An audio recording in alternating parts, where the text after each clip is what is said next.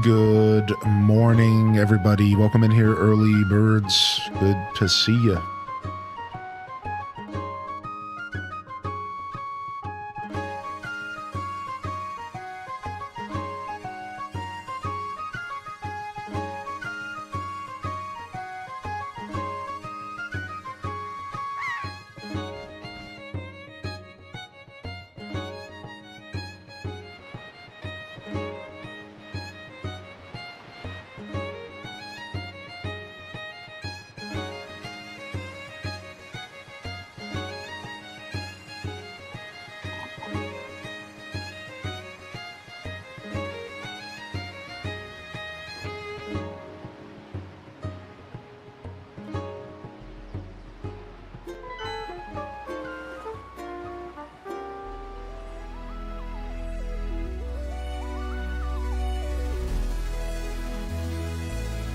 Good morning.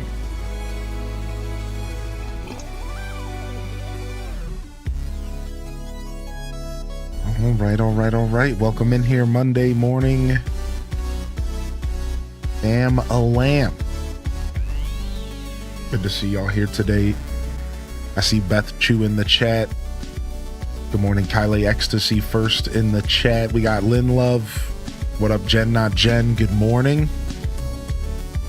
Welcome to the show today, Jen. What up? Jess MP. Welcome to the show. H-Des arriving in the chat here today. Welcome in here, Tara from Gaia. Welcome to the show today, Tara. Welcome in here, Bubbles. Country Road, Cat Jammin'. We love that. Chamomile Court, welcome to the broadcast. Kit Kat Calzone, welcome to the show. Brielle Basor, Dual Master D, bringing the energy. Lucy Coconut in the building. Enjoy your lurk today. Princessa, good morning from the Professional Lurker. Thank you. YouTube chats checking in. Welcome in here, Young Citrus, Lizzie J. We got Twitch Thomas in the house. We got Tiff Trilla in the house.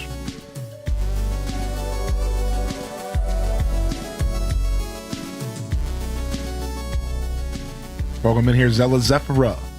What up, Cynical Panda? Welcome back in here, Panda. How you been, dude? Good to see you. Welcome to the show.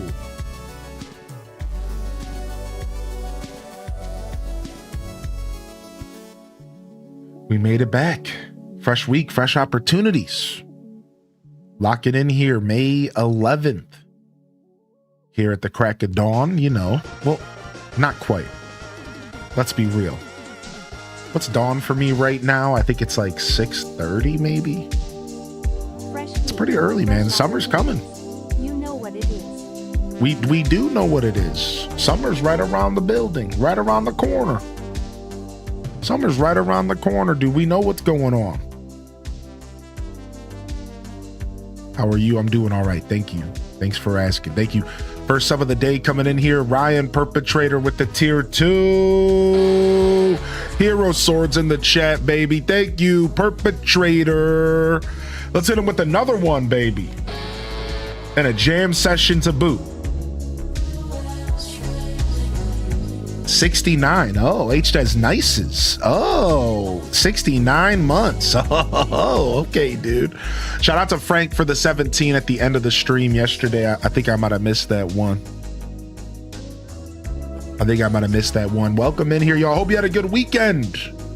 What did y'all get into this weekend? What kind of games were you playing? What kind of adventures did you go on?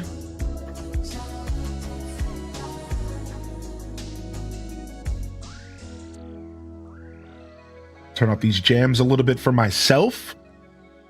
They're a little too quiet. I don't like when there's too much dissonance between me and you, because then I won't realize just quite how loud or quiet something is. However, I do want to be able to hear myself think and talk. So it's all about a balance. Went to a concert on Friday. Okay. All right. Nice. What kind of music was it? Did you enjoy it? You went hiking geocaching? I don't even know what that is. Are you a scientist? Is geocaching what my computer does when Is that what I have to delete when I need Twitch to start working right again? I have to go delete the geocache in my browser? What is that? What are we talking about? What is that? Morgan Wallen? Nice, okay. All right, okay. Fresh week, fresh opportunities. Good morning, Dazabound. Went to a U.S. Botanic Garden. Played some Pocopia. Wait, the U.S. Botanic Garden. What is that? What is that? Oh, I see. This is in D.C. Yeah. This feels official. This is in D.C. Oh man, this is nice, dude. Cleveland has a really nice botanical garden. I'm not sure if anybody here has ever been to Cleveland's botanical gardens, but it's actually really nice, dude. It's really, really nice. I'm gonna go back this year, I think. I'm gonna go back. I'm gonna start making it a yearly tradition because it's beautiful, man.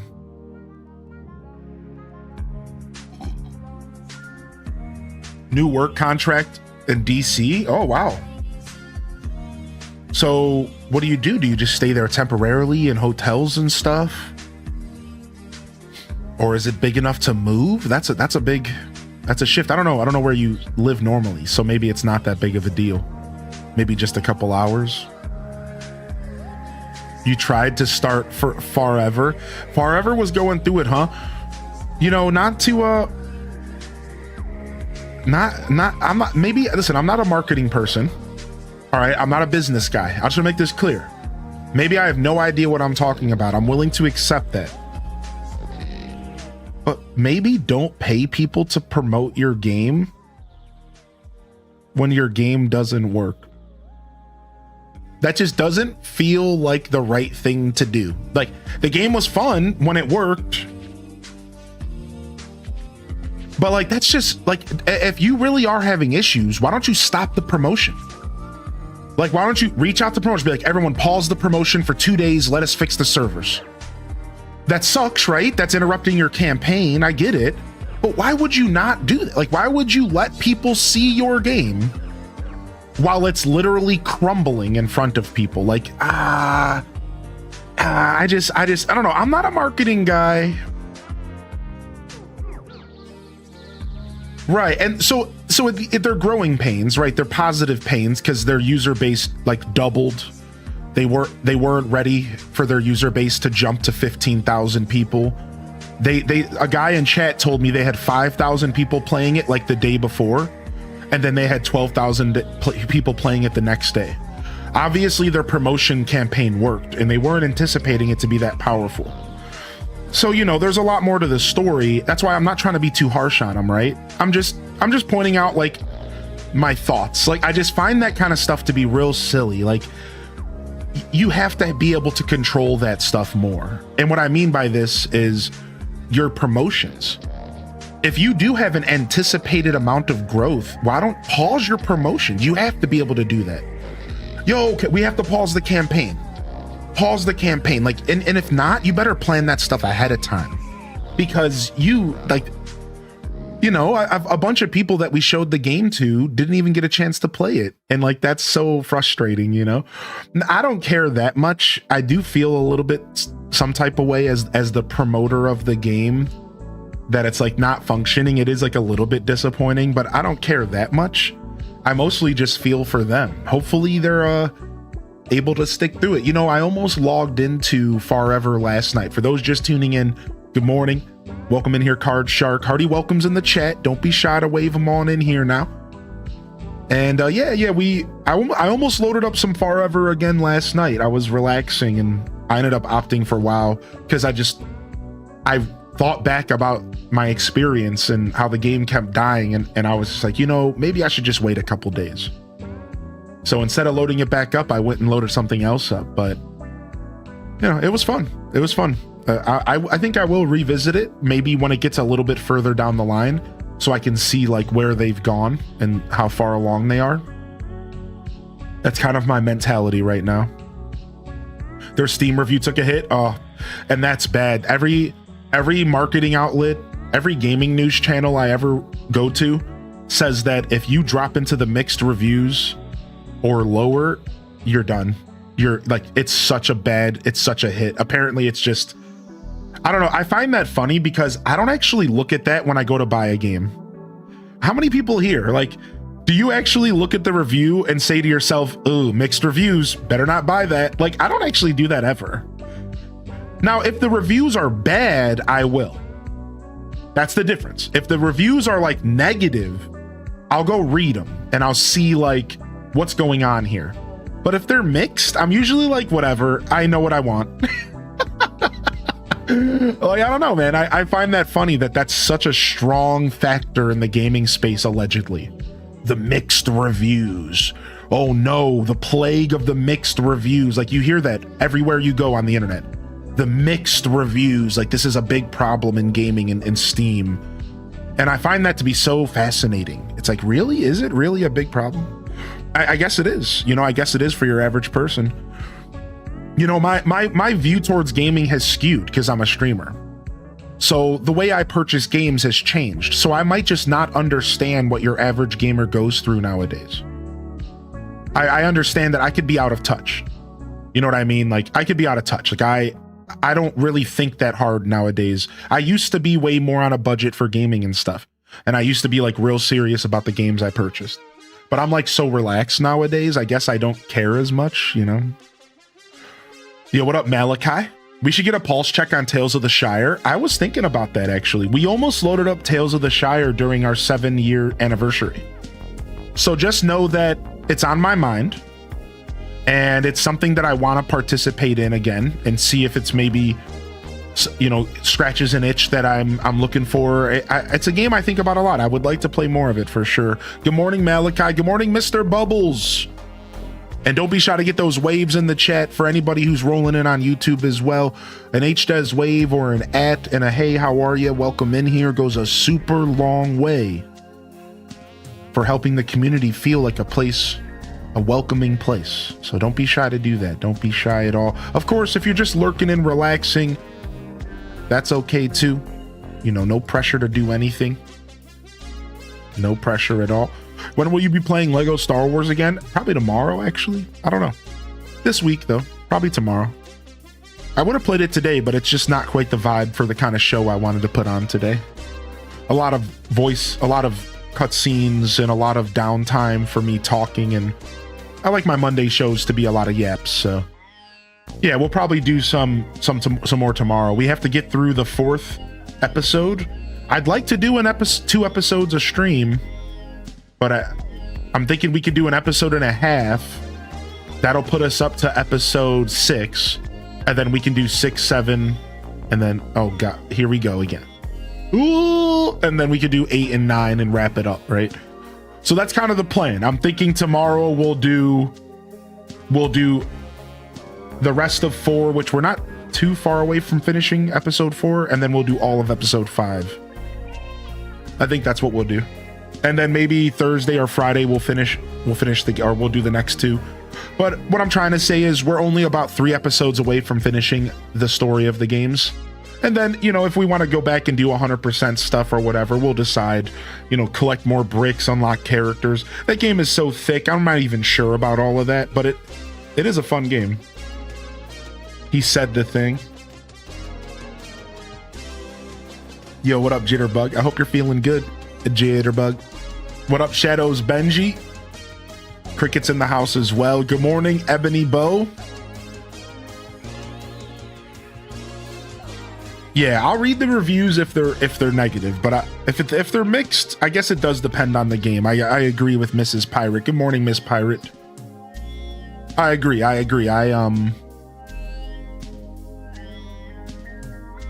If depending on the game, if it's a game I'm a little nervous about, I'll read a little deeper, as you would expect. Geocaching is basically using a GPS to find hidden containers in the woods. Well, where do the hidden containers come from? Do people put them on purpose? Is it like a mini game? Do people play treasure hunt with each other around the world? Oh, I see, Ghibli Gal. That's a lot, man. I hope you're okay. I'm sure you are at this point. You're probably used to it, but having to move around a bunch and travel and find new places to stay temporarily. It's a lot. You know, one of my buddies I play Magic the Gathering with does that. And he takes contracts that take him out of the area all the time, like all the time. And he's just gone for huge chunks of time. Then he comes back and we get to catch up with him. People hide the caches and mark them on a map. Dude, why? That's amazing. I love this. Dude, I want to participate. I want to play. I'm going to play. Dude, I want to play the geocache game. I want to hide treasures. Dude, I love this. What's the app called? I'm going to download it right now. This is amazing. I love this, dude. I love treasure hunting and I love leaving little goodies. Like I have somebody in my life who got me hip to hiding, like finding hidden rocks in the woods. You know what I'm saying? Like I have one. It's not on my desk, but like painted rocks, like that's a whole society. There's like a whole society of rock painters.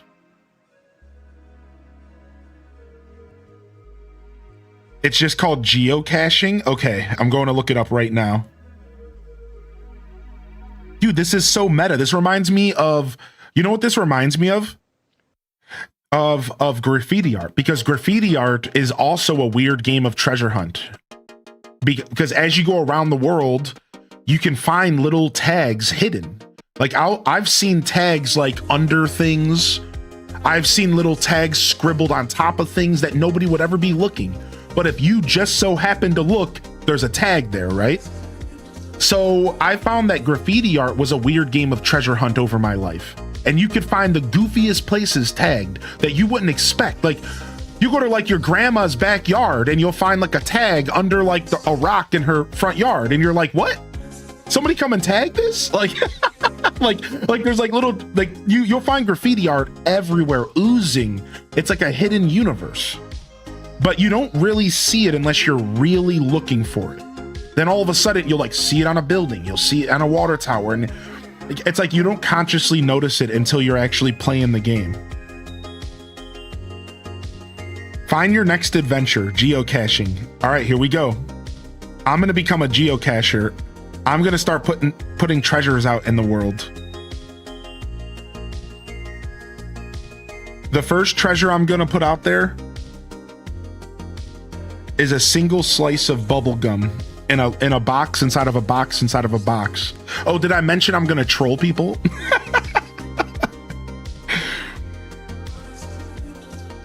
Yo, what's up, Rage Gamer? I painted some graph a long time ago when I lived in Idaho. The week I moved to Iowa, I saw my own tag on a train here. Shut your mouth, dude. I've also tagged a train before, but I never saw my own work. That's cool, man. That's really cool, dude. How you been, Rage? Good to see you back in here. What up, Manatee Circus? Some are in woods and parks, others are in urban areas and will be marked watch out for muggles. Muggles are non-geocaching people? That's funny. My grandparents were super into geocaching before they passed. Wait, how long has geocaching been a thing? I thought this was new. Am I just ancient? Am I just out at what? Yo, what up, Mike? Sometimes good to see you, man. People make these amazing puzzles at some of the spots. It's so fun. Oh, so people will like, they'll lead you to a location and then they'll make it a puzzle for you to find the box in the location. That's really fun. That's even more fun. Like leave a note in the notes like, yeah, it's like a shrine quest. Like go, 13 paces to the right. Ahoy me mateys. Dude, that's so fun, dude. Why is this amazing? This is something that's been going on for decades. You never heard of this? So I'm not alone? Okay, I'm not alone. I've never heard of this. This is the first time. People could have been treasure hunting all around me in life. You're telling me people have been treasure hunting? I'm the muggle? I was the muggle? No more. No more. I am entering the universe of geocaching. I am no longer just a regular dude on the streets. I'm a treasure hunter. Yo, what up, G-Ski? Good to see you today, buddy. The first thing I'm gonna hide is my fake copy of Diddy Kong Racing with a post-it note on the back that says GameStop.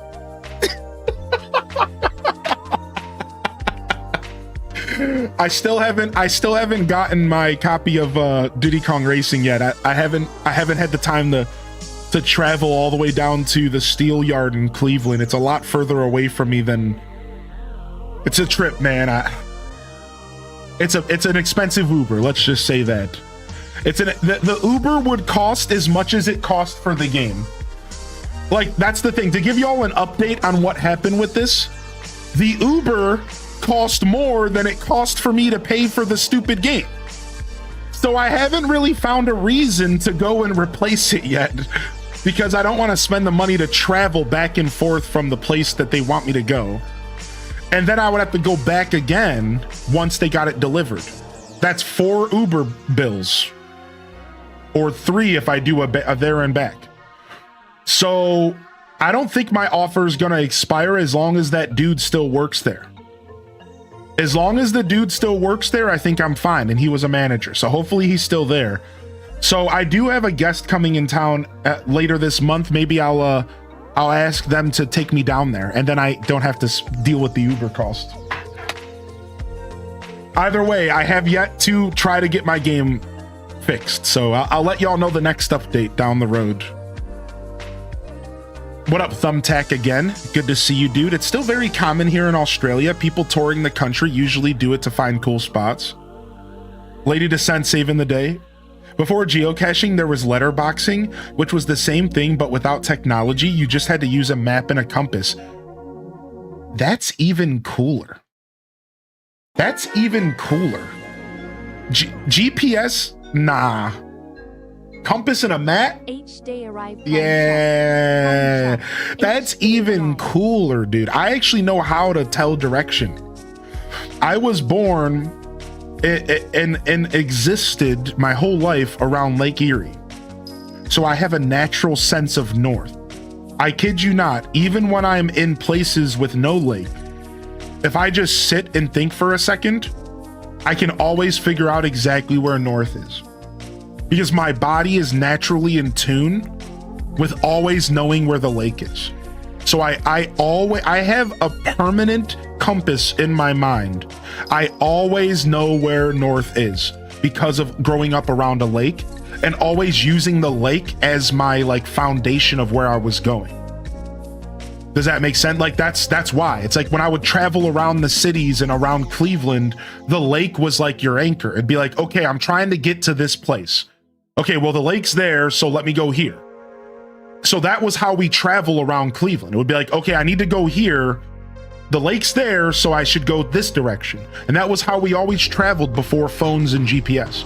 It was always, well, where's the lake? Oh, okay, well, the lake's there, then I'm gonna go to the west. You know, and like, that's how we would figure out how to get places. Eventually phones came around, but I still have that inherent ability to just like close my eyes and I can like feel where north is. It hasn't really failed me yet. So if I ever go hiking and don't come back, just know that my internal compass has worn off. Living in Wisconsin, the lake is to the east, so it made stuff easy, yeah. Yo, what up, Nick82? Good morning. Uber was already expensive AF and then gas prices doubled. Wait, is Uber's prices gone up because of the gas price stuff? That makes sense. I didn't even consider that. I haven't taken an Uber in a couple days. I've been able to manage most things by walking, but I need to take an Uber to the PO box soon because there's stuff waiting for me. Let me go see. Let me see how much it would cost to go to the post office right now. Oh, wow. Oh, wow. Dude, it's about a 50% increase. It hasn't doubled, but it's about a 50% increase than it was the last time I did this trip. Wow. I didn't even know, dude. I haven't been taking a ton of Ubers around. I've been trying to just walk and take care of stuff around the house, you know, like in my vicinity. I use Lyft more. I'm surrounded by oceans. I just need the name of the ocean to know which way is west and east. It's a cool ability. Yeah, internal compasses are cool.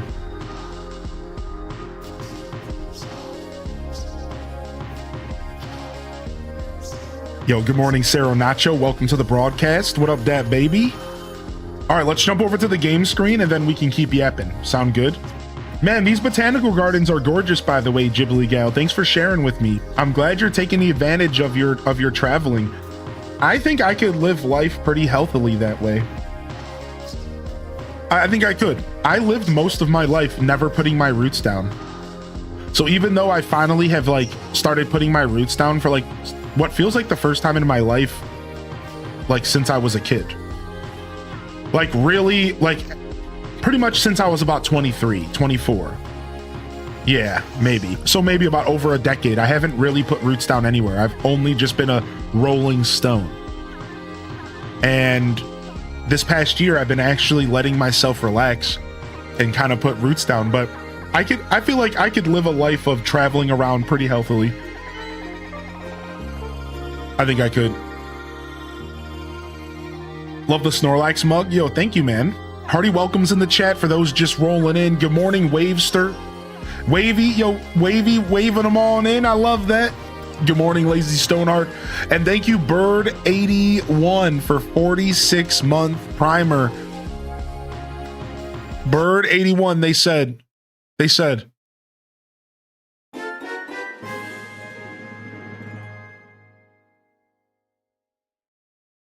H-Day arrive prime check. Prime check. H-Day arrive. You heard him. Prime check. You heard it here first, folks. Each move is a bit stressful, but seeing all the new places has been wonderful. Yeah, I understand that, Ghibli Gal, right. That's cool, man. Honestly, I think that's a skill that will help you further along in life. I think that dealing with living with the mentality, I think I learned over my life that dealing with living with the mentality that at any moment my whole life could be uprooted and I could have to change everything that I've been doing for the past couple months. Like that, living with that mentality for a long time, I think built something that very positive within me.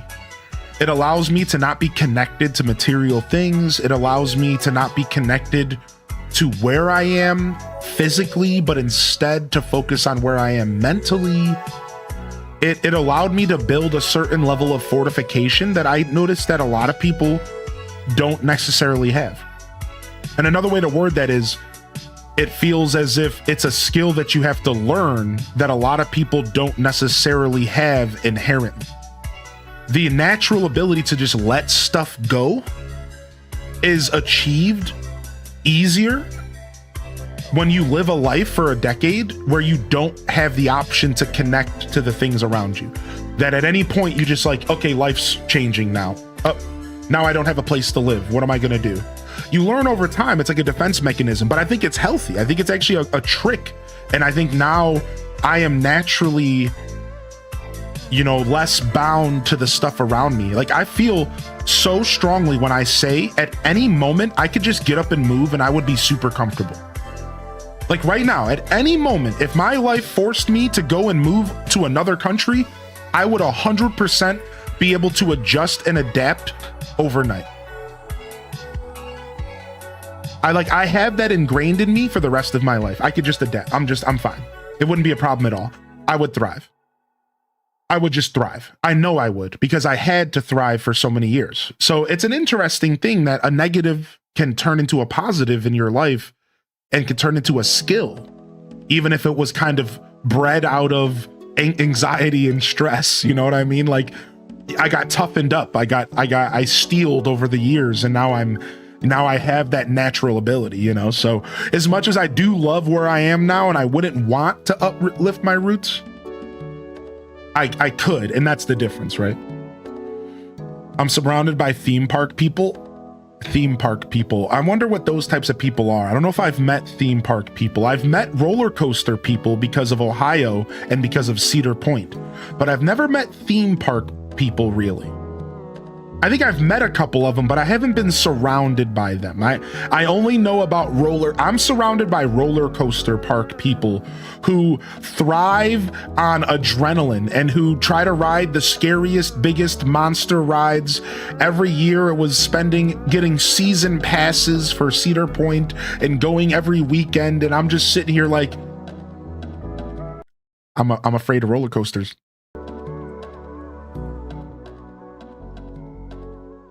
I've only been on about 8 in my life. Yo, what's up, Bashan? How you doing today, baby?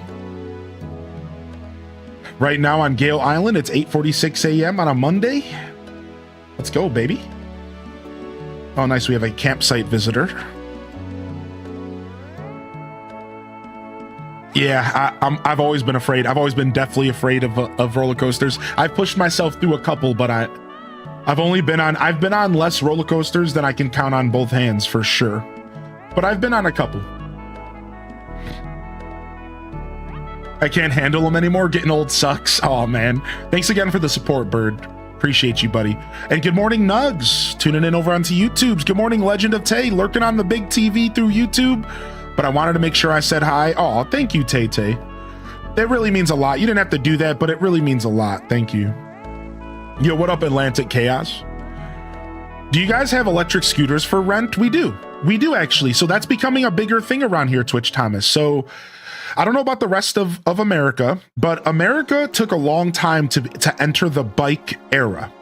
You see, Europe has been way ahead of this.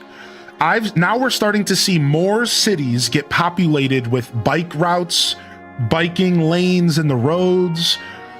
So in Ohio, we're starting to see a lot more of this. And in Ohio now, we're also starting to see scooters on the corners of streets that you can rent, bikes on the corners of streets that you can rent, and you just drive them around and just park them anywhere. And they all have GPS in them, so it doesn't really matter where you just park, just put them down and walk away. And it's actually really convenient stuff. Yeah, there's a lot of that stuff going on now. But again, like that's all been like the past 5 years, 10 years. That it's all pretty new around here when it comes to any of that. For Ohio, like that's just my experience. I went on a brutal carnival ride first time when I was 15, and last year when I was 30. Glad I could still hold my stomach. Oh dang, dude. Yeah. I've gotten hit twice by one. Wait, like an unmanned scooter just rode into you? I'm just imagining somebody ghost walked it into you. You guys remember ghost walking your bike? Ghost walk, and then you jump off the bike and the bike keeps riding by itself. Ghost walk. Yeah, Ghibli Gal, I had a feeling you would understand what I was saying about the material thing. It's weird. It's like your brain naturally starts to learn how to detach. But again, I think that's a super healthy skill, man. I think the ability to detach is a skill, man. I really do. I can't stress that enough. And I just say that through experience with other people, because I just noticed that not everyone can do it so easily. I think anything that's not everyone can do easily, that's like one way to describe a skill. No matter what it is. If most people cannot do that thing, but you can, I think that's a skill to some extent. Maybe there's examples that don't fit what I'm saying, but I feel like most of the time that's the case, you know? Like, is there lore about your dad in AC? There is, actually. Yeah, you want to hear a little bit about it? 1 second here. The smell of trees and freshly cut grass brings out the adventurer in me. Wandering season is upon us. I'm not sure which I like better, wandering or meandering. I guess I'm more of a meanderer myself. So here's the lore that we have of the dad that I know of off the top of my head, and there might be a little bit more I'm forgetting, but here you go. Let me break it down for you. The Animal Crossing universe's dad, your dad, the character you're playing, isn't really mentioned much outside of a couple times through the mother that sends you letters frequently. However, in the original Animal Crossing, and I think it's still the same all the way through the series, I think so. But for now, let's just say I know for sure in the original Animal Crossing, your dad would actually send you a letter on Father's Day. And that was the only time you would ever hear from him. Instead of getting a letter from your mom, you would randomly get a letter from your dad. And that's like the only time you would ever hear from your dad ever in the original game. Otherwise, he basically was just mentioned through your mom. However, there is a little bit of a fan theory And this is where stuff gets a little weird, Malachi. Listen to this. The fan theory is that Zipper the bunny, and let me pull up a picture of Zipper in case somebody here doesn't know who I'm talking about. The fan theory is that Zipper T Bunny is actually your dad coming to creep on you or to check in on you in a lighter way. I don't know why I said creep on you. It's because he scares me. That's why I said, because he scares me. But your dad is coming to check in on you. So the theory is that Zipper T Bunny's your dad. This is a fan theory. And that he's secretly coming to check up on you because he doesn't really interact with you any other way. So then the fan theory goes deeper. Some people go, maybe they're divorced. So then the fan theory goes even deeper. And it's like, maybe your dad went to go get milk and never came back. And you don't know what happened to your dad. And like now your dad's secretly T Bunny. Like it goes deep. And these are all fan theories. So we don't actually know anything about the dad in the universe. There's not much lore at all. That's it. But the only fan theory that I know is that Zipper T Bunny's your dad. And if you try to unzip his zipper, he gets pissed off and he's like, don't do that. I'm a real bunny. But he's obviously has a zipper and stuff. So I don't know. It's like a fun little theory. I hope that ain't my papa. I bet he was in with Redden but got arrested. Dad left mom to be a furry. No furry hate. Yeah, that's it. That's all I know about the dad lore. That's all I got for y'all. Yo, good morning, Majinx. Blood Raven's in the house today. Welcome to the show. Nook made your dad an offer he couldn't refuse. Wow. She is a vibe today. She is a vibe today. Leaf umbrella,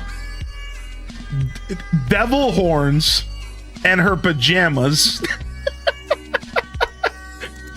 Wait, have you been practicing your dancing skills in secret as like a surprise for me? Well, I'll pretend to be Trey surprised when he finally busts the moves. Okay. She's also just slightly delusional, but that's fine. Okay, but I'm not calling him dad.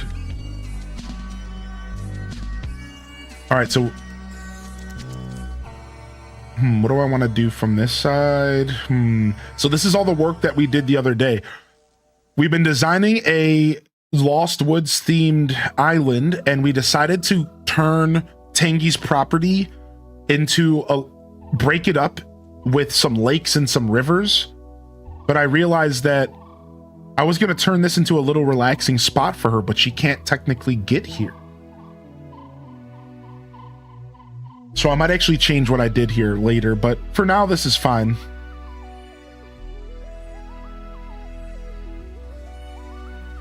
And we have a little creek running through, and the creek stops down here. I like this. Who's Ash's father from Pokemon? I think we all know who Ash's father is from Pokemon. Let's not sit here and play coy and play pretendies. We all know who Ash's father is from Pokemon. Like, I don't understand why people need to sit here and play games and pretend like Ash's father isn't Professor Oak. Well done. Obviously, Professor Oak has been tapping that for 20 years, dude. Duh, he lives right next door, dog. What you think is going on, Professor Oak? What you think, dude? Duh, dude. I'll tell you what he's a professor of, and it ain't Oak. You were close. All right? All right? That's all I'm saying. That's all I'm saying.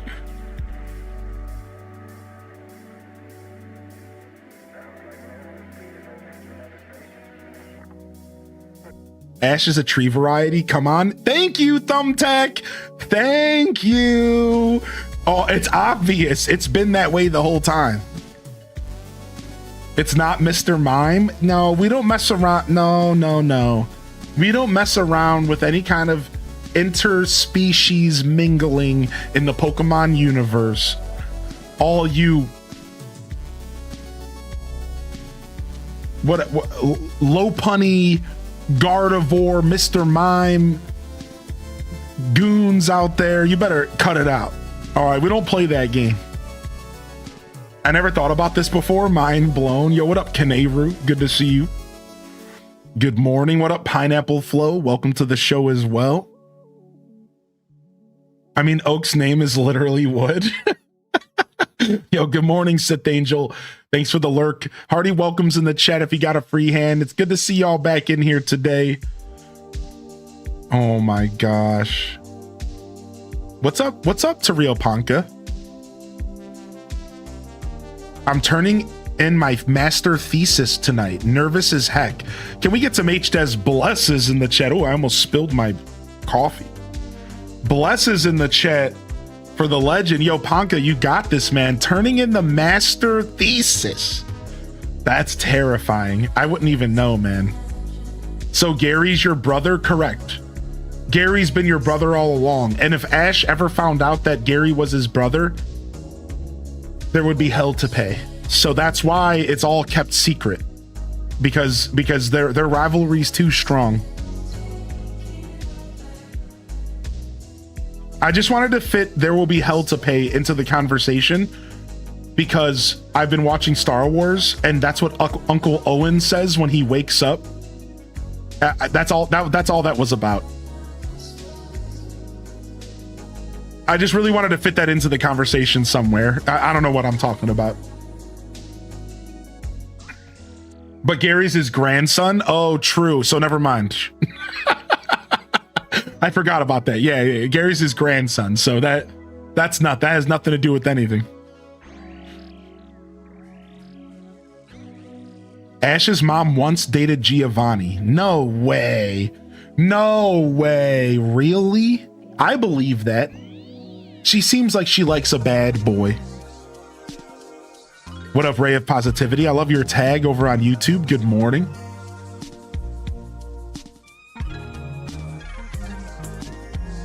Wow. Ash's mom, Giovanni. I would have never guessed.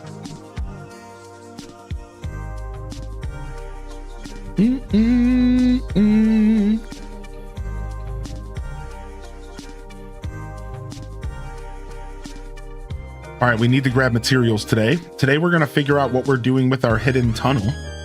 So we're going to start stuff here today. Figure out what we're doing with our hidden tunnel here, and then go from there. It's going to take a lot of bushes. I am streaming on the Purple app. That's right. That's right. You'll find the Twitch link in the description of my video. But you can hang out wherever you would like, though. No problems at all. Yeah, we started maybe a year or two ago, so YouTube's pretty new to my whole journey. And we're building up a new community there while also providing a space for people to watch wherever, you know, suits them, wherever they would like. Giovanni Oak's son. That's interesting. Is he? Giovanni is the most canonically correct potential father of Ash. You know, now that you guys mentioned it, I remember this theory. There's like a really strong theory about Giovanni being Ash's dad. Yeah, you're right. Oh, no, you're okay, Ray. No problem. Thanks for the follows. Yeah, dude, I'm a big Twitch fan. Yeah, no problem at all. Yeah, thank you. I'm glad you asked. Yeah.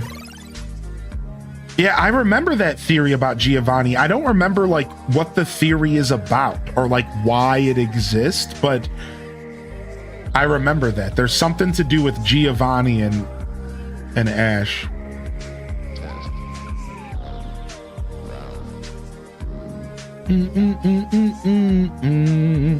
All right, looks like we're doing hibiscus because these are the ones we have the most of. And it would probably look best if I did every other here. Maybe every two. So let's grab a bunch here. 4, 5, 6. I'm thinking 6. No, let's do 10 of each.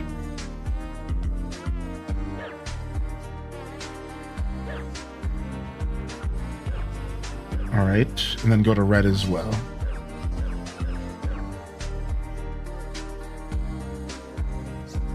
Maybe Ash and Gary are cousins.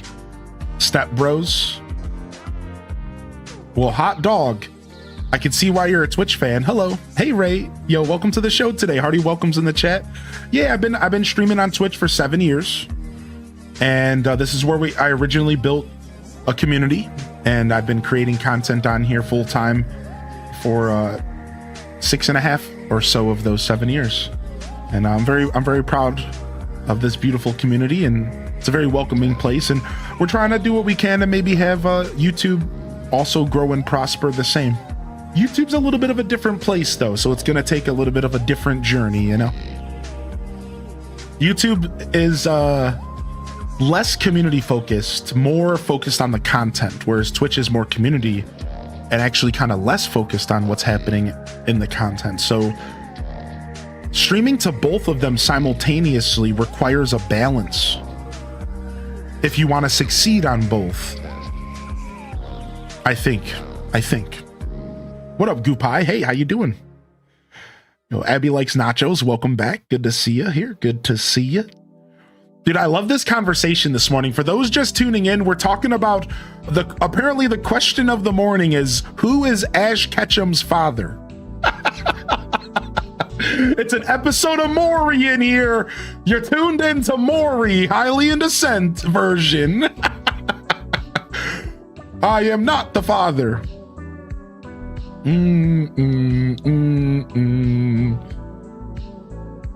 I was just gonna say we need Maury. Yo, what up, Violet Knight? I personally still mess around with the Mr. Mime theory. No Mr. Mimes. Bam, bam, bam, bam.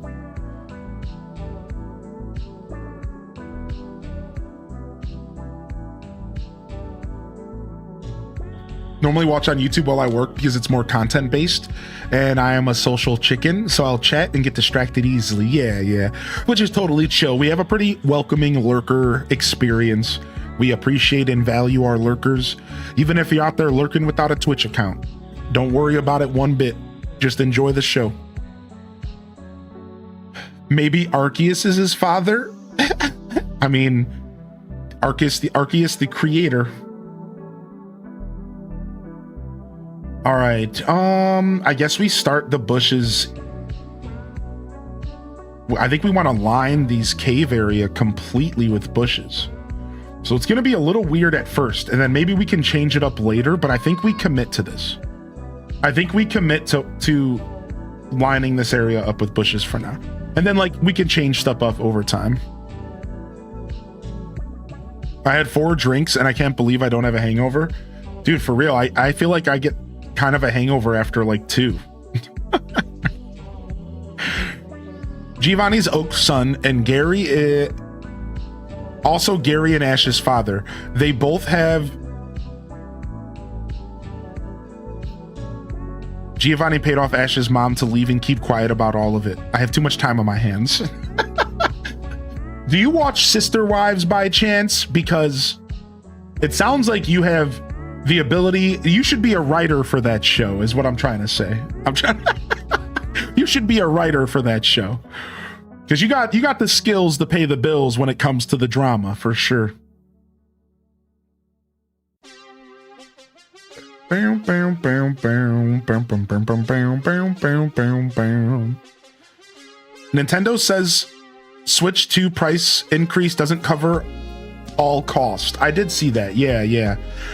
I didn't actually read the article or anything, but apparently Nintendo came out and like apologized to everybody and talked about like why they had to do it, and we're like, this is not even like exactly covering everything, but we're just doing our best here, and you know, whatever. Yeah, whatever. All right, I need to go get some fruit. Oh, we can use these right here. Good morning, May. Good morning, Mary. Excuse me, Mary948. Good to see you today.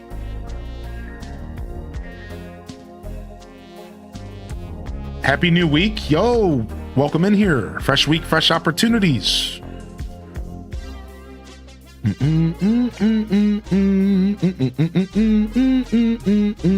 Yeah, what up, Renee? And what's up, Misty Darka? The theory is that Giovanni sends Jesse and James to keep an eye on Ash. Now that theory kind of checks out because they are weirdly just following Ash through the whole game, or the whole story. Like, watching season 1 made me think pretty hard about that. I was like, Jesse and James basically just stalk Ash and his party the whole show. Wherever they go, Jesse and James go.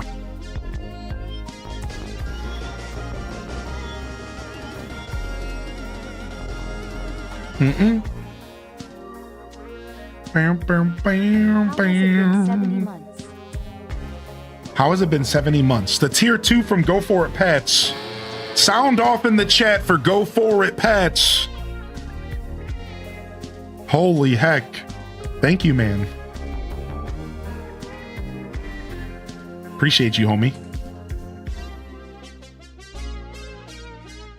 Early morning balloon in the Twitch chat. I think my tree was right here. Teddy Mackerel's in the house. Welcome to the show. Yo, we got cat jams, baby. Let's run it back. Let's run it back. Let's run it back for some cat jams. Yo, welcome in, Raiders. Welcome in, Raiders. Strawberry milk, Raiders. Let's run it back. Y'all ready?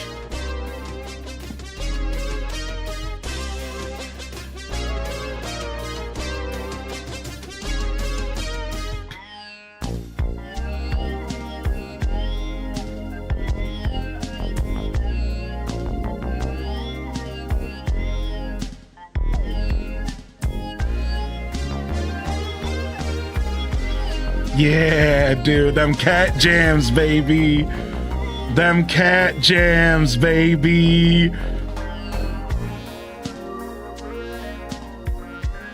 Nice. Nice, nice, nice. We said cat jams, not Plink D's. Get it together, Cozy. Pineapple Flow, what a vibe. That's right.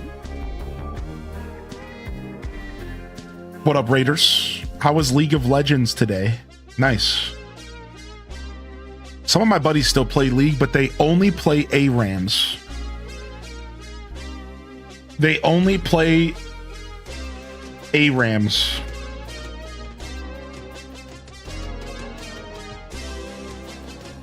They don't do any Summoner's Rift anymore. Won some ranked games today? Nice. What lane do you play? If you don't mind me asking. Love a good ARAM. All these weeds are spreading all over again. Oh, nice. Crystal Alpaca cashing in. ARAM is better because no one cares if you play badly. There's so much happening, you can't tell what anyone's doing. Yeah, I think that's why they play it. Because they're just trying to chill. You play Ezreal in bot lane? Then you belong in a museum, dude. You better get out of here. you better get out of here, dude.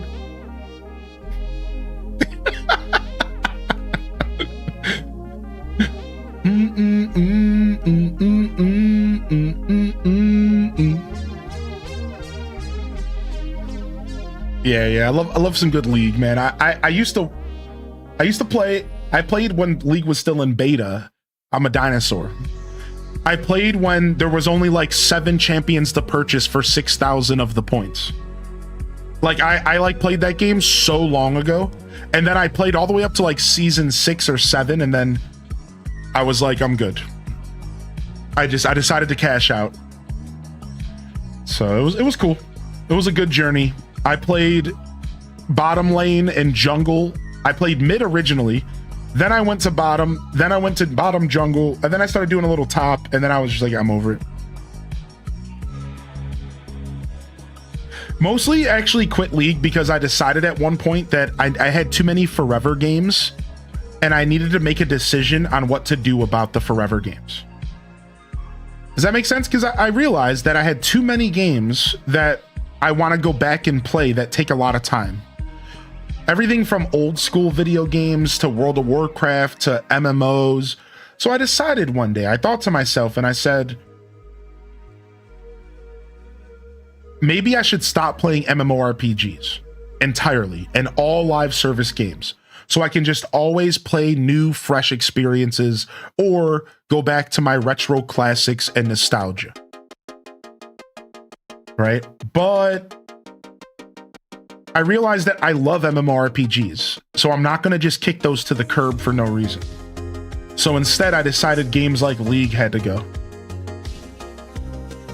And I decided that it was time to move on. So that's actually why I moved away from League of Legends. It was nothing more than just that.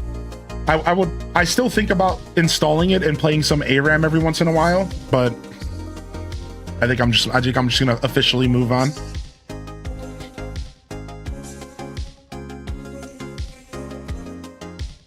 Yeah, Valorant, Final Fantasy 14. Yeah, I realized that forever games were just gonna be too much, you know, especially since I don't have the same time I used to have to play them all. What's up, Off Duty Gamer and Defia? Now that the sponsorship's over, what are your thoughts? Well, everything I said yesterday still applies. I'm not sure if you were there for some of my mini reviews, but to rehash it, you know, the game was artistically great. The music in the game was also a real selling point. The concepts in the game and the ideas for gameplay were there. Execution seems to be strong, but because it's early access, it's just hard to say. And, you know, the game is cooking, it's simmering, it's, you know, the onions and garlic are becoming transparent, if you will, and you know, the pot's starting to get cooking there, but they don't really have much more than maybe a plan for a meal. Maybe there's not a ton of substance in the pot yet. You know, it feels like they have a strong idea, they have a recipe, they know what they want to do, and you can even see signs of attempted execution, and some of the signs are good. All right, so this is all we're talking about Forever. But the game's so far in early access, it's just hard to say because there's a lot of jank, you know, there's a lot of jank, server instability. And because of that, it's real hard to say, like, is this game going to succeed in all of these ideas? I'm not sure yet. That all being said, as far as the maybe like, that's it. Like, that's really like my review of the game. Pause. That's my early access review of Forever. You know, it's an interesting game for sure. I think it could very well scratch an MMO itch, especially if you like playing MMOs that have the freedom of exploration as a part of the focus, which not all of them do. And I think it could be a strong, like, MMO light in the space for coming years if they can pull it together and clean it up a little bit. And, you know, this morning I made a joke and I said, you know, you would think that you would like pause your promotions and stuff if your servers are like super unstable, you know, unstable.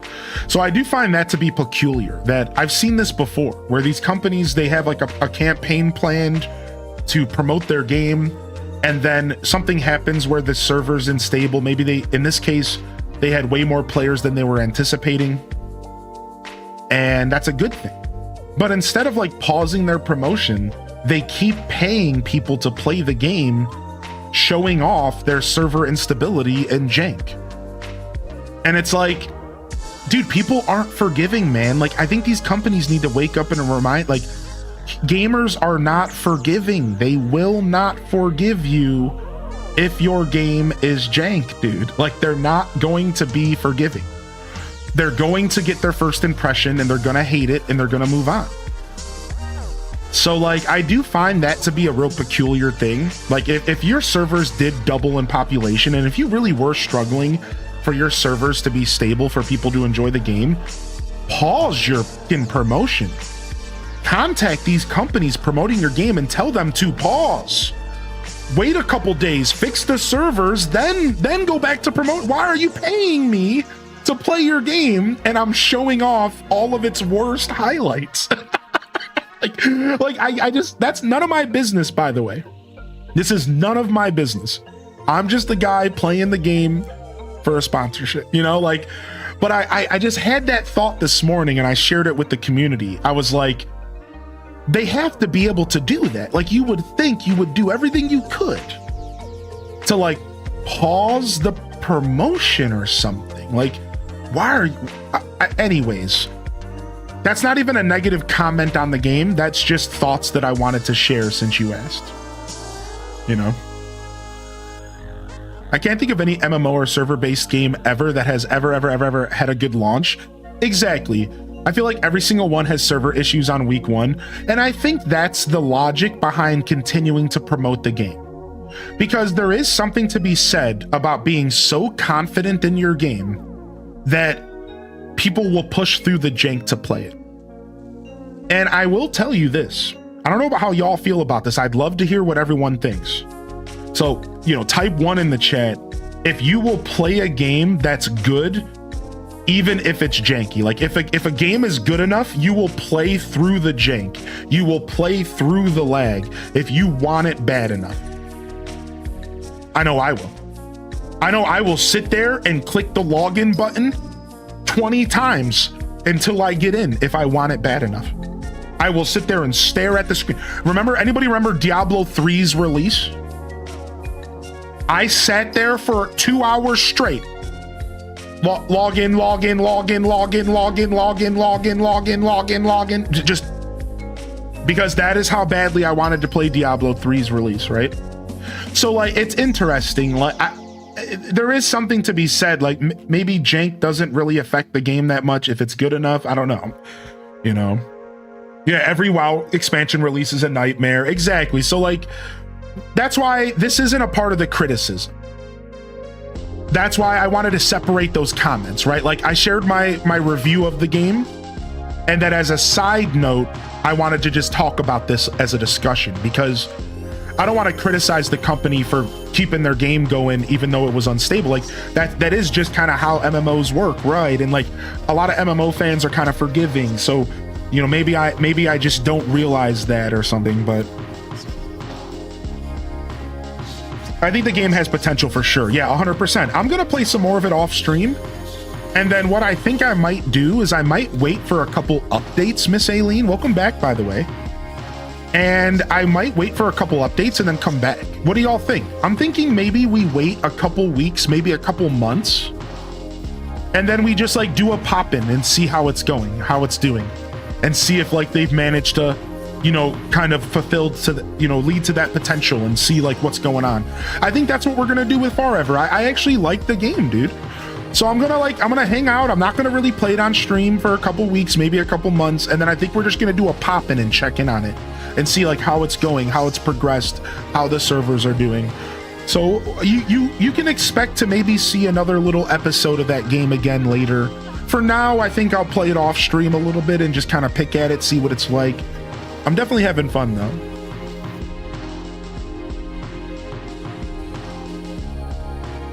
Can we play Forever tomorrow? Tomorrow I think is Lego Star Wars. If y'all are down.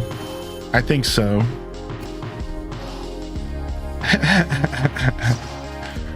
I'm eating furniture. Me too. Me too. Forever's Discord server's crazy. I haven't logged into it yet because I knew it was gonna be a nightmare. Here's the cool thing, y'all. Here's the cool thing. I want y'all to know about this real quick.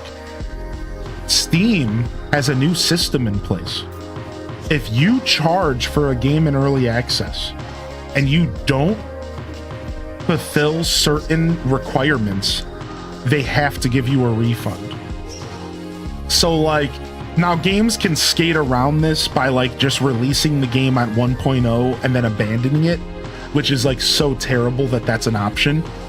But Steam recently in the last year or two put a bunch of boundaries down for these companies. They really did. And these boundaries include not allowing companies to put a game into early access, charge you $20, and then like just abandon the game. They won't let you, that's not allowed to happen anymore. So if for some reason Forever does like fail to meet the expectations, there's a really good chance you should be able to get a refund because of Steam's new policies around early access. If they don't meet certain expectations within like 2 years, there's a good chance that you can get your refund, even if you've played over that 2 hour, you know, usually there's like a 2 hour threshold. So just letting you know, like, that is something that you can look forward to. If this game does fall off a cliff, you should be able to get your money back later due to Steam's new policies. I don't exactly know how the policies work. That's why I'm saying should, but I read a little bit about it and they seem pretty nice for the consumers, for us, for taking risk on new, you know, early access. So, yo, and you're good, Misty Darka, by the way. I know you were yapping over on YouTube, but that's what YouTube's all about. You're always welcome to come and hang out with us, you know? So Misty Darka was talking about Yu-Gi-Oh! And Zelda crossover, which you're crafting. Oh, you're crafting a Yu-Gi-Oh! Zelda crossover. That's neat. I never considered that crossover. Loudboy says the next Stellar Blade and Project Spirits will be revealed in 2026. I think they will reveal it at Summer Games Fest. So I never played Stellar Blade, but I think some of y'all here did. Oh, okay, Misty, I'm catching up on your messages. Just waiting, Hylian. Yeah, it'll be chaos and nightmares. We love a yap over here. We do. Yeah. No, never need to apologize. Y'all are down to just hang out, chat, whatever you want to do. Yeah, we're just hanging out, man. This weekend, I learned that Steam gets 30% of the sale through games. Yeah, they do. That's the one, like, seemingly negative side of Steam. That's the most glaring and obvious problem with Steam. That's the one thing about Steam that's a little bit rough, in my opinion, because that forces games to price their games at a certain, because if Steam is taking up that big of a cut, that's why games have to charge a certain price, because they have to make up for that 30% loss. It's a lot. I'd argue that is a lot of money. Yeah, I agree with that. I think that is a lot of money.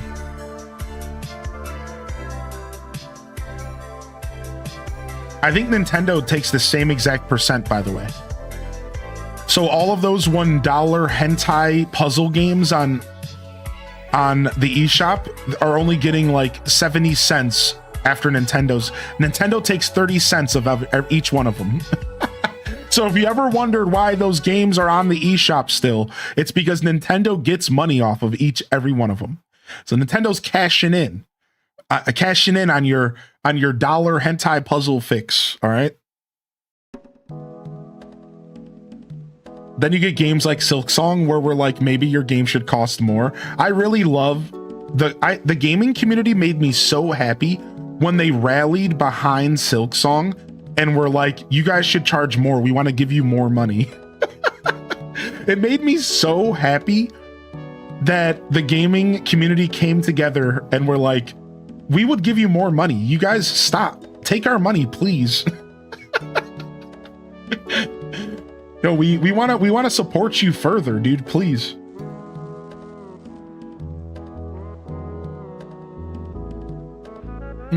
Slept in and woke up to my cat knocking stuff off my bookshelf. I posted it in Discord.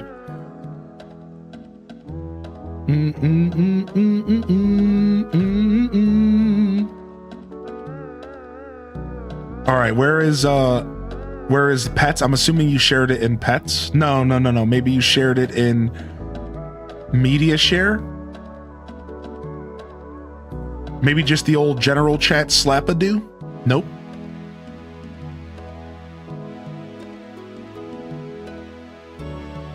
Doom, doom, doom, doom, doom, doom, doom.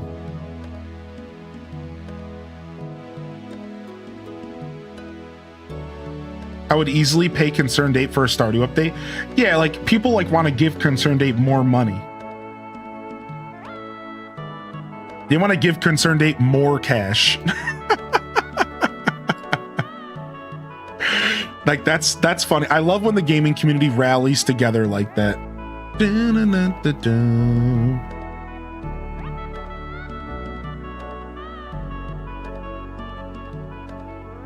All right. I got some carrots so I can move some trees around. Dude, the Ashes of Creation stuff was kind of sad. I remember when that game was talked about 10 years ago and people were gonna like, it was gonna be like revolutionary. I put it in pets. Yeah, there's no wrong, chat. I'm not sure where you said you put it originally, but I didn't see it anywhere. Oh, maybe you put it in like gaming or something. Okay, that makes sense. Yeah, I'm like, I don't know where they put it, but I couldn't find it. I just straight up gave up. I'm not gonna lie. I didn't say anything. I just silently gave up looking for it. I was like, oh, well.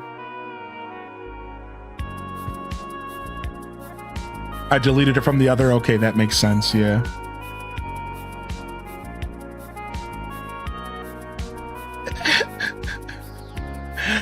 My cat has figured out where the laser from the laser pointer, like what the laser pointer is, and that it's the device that produces the laser. So the other day, I found the laser pointer on the ground in the living room off the table that I left it on, as if she was attacking the laser pointer because she knew that it like produces the laser.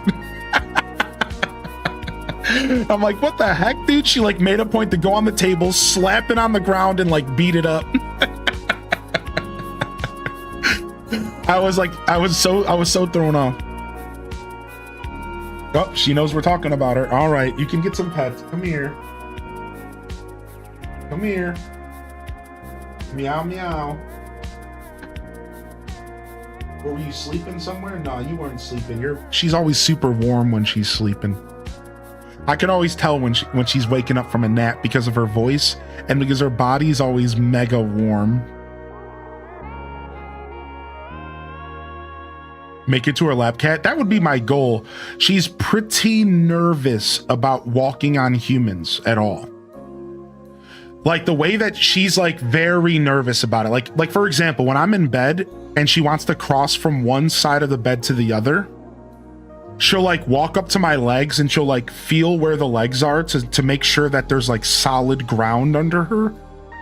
And then she'll like walk around my legs and like all the way around and to the other side. Like she doesn't like climbing on humans at all. I'm wondering if it has something to do with her original owner, because like she's so hesitant. If there's any like of my body, she won't like, she doesn't want to like walk on it at all. It might have something to do with how she feels about standing on stuff that isn't stable. Because for example, I have this window bed for her and it's just a piece of wood with a bed, but the bed sinks in and she doesn't like to use it because every time she goes to get on it, she puts her paw and she feels that it's like springy and that it's not solid. And she's like, no, and she won't go near it. And I'm like, weird. She wants anything she walks on to be solid ground, and my legs are too squishy.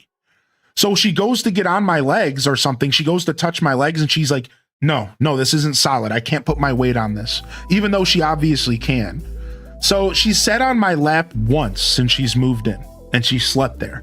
Otherwise, what she likes to do is she likes to just sleep as close to me as possible, which makes sense for the heat. So she will like go to sleep on my foot or like sleep on one of my legs if I'm laying and like put her body up against my body, but she won't lay on me. She has never done that, at least yet. Maybe she's gonna get slowly like more comfortable, but her journey so far has been very anti sitting or standing on humans. So yeah, maybe the last person was elderly, right? Like I have a feeling that maybe her last household was like no climbing, no tables, no climbing on people, get away from me. I'm just going to pet you. And then that's it. I wonder if that's the kind of household she lived in before, you know, because she seems pretty hesitant to do anything without permission. Like she's still, listen to this. She's been here for how many weeks now? She still will ask for permission sometimes before she comes up onto my bed.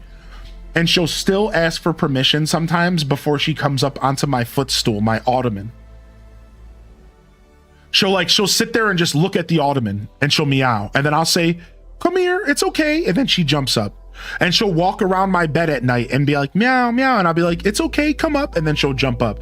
However, funny though that I say this, because this morning I woke up, or it's not this morning, last night, I went into my bed and fell asleep, and I woke up to her like walking to my, like I woke up like half asleep, and all I see is this shadow, because she's a void cat. I see this shadow like not too far from my face at all. Like she was checking if I was breathing or something, and I was like, ah. And then she started meowing, and I pet her, and I fell back asleep. So it was, at the time I had only been sleeping for about 15 minutes, to be clear. So it was like I was freshly falling asleep, and I didn't even hear her jump up to my bed. She was a stealth cat. So all of a sudden I wake up from dozing off, and she's like right there, like waiting for me to pet her.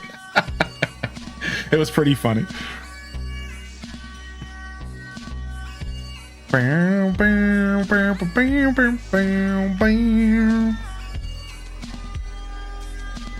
Black furniture is the enemy of all void cat owners. Yeah. I learned that my cat's old owners must have been Spanish because my cat responded to Spanish a lot better than English when you first met her. That's funny. What up? How you doing, Louden? Greetings from Argentina. Greetings from Ohio. She sounds like a mouser, not a birder. She prefers low places. I think she has some low place vibes, yeah. She does seem to be interested in some high places, though. But she doesn't want to take the jumps to them. She's really nervous about where she's going to land. Like, to give you the best example, the windowsill. She won't jump from the floor to the windowsill. She'll kind of look up, and she like is hesitant, and she'll long cat up and look like 3 times in a row, and then she'll go back down, and then she'll look, and then she'll go back down, and then she'll look, and then she'll finally build the confidence to jump up to the windowsill. And it's like, so that's why like she loves the windowsill in my bedroom, because my bed's right by it, so she can go up to the bed and then walk down to the windowsill, and she loves that. I think she does have vision issues. That's actually what I'm going to be talking to her vet this week on Wednesday. I think she has vision issues, I've noticed, because she struggles to see like snacks in front of her eyes, and she has to like I have to put them like right in front of her face, and she doesn't know what's going on. I think she does have vision issues. I've speculated that since I've met her, actually. Sounds like you need a table or something near the windowsill. That's exactly what I need. Yeah, because like I said, the one in my bedroom, my bed's right by the windowsill, and she can rock it. She loves it. Yeah. Yo, thank you, number one special, for 47 months. Can we get some love in the chat for a resubscription from number one special? Thank you, dude, for taking care of us here. Thank you for the support. Appreciate you sincerely, dude. Thanks so much, man. How are you? What's up, Lights? Come on. Good morning. Tater Tot Soup's in the house. Casino Roy's in the building. Welcome to the show, my dude. She Merc's in the house as well. Valicia. Good morning. Good morning. Good morning. Yeah, steps for their vision impaired cats to get up to their bed and window area. Yeah, I've also seen those types of steps for like dogs, to like help dogs not have to jump up and down from couches and stuff like that, because dogs are, you know, like as they get older, it starts to become a weight on their joints. Happy 12th birthday to my favorite mixtape of all time. What's that? What mixtape is that? Have you ever messed around with I almost said Alton Brown, but that's not who I meant. Apollo Brown. Have you messed around with Apollo Brown? Lights, come on. He put out a couple mixtapes over the past decade that are really good. I love Apollo Brown's work. Same thing with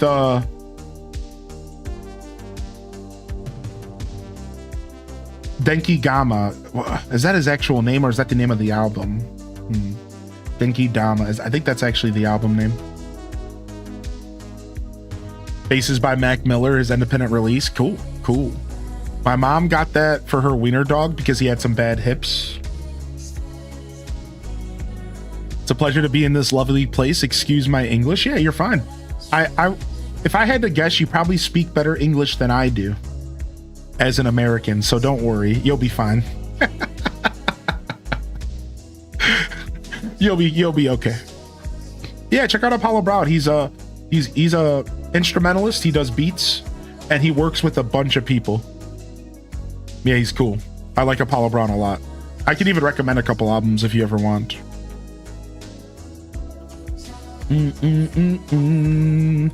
I might do that. You know what, chat room? I have an ottoman that I plan to throw away when I get my couch.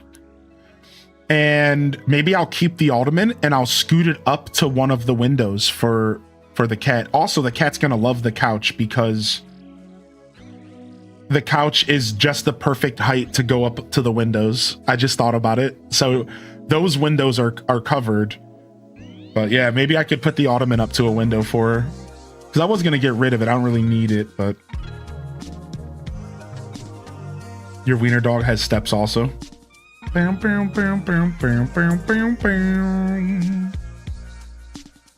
All right, we're getting there. I think this tree was actually here, and we had a little opening here, maybe? New couch, yeah, I committed. So if you guys remember, we had a throne campaign, and I told you guys about this. I will be taking pictures. We had a throne campaign for a couch for my house. I had never owned a couch ever, technically, like that I bought. And we didn't completely finish the campaign, but I took everything that was added to it. I think it was a total of about $250. And I can even go, once I get the couch and take pictures, I'm going to go in and actually thank everybody individually. That's my plan. So for now, I just want to say thank you for those of you that did participate in that campaign.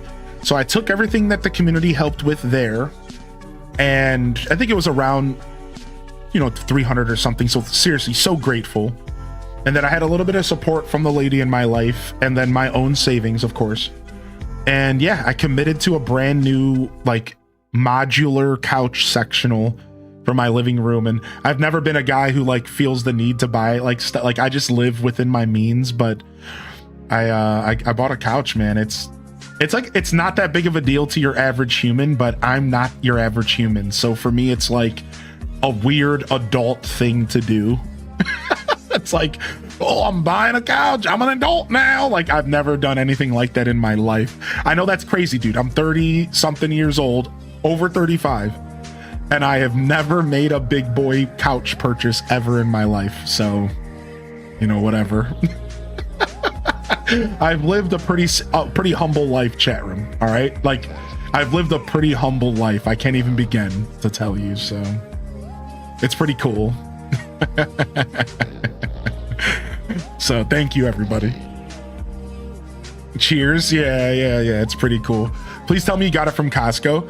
No, I was looking at Costco. I ended up going to Bob's Discount Furniture, which apparently is more than just Ohio, I found out. I went to Bob's Discount Foot Massage. Wait, wrong place. Yeah. And I got one from Bob's. So I was looking at Costco, but I decided to go with Bob. We have a Bob's about a mile from here. Good store. Yeah, it's good stuff. Yeah, I knew I could trust Bob's. I even called him and talked to him, and I felt real good. They have a store nearby, and I almost went in person because they always say don't buy a couch before you sit on it.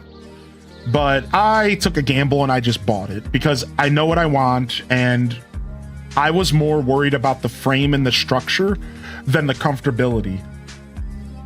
I want to make sure that it lasts for a while. I don't really care if it's like the most comfortable thing in the universe. I made sure it was plot proof. Exactly. Like, I got a plot proof couch, but I didn't actually go and sit on it. I took a risk. Am I going to regret that? I don't think so. I think I'm fine, but yeah. What I did instead is I called and made sure that all the dimensions and stuff made sense for my house. So my house is structured in a way where you couldn't get a couch up the front steps, not unless it was like broken in parts. So when I called and I took dimensions and stuff, customer service was like, yo, dude, you don't want to get a regular couch. And I was like, okay, that's what I thought. So after talking with them for a bit, they offered me a modular couch that comes in parts. So the couch I'm getting has 2 corner pieces, 2 armless chairs, and then an ottoman. And then I can put it together in any shape I want, and then it like latches together with these metal latches. So it's not like one big piece. It's actually like multiple modular pieces that I can put together, because that's like the only way I was gonna get it to fit into my house, unless I did something like IKEA maybe. And I'm pretty happy. The only worry I have now is like, are the individual pieces gonna weirdly be uncomfortable when you're laying between them or something? But I have to think that they thought about that if they're selling modular.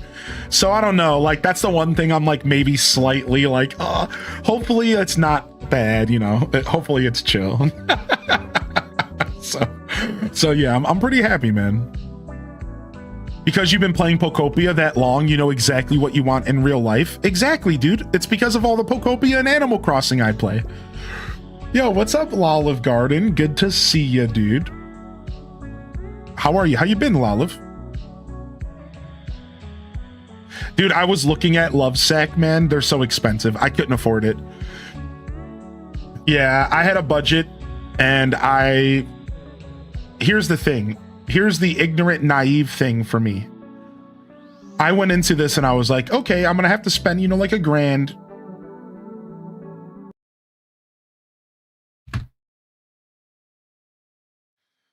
Now listen, you can get a couch for like $1,000 if you want, especially if you're on like Facebook Marketplace, especially if you're like shopping or like around a lot, right? But like, dude, listen. That's just not the way that it works. Like, furniture is so expensive. It's insane. Like I got something on the low end and it cost me like I got something on the low end and it was still like so expensive. I'm like, dude, like, oh my God. Like,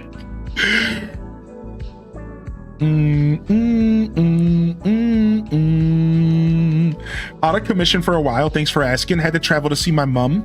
She's at the hospital for a month. Thankfully, she's well now. Aw, can we get some blessings out there? I'm so happy to hear that, dude.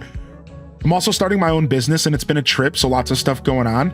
Dude, I'm sorry to hear you're out of commission. I hope that your journey is okay and that you're moving smoothly through the next couple months. And I hope that your mother continues to stay on the mend and that your journey continues to, you know, hopefully smooths out a little bit. Sounds like it's a little of a rough patch.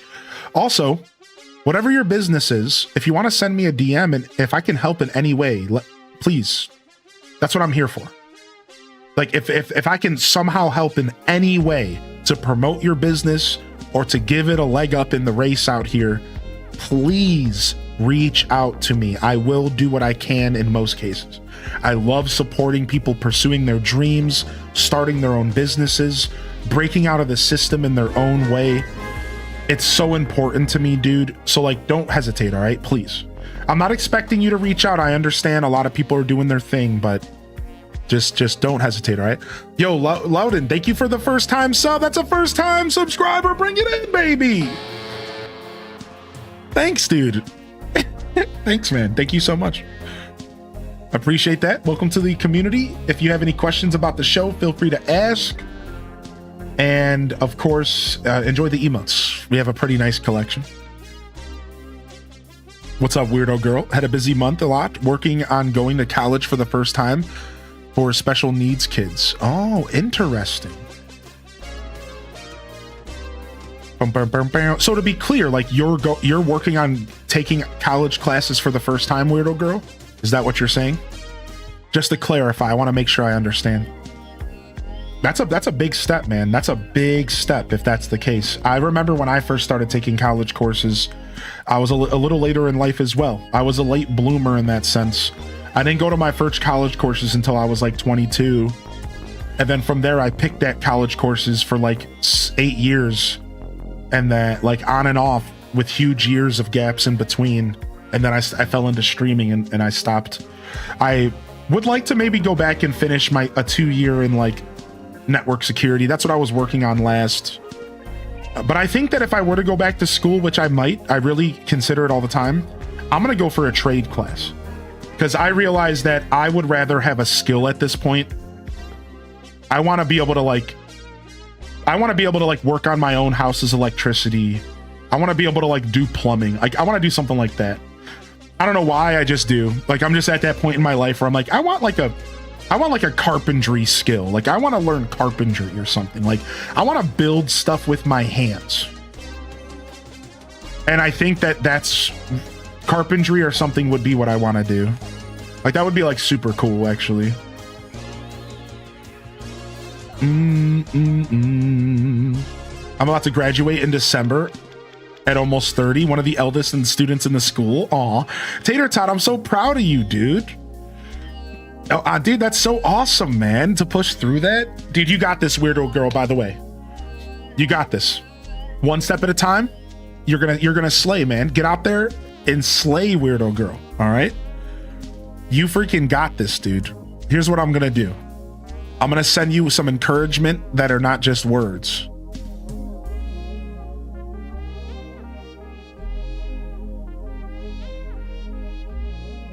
Tam Perp's on one today. I go to land in South Carolina. I want to build a home on myself. Yeah, dude. You got some land in South Carolina. You want to build a home, dude? That's so cool. Let me know when I can move in, Pineapple. I'll gladly pay rent. Just give me a little shack. 47 months lurking on the best show on Twitch. Just give me a little shack, dude, and some good internet. And chat for coming together to create such a comforting space where tired and burnt out folks like myself can just vibe each day love. We're just trying to vibe, baby. Yo, Red Museum, thank you for the 47. Let's go. We're just trying to vibe, dude. That's all we're doing. We're just trying to vibe. Welcome to the show, the Highly in Descent Experience. We're just trying to vibe, dude. We're just a group of ragtag misfits. Call me Cornelius. We're just trying to vibe, man. We ain't trying to deal with any of that.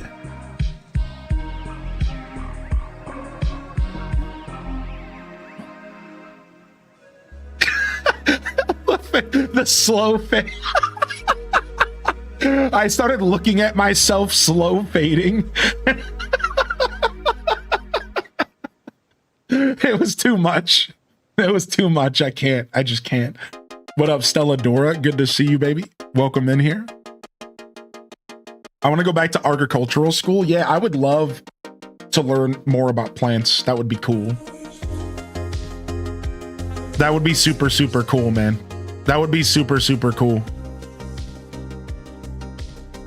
Thank you, Red Museum, for 47. Thanks for sticking with us, homie.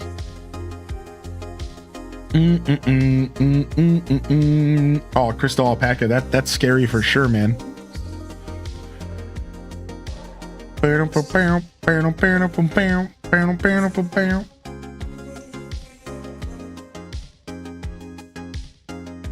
Always end up laughing. That's what we're here to do.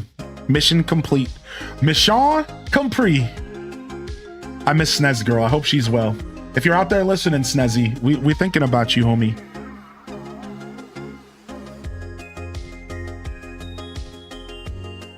Bum bum bum bum bum.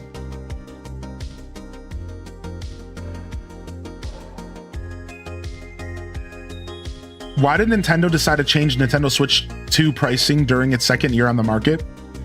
Well, it seems like they were pressured into it, dude. Yeah. Listen, Hylian, we're not celebrating price increases. Stop. Will you cut it out, man? What are you doing? What are you? Good morning. It's Bad timing, homie. Hope everyone is doing well. Yo, thank you, Pages Peaches, for 24 months, man.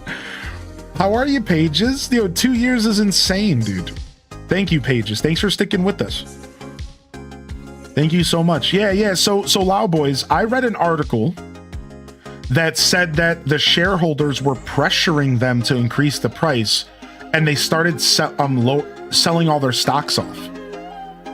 Like, this is what I heard. I heard that the shareholders were pressuring Nintendo to raise the price, and this is how they did it, verbally, and then they tanked their stock. So Nintendo's stock started tanking the past couple months. And people like Nintendo was like, they had to do something about it. That is the problem with a publicly shared company. So what they did in response was they listened to the pressure and they raised the price. Now, there's also something else that you need to understand. It's also because they were selling at a drastic loss, apparently. Now, that's not our problem, that's their problem. And I firmly believe that they should bite the bullet and they should accept the loss. Because I think that that's their duty, and then you just make up for it with software sales or something. I think that these companies have enough money that they don't need to, you know, play this game. I think that Nintendo has plenty of money, and they could have just accepted the loss. Well, here's the problem though. That's not how business works, right? Like, unfortunately, Nintendo is a business that's in the market for making money. So when they are selling at a loss, that's bad. And like, even though, again, like back in the day, that was a strategy. You would sell at a loss and you would make up for it later. That's not the strategy anymore. The strategy is no longer that for Nintendo. Nintendo is no longer interested in the age-old strategy of selling stuff at a loss. They want to be making money off of everything they're doing, even if it's dollars on the, you know, cents on the dollar. That is the new Nintendo. Like, they do not want to sell things at a loss anymore. They've made that very clear. So yeah, that's why Nintendo increased the price. Pressure from shareholders, the reality that they were selling at a loss anyways. Yeah, it is what it is.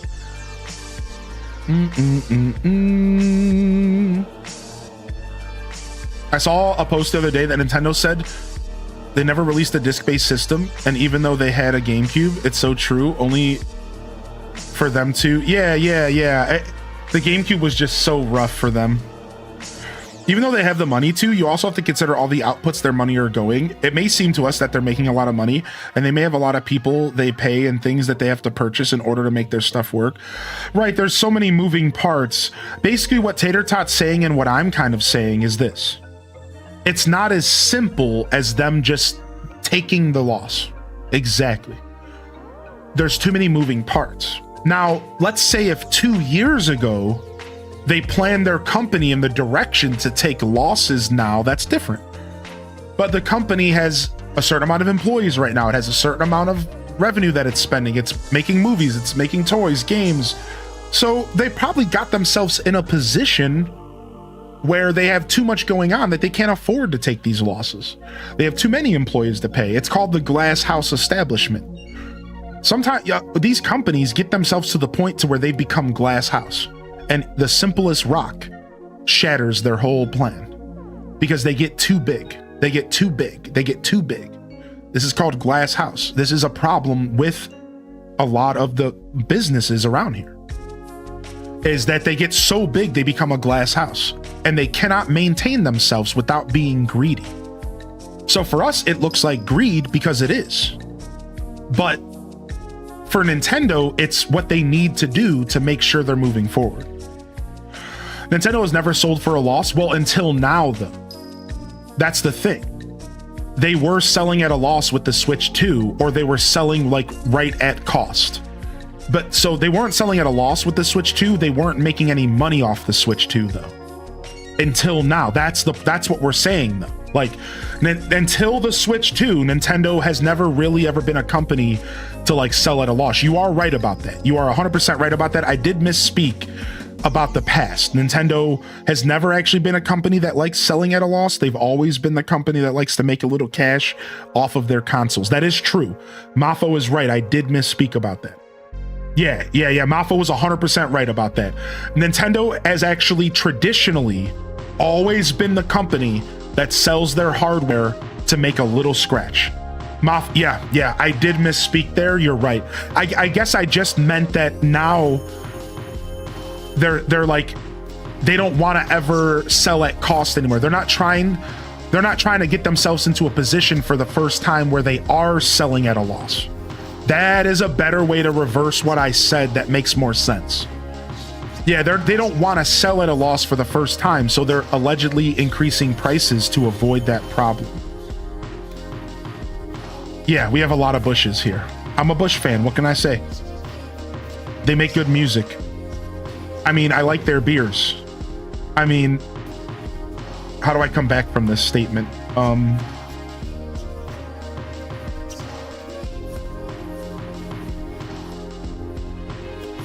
How much is it now? So it's gonna go up. It's gonna go up by $50 in September. So you have until September in America, I think, but in Europe but in Japan, it's going up sooner. I think is what somebody just said, and then I don't know if Europe has been figured out yet. I don't know if Europe has been figured out. Yeah, Weirdo Girl, get me added.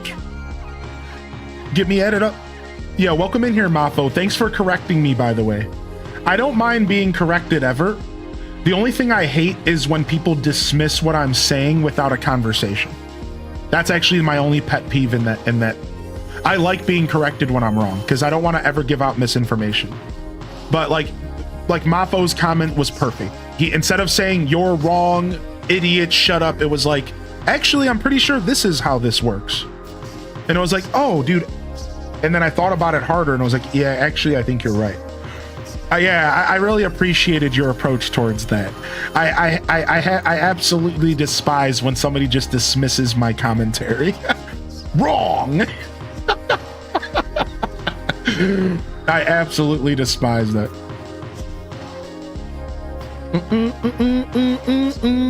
I don't know when it goes up in Australia. Yeah, I think we have until September in America. So you do have a couple months to figure it out. So you guys want to know, though, what Nintendo said when they apologized? Nintendo apologized for the price increase, and you want to know what they said? They said in an interview, they said, we're going to make up for it by releasing wonderful software.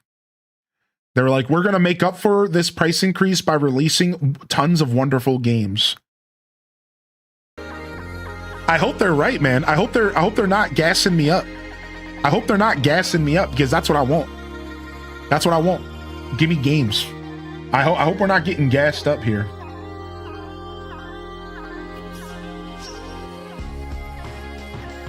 Better than laying off artists like other companies? Oh, I believe that firmly. I agree with that. I think that that's one of the forgiving qualities of Nintendo that people don't talk about necessarily.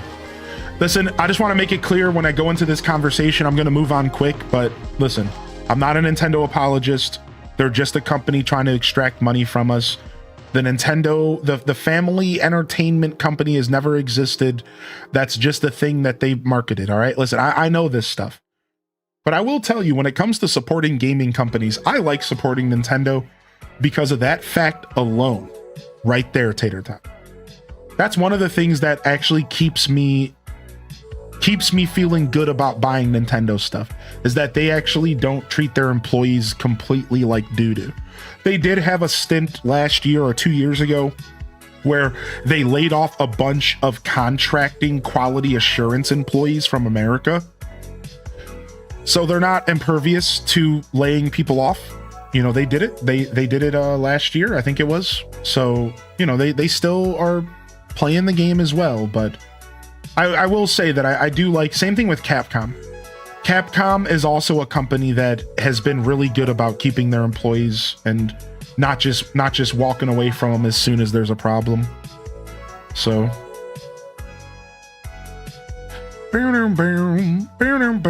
I expect really good things in the next Direct, since they didn't even save Star Fox for it. Yeah. I don't like paying high prices, but I love my history with Nintendo products, and I want them to give me more. Yeah. So that's how I feel about it. You know, that is one thing that makes supporting Nintendo not the worst, right? It's like, sure, you know, they make weird decisions with games, and their games are not always up to the standards of society. You know, sometimes they're at 30 FPS in 2026, and that grinds a lot of people's gears. But for me, that's fine. I'll still buy their games. I'll still support them because I like their business practices aren't too bad.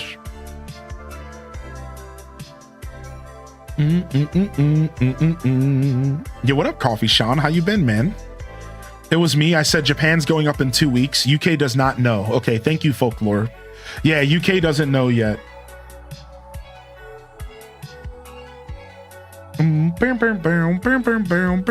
They're a capitalist corporation, but they're the least evil. To an extent, it feels that way. Yeah, it feels like they're on the low scale of evil. Yeah. People are coping. I always say people are coping when they talk about it, but I think we see the next AC announced in the next General Direct.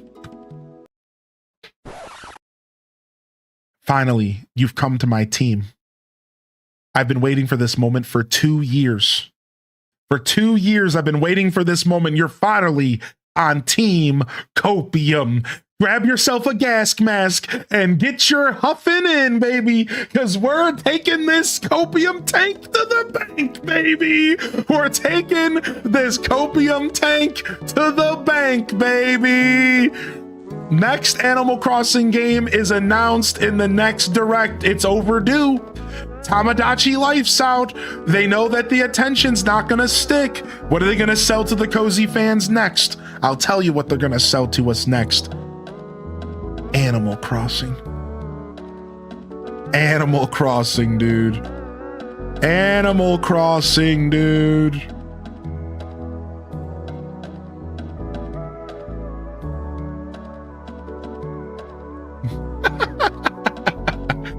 Not until Nate the Hate leaks it. I'm starting to understand why he calls himself Nate the Hate. Because I'm getting sick of him, and fast. I'm starting to realize why they call him Nate the Hate. I'm starting to realize why they call him Nate the Hate, because I'm starting to not like this guy. I really don't like him, dude. I just get him out of here, man. I'll be the devil's advocate. You would.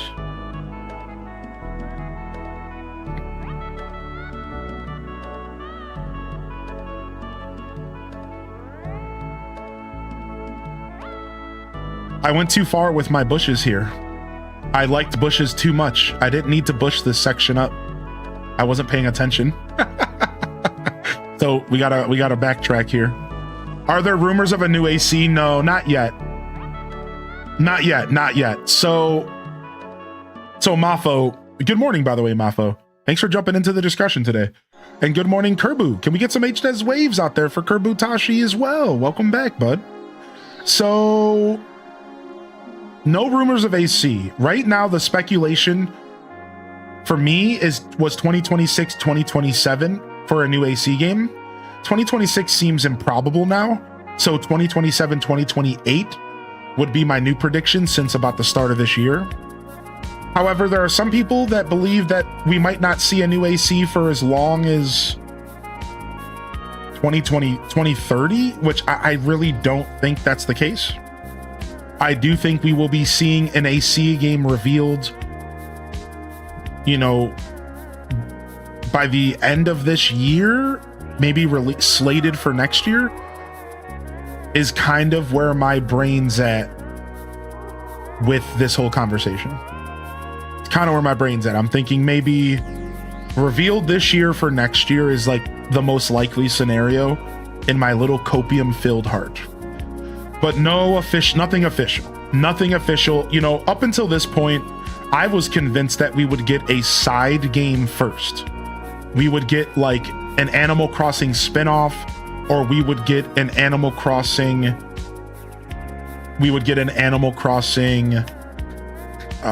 Port or remake. The fact that we haven't gotten anything except for the 3.0 update up until this point, since the 2.0 update, basically, I really have started questioning what I believe and what I think is going to happen. I've had some bold predictions, but I think most of them are going to fall flat, and it's just who knows, right? Because I think a remake of New Leaf made so much sense. I don't understand why that hasn't happened yet. And I wonder if it might. I wonder if that's what's going to hold us off.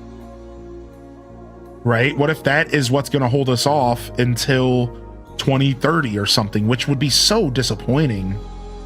I don't see that being the scenario. So I think what's happening now is we're going to get a new Animal Crossing game pretty soonish. Maybe within the next year or two. And then I think our only hope of a remake or a remaster is Nintendo Switch Online and Animal Crossing GameCube. And that's it. I don't really see them I think the remake stuff is dead. I think we lost our chance for that. Maybe someday later when they need to like fill a void and they don't have anything that they want to sell us. But I am starting to lose faith that we'll see any kind of remakes or anything.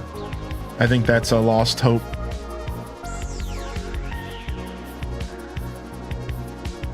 Mom woke me up at 5:30, so I'm awake for your live. What's up, Grandma? What's up? Welcome to the show. The slow trickle of GameCube games sucks. I know, it just made me not even interested in the games. So happy to catch a stream today. It's straight up, I just like don't even care. I'm just like, whatever. Like, oh. It's Murky Magpie. I recently started ACNH. None other than Tangy was my first campsite visitor. Of course she was. Ah, the memories. Oh, thanks for the I have a campsite villager today. Let's go do some Gamba. Let's do some Gamba. Dude, Murky Magpie. Yo, Murky Magpie, the legend. 23-month primer coming in here. Dude, what's up, Murky? Good to see you, man. I hope life's been treating you okay. Dude, good to see you back in here. Thank you. Thanks for tuning in. Do you think they'll ever stop making Animal Crossing games? No, I don't think so. I think AC games will be around for a while. I honestly think we're going to see a movie. I think we're getting another Animal Crossing movie. There, I said it. I think Animal Crossing is going to join the ranks of media. It's going to be like a TV show or a movie or something. They're going to do it. That's the universe that Nintendo's in right now. Thank you, Cool Stardew Man, for the biddies, and I apologize, I did miss your first biddy drop, I think. Good morning, Cool Stardew Man. Thank you for the support this morning. Can we get some love in the chat here for the biddies? Thank you, Zerk, for the 23-month primer. Thank you, Meg Petrowski, for 43 months. Meg, any updates to the DS collection? Any updates? Good to see you back in here, Meg. Yeah, I think we get a new Animal Crossing media. I think it makes too much sense, you know? I think Animal Crossing is a super strong IP, and I feel like they're totally willing to turn it into a TV show or something. Now, this is epic. Yo, Dania. With the 5-pack, popping off the hype train. Dania, good morning. Good morning. All right, let's change up this real quick. Thank you so much. Here, let's throw on this really quick. Yo, what's up? How you doing today? I appreciate the 5 gifted subscriptions. DJ Londi, Deadly Mage, Ali Batma, Raz Doodle, and Naturally Bree. If you got yourself a gifted sub, make sure you drop your appreciation out there. I know I sincerely appreciate you, and I think that means we got to get a little hype here. I think we gotta drop a jam. We gotta drop a jam. Let's jam out. It's Monday morning, fresh week, fresh opportunity, baby. It's a treasure train, 5 packs at a discount. Oh hell! Here we go. Here it is. Yo, thanks Lights for the gifted sub, dude. Thank you, Lights. Wait, no, I needed this to be red. I still got the slow fade ready.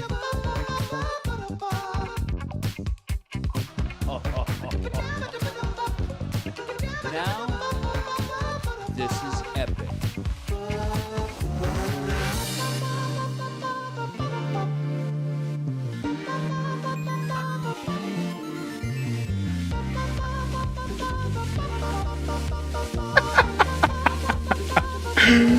Yo, Cozy! Thank you, Cozy, for the 5-bomb conger. The 5-bomb conger.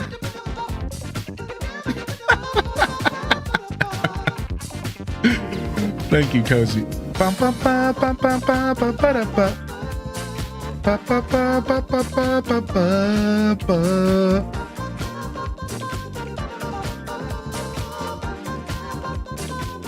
Oh, we gotta go grab some more coffee. We'll do that in a little bit. We still got 30 minutes till the coffee pot turns off.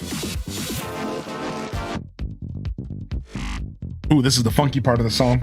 Get your funk going, baby. You ready for it? Ba, ba, ba, ba. Ba, ba, ba, da, ba.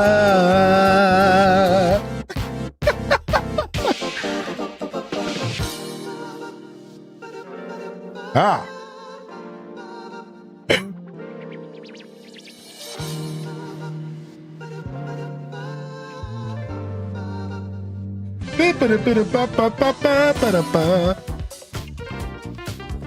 Yo, what up, Chicken Tendos?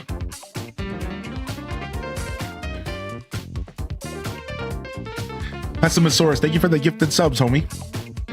Thank you for the gifted subscription over to Femboy Deluxe. Femboy Deluxe.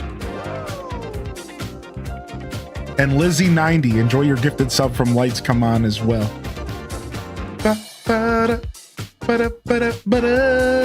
Thank you very much. Thank you very much for the support coming in here, you bunch of hooligans.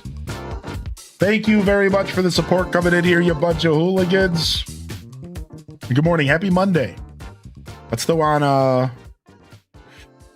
go over here. Let's jump over here.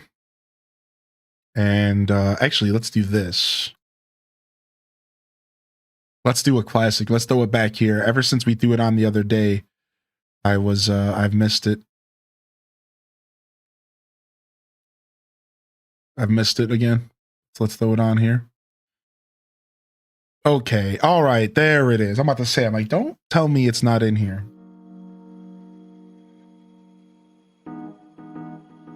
Oh, random frog in my throat, dude. What the heck? Do-do-do. Do-do-do. Ah. Trying to jump out at me. Yellow, red, and then yellow again here. I don't have my system, so I have to actually pay attention. I can always just fix it. What's going to happen is... what will happen will be, once these all bloom, I'll see a mistake and I'll have to fix it.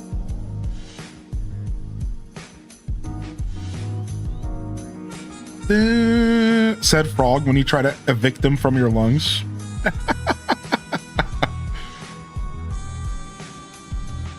Dun, dun, dun, dun.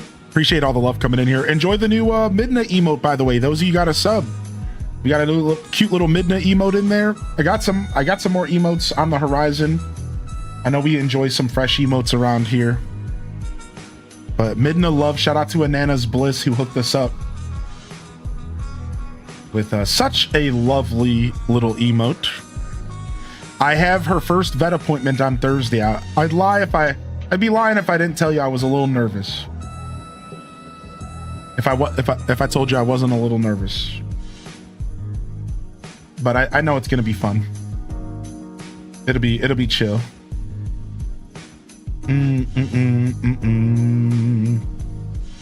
All right, see, this is not going to work out the way I want. So I'm going to put these bushes here for now. But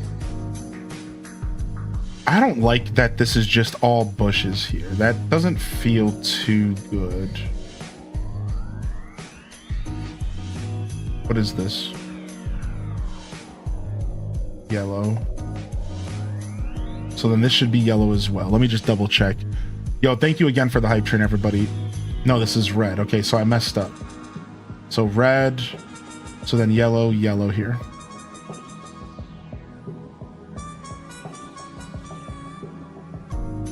I'll just come back and fix this in the future. I guess I'm gonna keep this as future me's problem, which is a little annoying. I really don't feel like trying to fix this. I feel like I messed up somewhere. But the only way I can tell is if I pick them all up one by one. I'm just gonna wait. It'll be fine. Future me won't mind. After ages, I finally finished a Subnautica save. It only took me 2 years to grow a pair. I think I need to relax with them AC. Dude, you played Subnautica? I was just watching a streamer play... I was just watching a streamer play Subnautica I was just watching a streamer play Subnautica yesterday. They were doing like a super hardcore version of it. It was cool. I've seen them do it before. Yeah, I'm streaming tomorrow. Wednesday's vet stuff, the 13th. Yeah, not Thursday. I'm not sure if I misspoke or if you misheard, but yeah, Wednesday is vet stuff. So I'll be here tomorrow. I'll take off Wednesday. I'll maybe take off Thursday. Pretty much the same schedule as last week, maybe.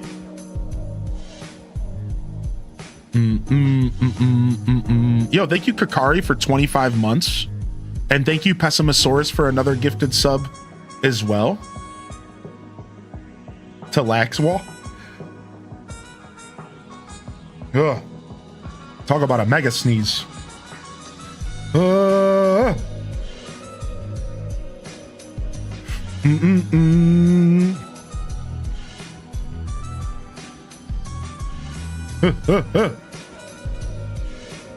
you know what?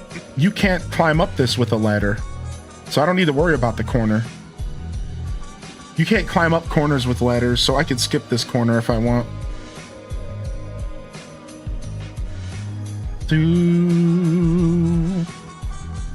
I'm gonna be annoyed that these aren't the way I want them to be later, but I also don't think I'm gonna have just bushes on this little outcrop of land. I might put some like furniture there or something.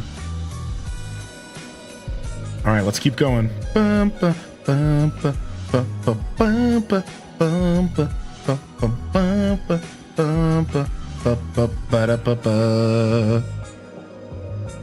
I love the game and it's so pretty and scary. I know, man. I miss Subnautica. I think about it all the time. I don't want to play the early access though. I'm really jonesing for Subnautica, but I don't want to play the early access. I really don't. If I could avoid it, I will. I really need to go back and watch the VODs from the AC and H update because every time I log in, I'm too overwhelmed. Yeah, they did. The 3.0 update was kind of overwhelming. They did add a lot for sure. So yeah, so Subnautica 2 is releasing on the 14th in early access, everybody. And that's what I was referencing. Subnautica 2 is releasing this month in early access. And I don't want to play it, dude. I really want to wait for the full game. It doesn't seem fun to play a game like Subnautica early. That doesn't quite seem fun to me because I feel like I'm going to be left hanging on some sort of story or something. I guess it just depends on how finished it is. But that just doesn't feel right to me. Like, that's not the kind of game you want to play early access, is it? I don't know. Off to get my booty kicked by my trainer. Yo, we'll see you, Nugs.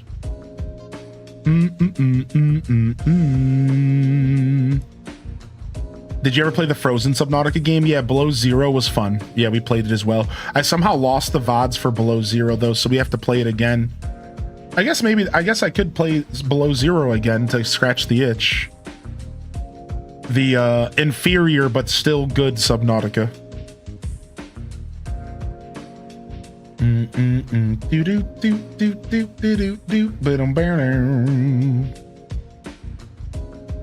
Can we just go back to calling it alpha or beta or unfinished?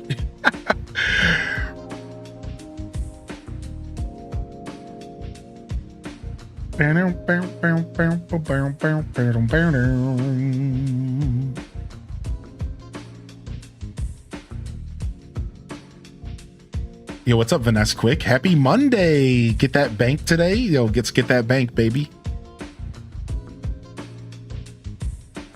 So what are we working on today? So I am working on my Lost Woods design here, and we are making a functional Lost Woods. You picked up Parrot Pals and Puzzle Le Harvest Moon. Puzzle Le Harvest Moon. What is that? What is that? Did y'all hear that that Harvest Moon got... Why can't I highlight stuff in this? Stop. Did y'all hear that Harvest Moon got decompiled, so we might get some like a PC port of Harvest Moon 64. Puzzle Harvest Moon is a spin-off video game in the Harvest Moon series developed by Platinum Egg. What? I've never heard of this game. Wow. This is actually cool. Dude, wait, if you're like a big Harvest Moon fan, this is actually kind of cool. Look at this.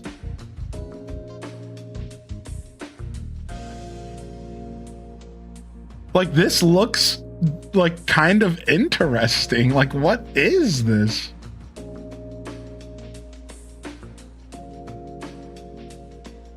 You're like, it's like a weird mobile farming bobble game. I've never heard of this. This is kind of cool. If you're a fan of the Harvest Moon games, though, they have a bunch of the characters. Like, look, like, that's the cute part. It's like, these are all characters from like my favorite Harvest Moon game. These right here. This is Harvest Moon Friends of Mineral Town. Anne, Karen, Kai, Mary. Like, that's so cool.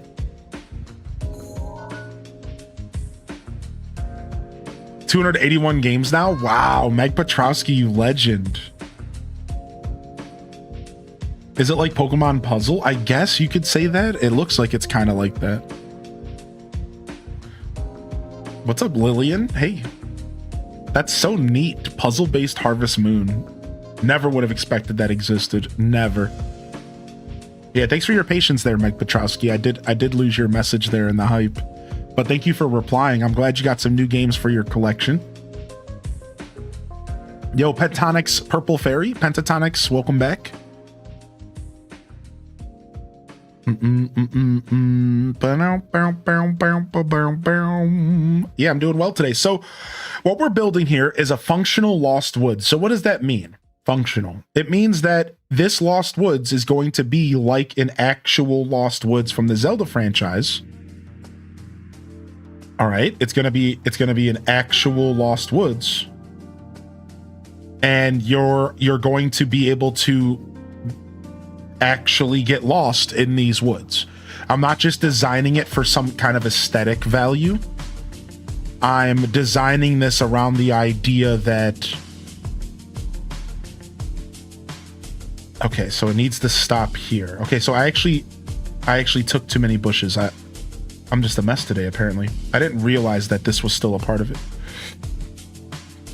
So yeah, we are designing a Lost Woods that's going to actually have a bunch of dead ends and is only going to have one exact way to enter the Lost Woods.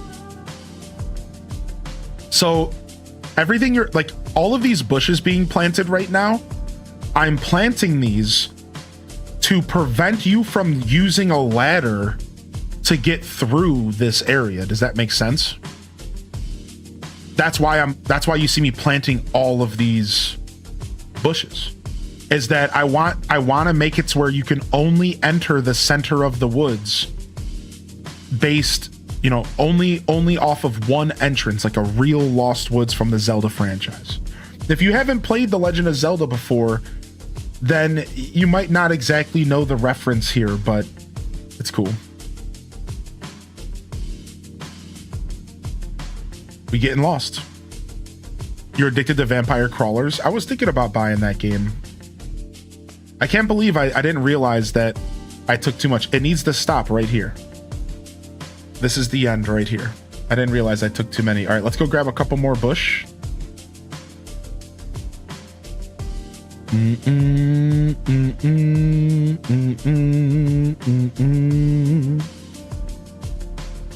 So yeah, that's what you all are watching here. That's the design that we're putting together. Of course, any questions are welcome, and if you would like a tour or something, I can oblige.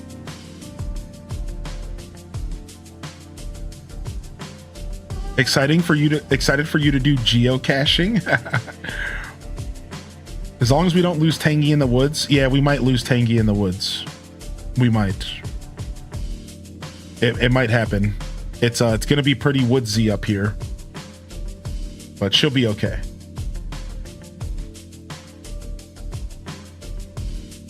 Do do do do do boo boo people, yo yo, welcome to the show. Lots of bush here. All right.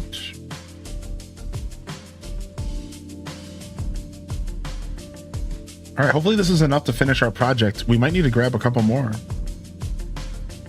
There might need to be a couple more. We'll see. I wish you could shine the outside. Imagine all those trees with fog. Cozy. That's what I'm saying. Now, I do have a plan to save my dream address during a foggy morning in the game. So we're going to have some fog in here for sure, but only for the dream address, not like every day. But the dream address, we're going to be doing a foggy morning 100%. Maybe even try to get ourselves a rainy foggy morning if that's a thing. If that's even an option. This shovel has to die soon. There's no way this shovel's not about to perish here soon. I have to be on the verge of a dead shovel here. It has to be like so close. I've been picking up so many items.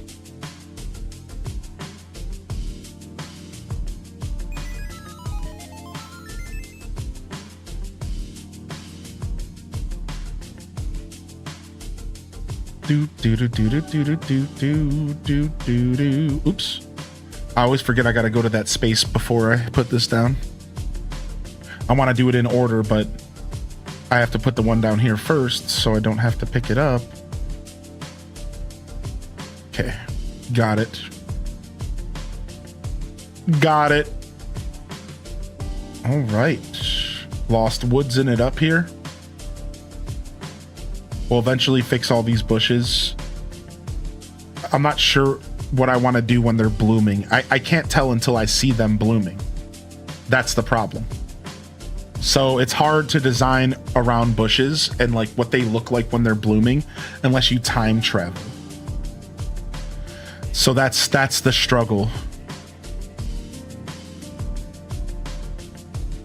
Is you have to just kind of go with it until the season.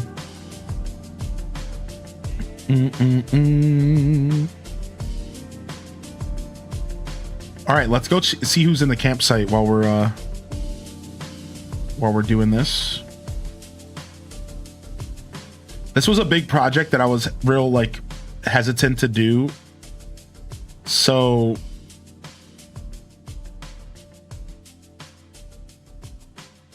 this was a big project that I was real hesitant to do. So that's why I chose to do it today and just knock it out. We have to line this whole secret tunnel with bushes to not only make it more secret, but to make it to where you cannot use a ladder to get in here. So this whole secret tunnel needs to be lined with bushes. And we got one side finished, and now we're working on the next side. I knew I knew it was coming.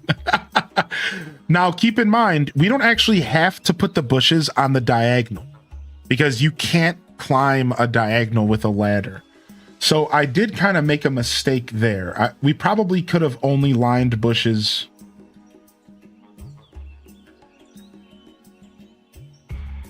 And we could avoid all the corners and we could save some bush, which would be pretty nice, not having to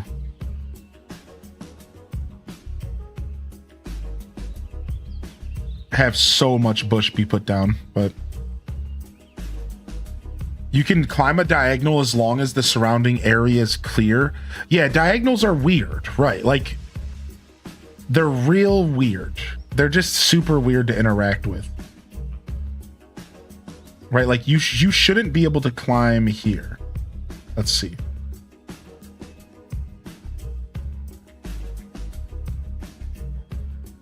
Yeah, like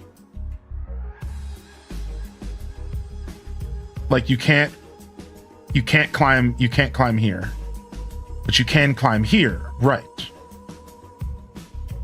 So you see what's happening? Like you see this right here is not climbable, even if it looks like it kind of is.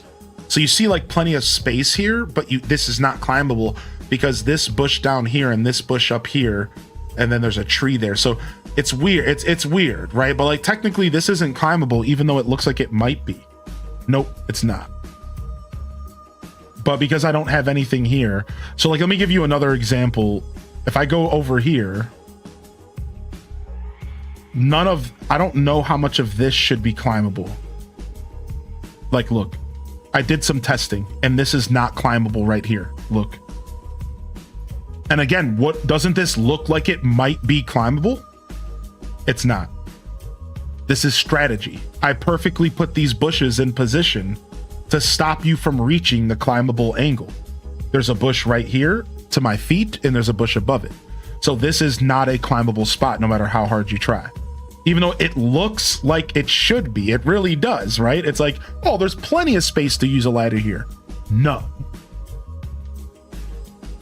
So that's what I meant by saying, like, technically I don't have to put bushes across these diagonals 100%. I do have to put some of them, but I don't need to have bushes lining the diagonals because you can do tricks, right? Like now I do still need some here because I can climb up here.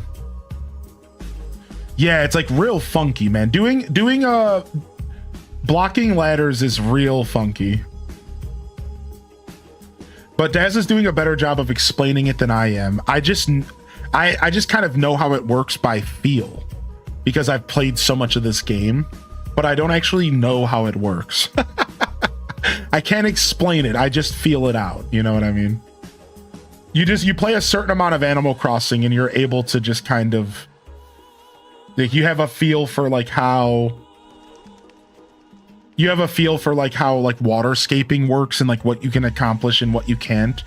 Like I'm starting to develop that same feel right now for Pokopia.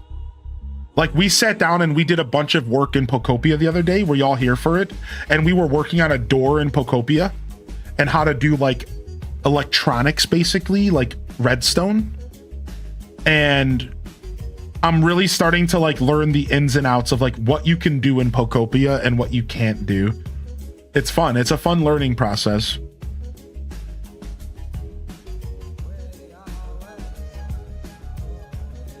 Yo, what's up, Bookie Proud Mama? Fresh week, fresh opportunities, Bookie. You're off this morning. Gonna run errands, but home for the day. It's raining, but I got my coffee. Nice. It's the simple things in life. A cup of Job. A cup of Job. Nice rainy morning. The simple things. I don't know who Job is, but thanks for the cup, dude.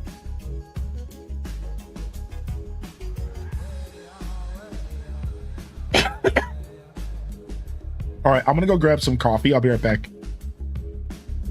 Give me just a second, y'all.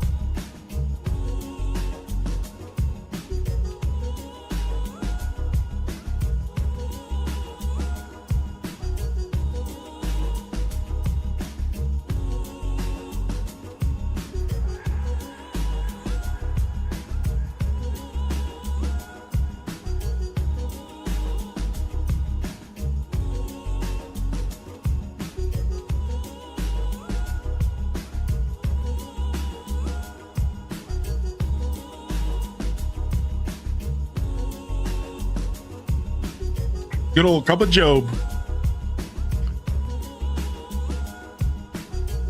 Good old cup of Job. You mean Joe? No, I always like saying Job. I know it's supposed to be cup of Joe though.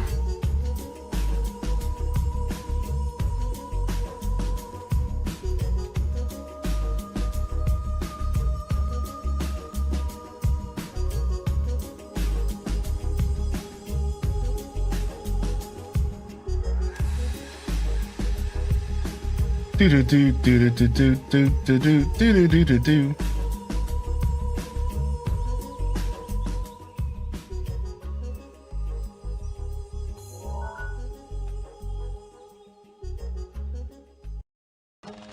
Coffee, anyone? Sure, I'll have a cup of Job. Coffee, anyone? Sure, I'll have a cup of Job. Do you see now? Do you see? Coffee, anyone? Sure, I'll have a cup of Job. Think that I'm not nuts. All right. I've watched 1,000 episodes of Rugrats in my life. Thousands. That was like my favorite cartoon, dude. It really was. Like, people don't understand. Like, I've watched so much Rugrats. All right. I've watched so much Rugrats. All right. It's burned in my brain. I talk like a Rugrat. I walk like a Rugrat. I'm just a Rugrat. So I can apply what Dazaban, your conversation helped me though, because it made me realize, like, for example, I don't need the bush next to the tree. You see this bush right here? This one is unnecessary. You cannot do anything with that. This one is necessary. This one is necessary. But this one and this one are not needed at all. Those are complete, I'm just putting down bushes to make it look good, I guess. Like, technically I don't need those to block the path. So if I run out of bushes, I can go steal some, is what I'm trying to say. If I run out of bushes, I can go steal some.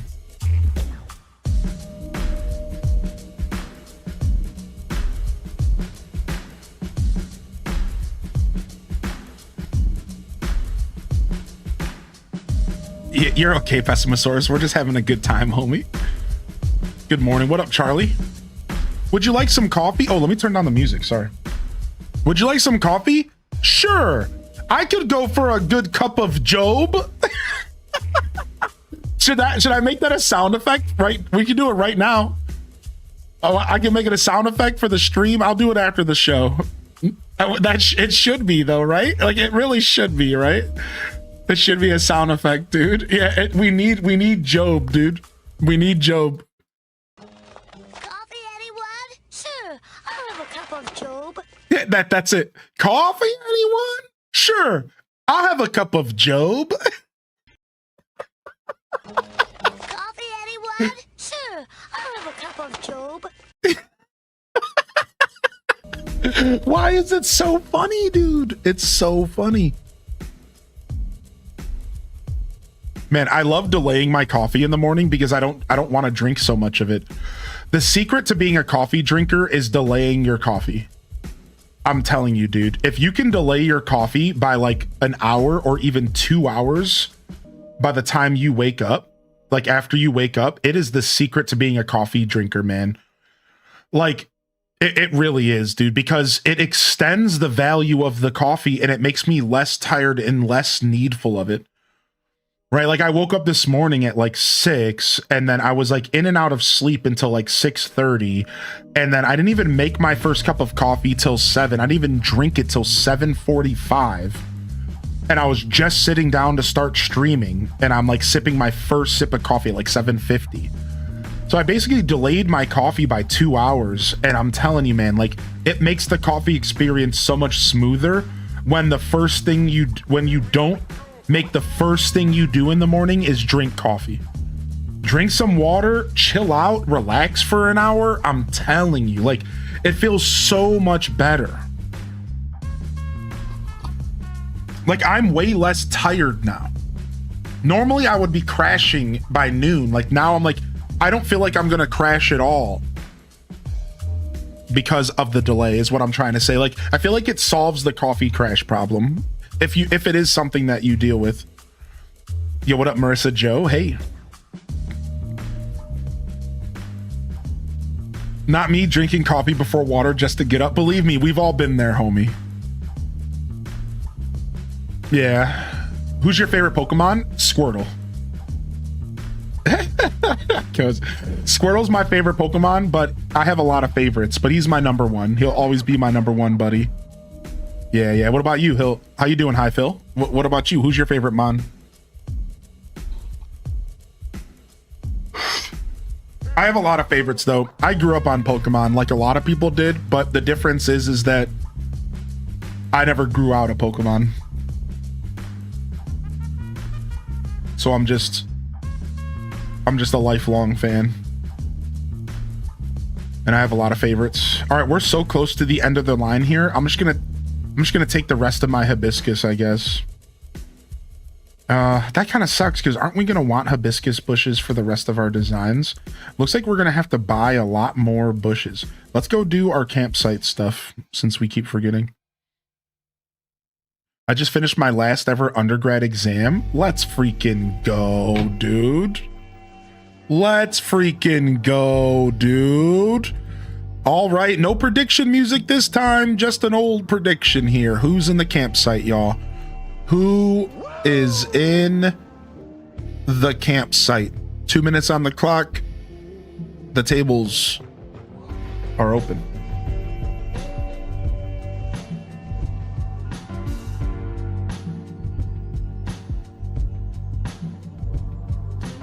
Hydration maxer here, so water is how I start and endure and end my day. I'm a big water drinker as well, but I haven't been drinking as much as I should be.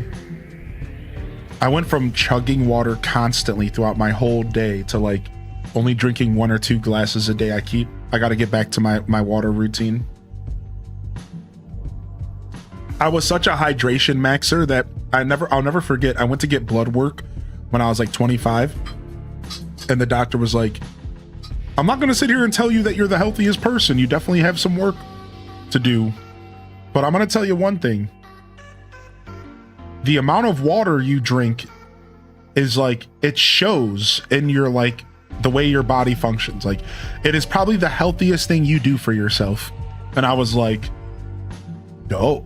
Because I've been a hydrator my whole life. Like my family just ingrained that into me. We didn't have money for soda and stuff. We were poor. Like, that's just the truth. We were very, very, very on that impoverished line, right? Like, my mom was able to make things happen, and I don't think we were poor in the sense of the word. We were probably just like very lower middle, you know, probably lower middle. And so we drank a lot of water. Like, water was all we drank. Like, that's all we had. Like, you want to know what my fridge was full with? Water bottles. My mom would refill water bottles. She would freeze water bottles. Our freezer was frozen water bottles. Our fridge was water bottles that were thawing, and we had a system. We would literally cycle these bottles. And like, so, you know, let's not talk about how much plastic is in me. But that's a whole nother conversation. Yeah, for me as a kid, it was Kool-Aid. It was Kool-Aid, and it was water. We always could afford Kool-Aid because Kool-Aid was 50 cents, man. JR Prisma, that's why. Yeah, we always had Kool-Aid. We always had Kool-Aid, and we always had water. You know, yeah, Kool-Aid was a staple because Kool-Aid was just water, dude. Just sweetened, right? So like, it was the same thing. You were still hydrating. I suppose you could say that about anything, but Kool-Aid was literally just water and sugar. There was no syrup. So I do think Kool-Aid still counts as hydration compared to something like soda pop. Just saying. Just saying. I lived on Country Time lemonade and Lipton iced tea. That was my buddy's house. Lipton iced tea was my friend's. We're basically walking macroplastics at this point. Yeah, pretty much.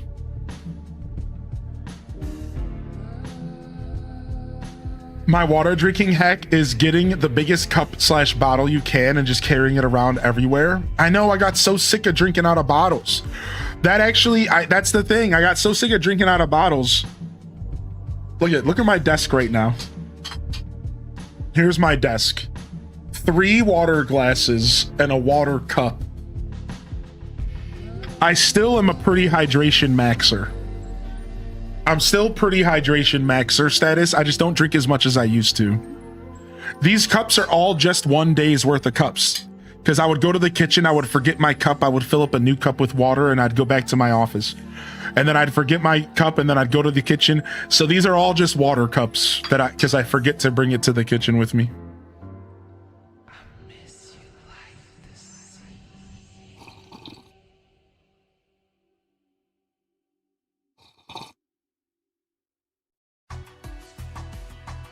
Get out of here, Dazabout. I actually got your bamboo cutting board because I was looking for bamboo to get away from using plastic. The bamboo cutting board's the answer. Yeah, it's the only cutting board I use in my house anymore. I ended up finding out that I had these like weird plastic black, like slate looking cutting boards. They weren't actually slate, obviously. And I noticed that black shavings were coming off of the cutting board and going into my food for who knows how long. These like black shavings. And I don't even know. I just noticed. And I was like, wait a second, what the hell is that? And I looked at it closely and I'm like, dude, that's the cutting board. I'm like, oh. And I just threw all the cutting boards out in my house. All I have left is my bamboo one. Yeah, you're a superhero now. Yep. I'm a mutant. Monfrey. Call me Gambit, Monfrey. Yeah, man. Yeah, you got to stick with the wooden, man. You got to do the wooden and you got to clean the wooden. And people are afraid to do fish and stuff on wood. This is how you get away with doing fish and chicken on wood. You wash the fucking cutting board right after you use it.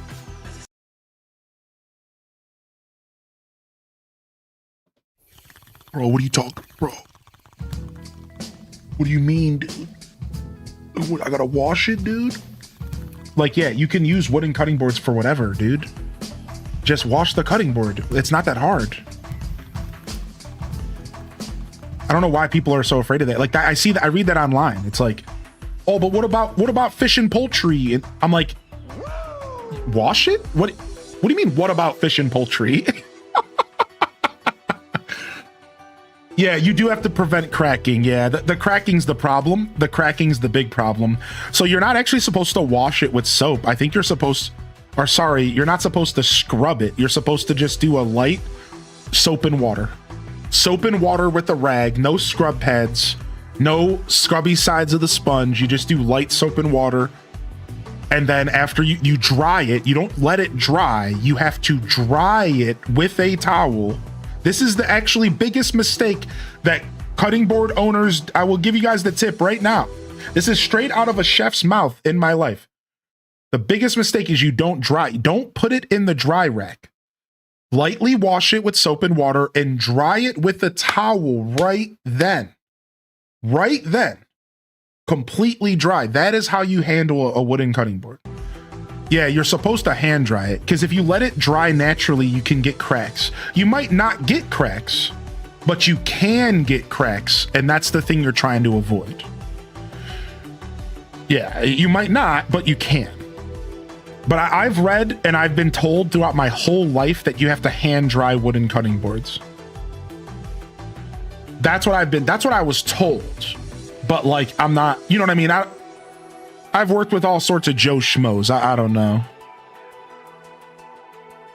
Put a wet tea towel over it. So Zach over on YouTube says put a wet tea towel over it. What do you mean though? Are you mean in the context of cutting on it or when you're done drying it? I sprinkle coarse salt and lemon juice on my wooden cutting board and rub the salt in with lemon and then olive oil the board. Is that the strategy, Kate Nicholas? Are you supposed to do a little bit of oil on it after to keep it fresh? Is that a thing? I'll be honest, I've never done that myself. Yo, Londi, enjoy the gifted sub, dude. Do you have to oil it before first use? Yeah, that is a thing. Yeah, I think sometimes you'll get a cutting board in and they'll tell you to oil it on first use to kind of season it to keep it sealed. I think nowadays that process is done for you. Like I know the bamboo cutting boards on our merch. This is a plug, by the way.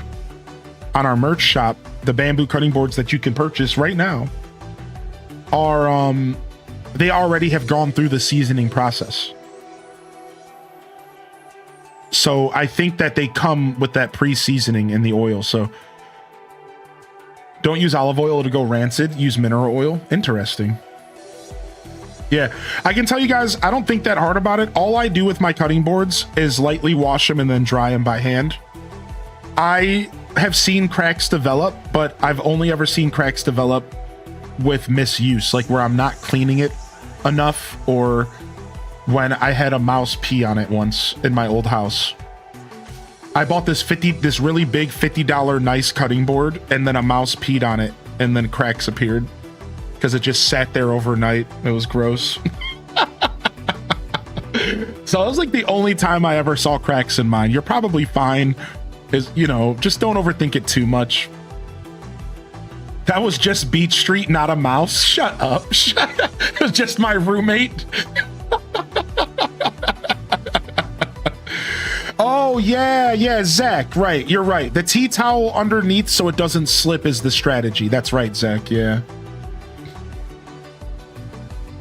I have butcher block countertops, so we'd have to do a lot of research on maintaining them. Oh, that's really cool. I would love that as a cook, man. Since we're on the topic of kitchenware, I bought a cast iron skillet and I'm scared to use it. I know there are particular things you have to do to cook and care for it. Yeah, I would do a little bit of research on your cast iron, but essentially the whole process of a cast iron is called seasoning it. So you like, cast irons are really particular, but they can always be repaired. So don't overthink it. Here's the thing about cast iron. It's very particular, but almost all cast iron apparently can be just repaired. Like if you have a cast iron that's like fully rusted out, you can still repair it somehow. Cast iron is just made that way. So don't overthink it, actually. I would just go for it. Do a little bit of research and start using that bad boy, because you can't do any real irreparable damage to a real cast iron device. That's what I've heard. I've heard that you cannot actually do a real irreparable damage at all to cast iron. It is always able to come back to some extent, apparently. Like I don't exactly know all the details, but I'm just giving you like just go for it, homie, because it's really malleable, I guess you could say. I cast iron. Barbarian who thinks he's a wizard hits you with the frying pan. What up, Jaywan? How you doing today? Yeah, I would just go for it. It's a real fun process. But like the whole thing is all about you season it and then you like bake it or something, and then you'll have to re-season it every once in a while so it doesn't stick or something like that. I don't know, man. I don't think that I use cast iron properly personally. I always kind of mess mine up, I think. Because like my cast iron's like super sticky. Everything I cook in it's always sticky, so I always have to scrub it and re-season it. But I thought that you weren't supposed to do that with cast iron. I thought cast irons were not supposed to be sticky. So I don't know, I'm doing something wrong, because I always have to, every time I use my cast iron, I end up having to completely wash it and re-season it.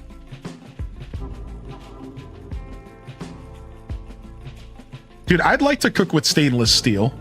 Stainless steel is cool.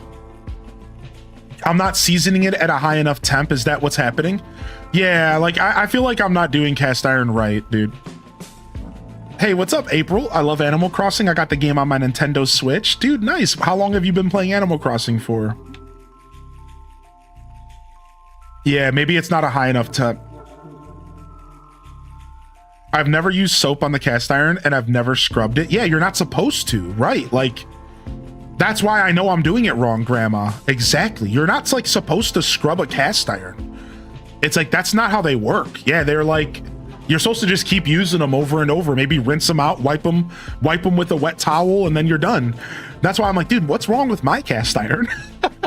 Like, it never does the thing it's supposed to do. I don't know. I maybe I'll try again.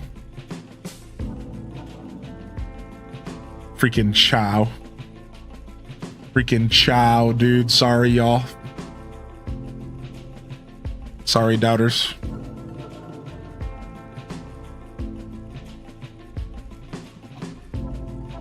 I've been reading about stainless steel, Marissa. Stainless steel is super cool. and it doesn't have the chemicals for non-slip in it, but you have to use it at like real high temperatures or something. I've been reading into stainless steel. Yeah, it has non-slip technology, but only if you do it right. And it avoids all the chemicals, the nasty PFAS chemicals that gets put into non-slip stuff that you have to throw away over a couple years because it goes bad. Yeah, I've heard a little bit about stainless steel. I've thought about making the shift over to it, but it seems a little bit extra complicated.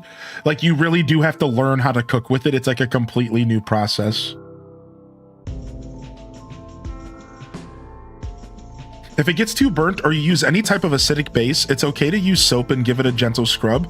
The reason why they told us not to use soap is because old soap had lye in it. That's a lye that strips... That's the lye that strips the seasoning. Ah, okay, cool. Thank you, Zella. Thank you, Zella and Rage Gamer in the chat room for the knowledge.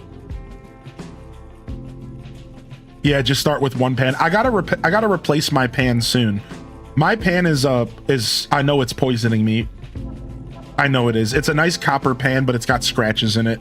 So like, I'm being ignorant by not replacing it, but a good pan costs a lot of money, man. So I just haven't had the budget to spend another $50 to $100 minimum on like a solid pan, you know? I don't want to buy junk. What I should do is I should fix my cast iron and just start using that for everything. That sounds like such a hassle, but boy, is cast iron cooking so good, man. Oh.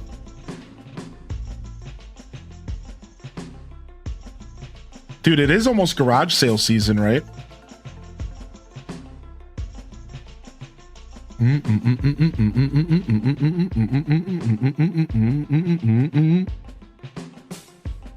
I just use non-stick. Yeah, using non-stick isn't a problem. You're just supposed to throw it away after a while. That's all. So the rules of non-stick that I've read as far as our health is that if you ever scratch it with metal, that's bad. You should never use metal contact. Always use some sort of form of like silicone, whatever.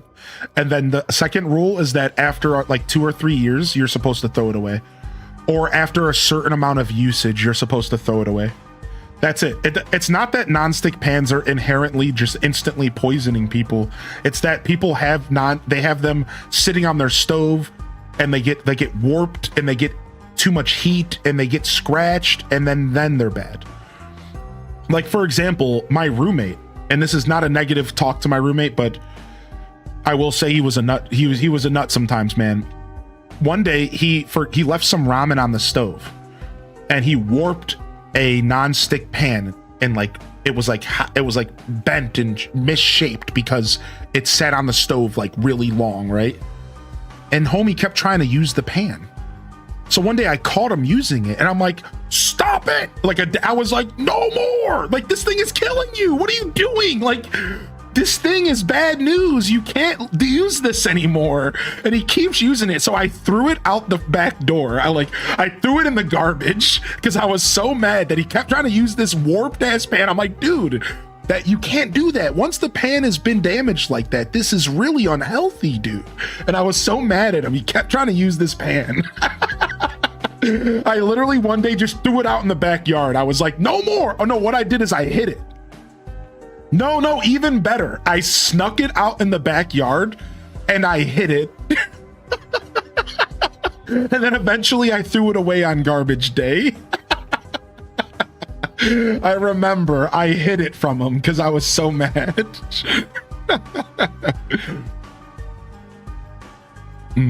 My land's name on Animal Crossing is April's Land. Animal Crossing, I think I should play it now. Yeah, get your jam on. Get your jam on. We love Animal Crossing around here. It also releases fume that's bad for everyone in the room. Yeah. And that's why I threw it away, because Mama tell her I was smelling it. Every time he used the pan to cook, I was smelling these nasty fumes. And I was like, dude, that's not normal. Please. Like, this is not okay, dude. Like, he is a nut, man. He's a nut, man. He comes from a school of hard knocks in a sense. He's lived quite a life that I know exactly all about.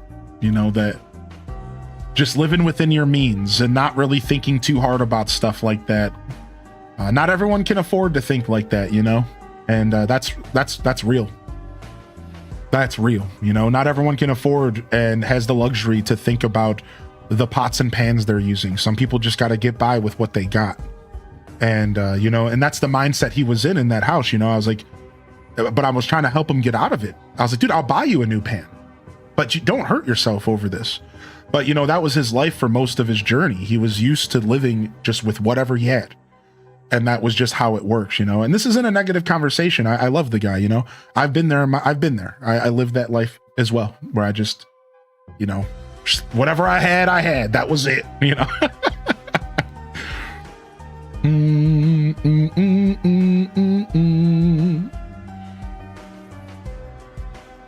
Oh, Tamperp, that's crazy. Get out of here. What's the difference between a Switch and a Switch 2? Switch 2 is just like a more powerful console, Zach.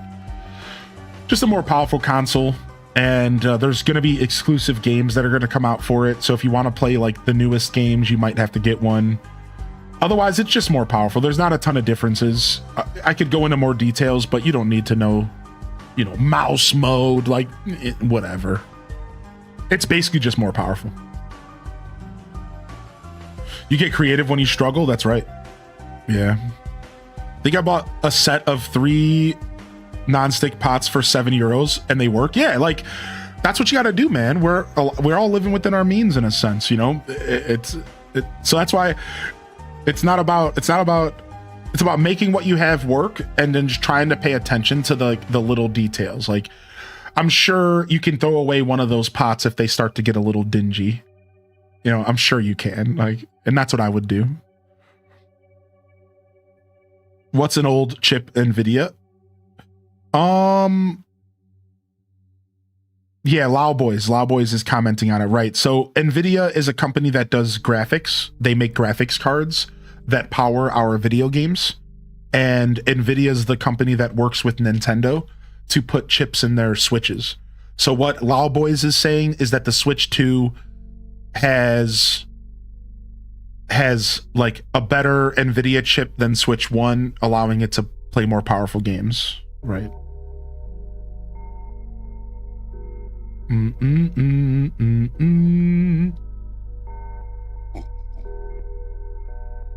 Pots and Pans Graveyard.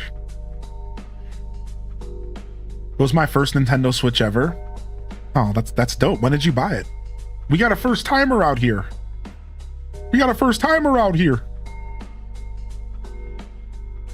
All right, I gotta go all the way around this way. I forgot the carrots. Yikes. Yeah, Midge, I'm not too sure what's going on, but stay safe, all right? And be easy. Some scary times, you know. We don't really talk about politics and religion here, but you know, we are willing to sit down and have a real talk every once in a while. And the truth is that while we're all here connecting, you know, it's not like we're here to necessarily avoid things that are happening in the world. I think most people that are here for a distraction, and that's why I might not talk a ton about the kind of stuff that's happening in the world, because we are here kind of for entertainment and a distraction. But I just want to be clear, like, I acknowledge that we are going through some tough times, and if you are truly feeling that way, I hope that you feel better soon. And I'm really sorry that you're feeling that way. I really do hope you feel better soon, all right, homie? Take it easy and be kind to yourself. Relax. If you need to reach out to me or a moderator so you can get some extra love, do it. If you need someone to talk to, if you're really feeling down and out, reach out to me. Send me a message. Just share your thoughts. That might help you feel less the way that you're feeling. You know what I mean? I almost reached out to you last night. I'm not even gonna lie. Like, straight up, I've been thinking about you since yesterday. So like, feel free to send me a message if you want to just kind of like share your feelings in a space where you're safe, you know. And ideally the Twitch chat might not be that place. We have a real life channel in the Discord. My DMs are open. But again, we're not afraid to have those talks, you know. If I want you to feel comfortable to pop into our chat and say like, hey man, I'm not feeling good today, that you know, something's got me bugging out. Like, that's okay. So thanks for popping in here and and feeling comfortable enough to share those thoughts. And to anybody who's feeling that way, man, take things a day at a time, dude. It's trying times, and it's easy to overthink, and it's easy to get caught up in your head, and it's easy to truly feel fear and uncertainty in these times right now. And we're all feeling it. We might not all be talking about it, but we're all feeling it. So, you know, we're here to be distracted and relax, but it's for sure a vibe, and it's something that is hard to avoid. And while I can't tell you how to manage your feelings and stuff, I can remind you of your tools. For me, my tools are music, it's my friends, it's my community, it's my loved ones, it's my new cat. And I remind you of your tools. You know, try to maybe lean into your tools, art, creativity. Try to do something to maybe get your mind off of it a little bit, because sometimes that is all you can do. That's not weakness. That's not hiding. That's maintaining. Sometimes you go to your tools and you just focus on something else. That's not a bad thing to do. That's healthy. And I want to remind you all of that while we go through trying times. All right. That's not a bad thing. You know, people will try to tell you that you need to be paying attention, and people will try to tell you that you don't know what's going on, you know, and listen, we all are going to handle this stuff differently. So don't forget your tools and do what you need to do to navigate these trying times. All right. Cause everyone's going to handle this stuff differently. So take it easy. All right. And again, reach out to me, Midge. We can chat a little bit. All right. We can chat a little bit. Maybe it'll make you feel better. That would be cool. I wouldn't mind that at all.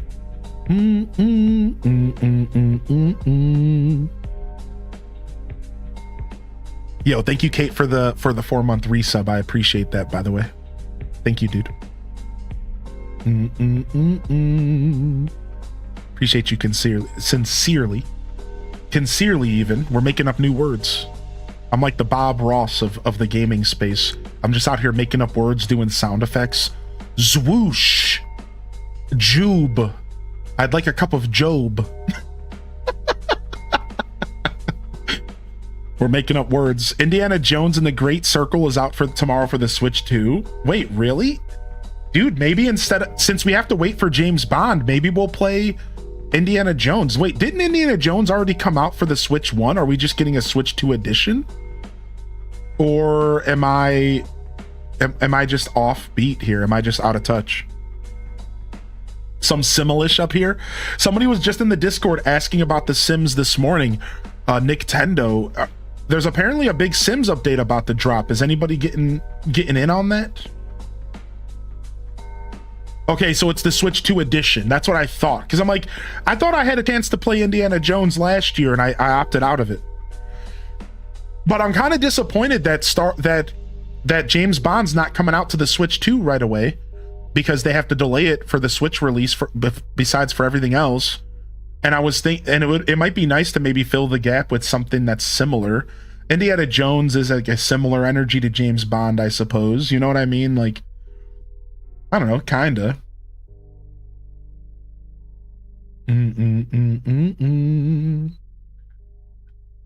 I just started playing The Sims again. Yeah, apparently we're getting an update or something. Anybody know anything about that? Anybody know anything about some kind of update or something? I'm not sure. All right, we did it. We have officially, hours later, I knew this was going to take forever.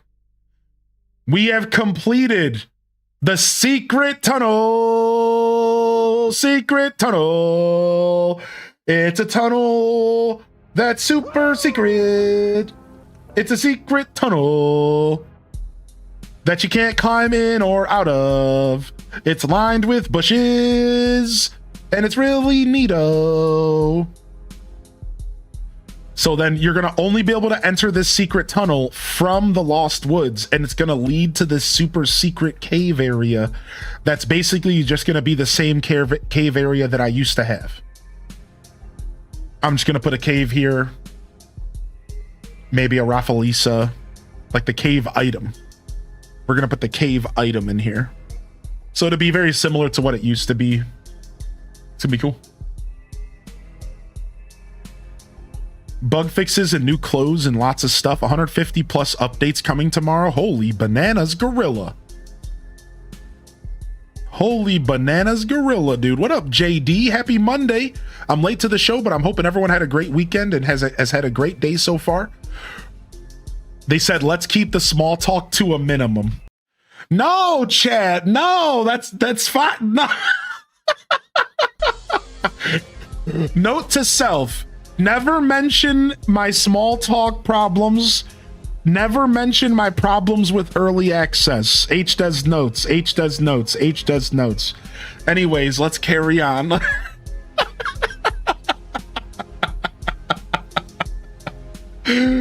Yo, what up, Didius Maximus? You're playing Hamtaro Ham Heartbreak on your handheld emulator. What a cute game. I'm sure that game is pretty cute. Secret tunnel through the mountain. Where's Mr. Will when you need him? Where's Mr. Will when you need him? Yo, thanks for the beautiful message, Alith. Thanks for the beautiful message, Alith, by the way. Very kind of you to reach out to our friends in the chat, dude. I just hit ETOL with a net and her thought bubble disappeared. Yeah, that's a thing. Yeah, you can hit them with a net and they'll turn off the thought bubble. Yep. Yeah, I know you're just messing around. Yeah, you're good. You're good, JD. I'm just teasing with you. I'm just teasing you back. All right, so we finished the Bush project. Now we can take a deep breath. Let's go back to Tangy's River project because I don't like what two of the pieces look like right now. And then from there, we can start decorating more of the forest. Let's get back into this forest, man. We're gonna finish this project, dude. Or we're gonna die trying. Y'all, anybody here ever watch the Boondocks? And anybody remember Thugnificent? And there was an episode where he would say, or I'm gonna die trying after everything he would say. Yeah, Thugnificent, dude. Dude, I haven't watched the Boondocks in a long time. Pretty much since the original airing of the show. And all the seasons. I would love to go back and watch it again. It's been a long time. Oh, April, okay. May I ask where you're from? April, where you stay, where you hail from? Good morning, Renee. Thanks for welcoming JD on in here. Oh, it's high school times for me. Same. Yeah, same here. We're probably a similar age. Yeah, I'm 36, 30. I think I'm 37. I'm not 38. I know that much. I'm for sure 37. Yeah, 30. Yeah, that makes sense. Yeah. I better not be 38 yet.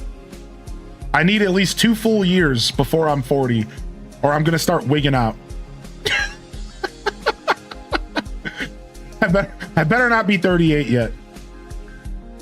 I need 3 full years. I need 38, 39. Yeah, 2 full years. That's what I want. After 35, you can run for president. I probably should. I would be better than most of the schmucks that are getting hired.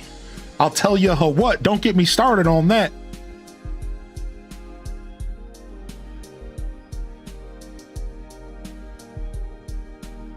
Kuya in Filipino means elder brother. Kuya Hylian. I am. I'll take that. True, no more game keys. Lamau. My first order of business as president of the world would be no more early access and no more small talk.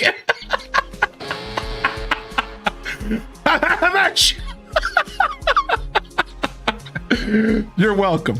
Cheers. Just opened Able Sisters today. You're from Fort Francis in Canada. Nice Canadian. You're my neighbor. I'm in Ohio. I'm right to the south of you, I'm pretty sure, or pretty close. I think, no, Toronto's what's above me, actually. Right? Geography wise, what is it? Toronto, that's right north of Ohio? Yeah, I think so. Yeah, it's Toronto, I think.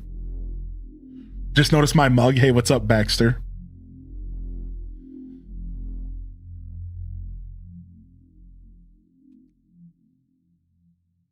had a bit of a crisis leading up to my 40th birthday, but now I've made peace with it. I've made peace with getting older a while ago. Jokes aside, I made peace with it a real long time ago. I had a conversation with myself when I turned 30 that I would no longer look at aging as getting older, but instead look at aging as I made it this far.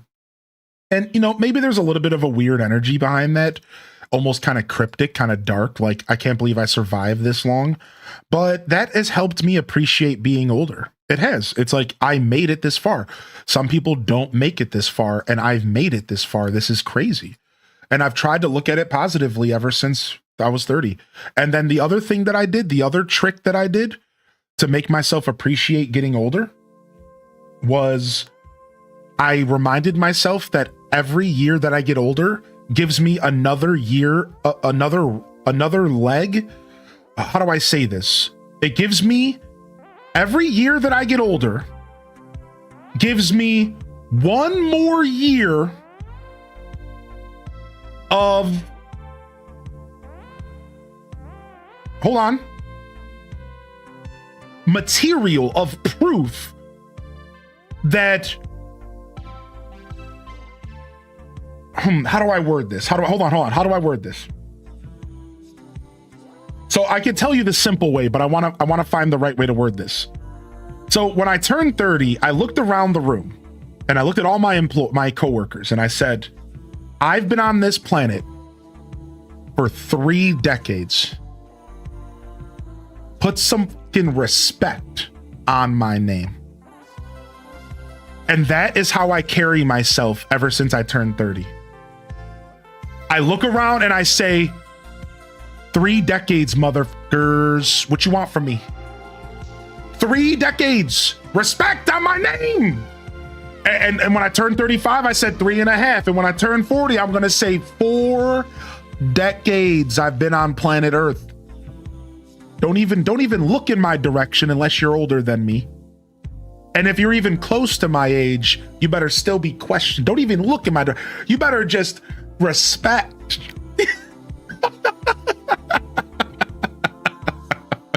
A warrior of wisdom. Yeah. Like, that's the way I look at aging now. I look at it as an empowering thing. I really mean this. Like, guys, like, I'm joking a little bit, but I really mean this. I look at aging as an empowering trait now, and that has helped me love growing up. I look at aging as an empowering thing. I flipped the coin when I turned 30, and it's helped me deal with getting older. And I have yet to falter from this strength that I developed. I just started looking at getting older as an achievement, that I'm becoming more valuable with my age. No matter what society tries to tell you, that's what I do. I look at it that way.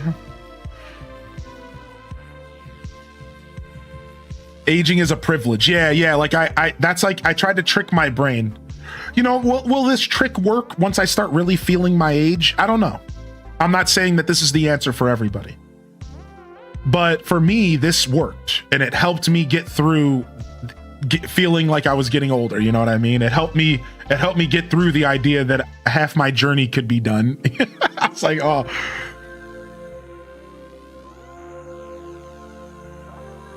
Aw, yo, Jess, happy belated birthday. Can we get some birthday love in the chat? Aw. Yo, take a VIP badge on the house, Jess MP. 30 days on the house for you. Happy belated birthday. 30 days on the house for you. Happy belated, dude.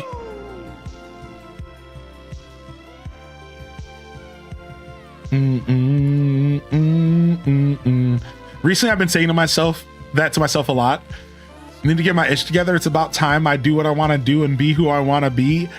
Yeah, I mean, 20s, you're an idiot. 30s, you set up for 40s to be your dopest years. Funny enough, that's what everybody says once they get 40. And I don't think it's cope. I think that's actually how life works. And like, everyone thinks that the younger years are the better years, but for most people, the younger years blow. So in all reality, once you hit 30, you go, okay, now it's time to actually play the game. so that once you hit 40, you're like, okay, now I'm in my best years of my life. I'm sure that's not everyone's experience, but I swear every older person I've talked to has said that exact thing to me. Every single one of them. They said, just wait till you're 40. That's going to be your best years, but you need to do it in your 30s. Get it going right now. They said, get it going. And I was like, okay. So I don't know, man. That's just what I've heard from all older people. That's just knowledge that's been passed and imparted to me over the years, you know, is just don't worry too hard about making your life amazing, and don't stress out, because once you hit your 30s, you're gonna you'll lock in like that. That's like the lock-in years. That's like the lock-in years. So like, yeah, I think you're on the right track, Cosmic. We're in our lock-in years.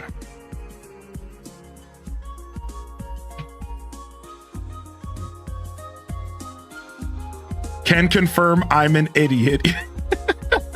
You know, that's a mean way to say you just don't know how much you don't know. That's it. That's it. Like, here, I used to tell this story, so I'll tell you, Ron, and maybe you can relate to this, Ron, but let me give you some wisdom. Let me pass down. So this is what KRS-One had to say. This is what KRS-One said. KRS-One said, the older people who listen to the younger people are ahead of other older people. And the younger people who hang out with older people and listen to the older people are ahead of the other younger people. Because if you're a younger person who listens to old wisdom, you are ahead of the other younger people who don't. And if you're an older person who actually pays attention to the youth and listens to them as well, you're going to be ahead of the other older people who are stubborn and stuck in their ways. So the truth is that if you're able to figure that out young enough, you're going to be ahead of most people in your life. What's up, Sim? Welcome in, Raiders. For some reason, the raid alert didn't go through. Come on, Twitch, figure it out. Bippity boppity. You know, what's up, Raiders? So yeah, you know, and what I was going to say to you, Ron, was, so here's my old saying. You guys ready? And let me see if I can get this raid to go through. Why did it not go through? I love that alert so much. All right, I'm just gonna do the alert myself. It's supposed to be the intro to The Legend of Zelda, when the fairy's flying through the forest to get to Link's house to wake him up. That's what it's supposed to be. All right. So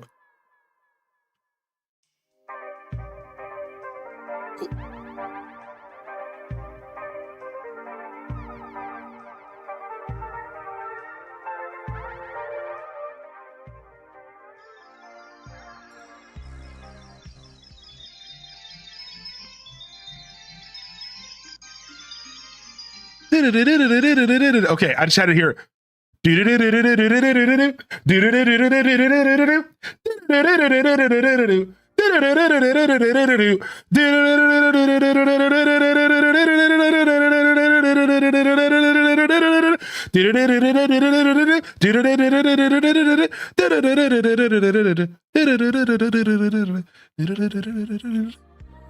Welcome, Raiders. Hey, my alerts are working. See?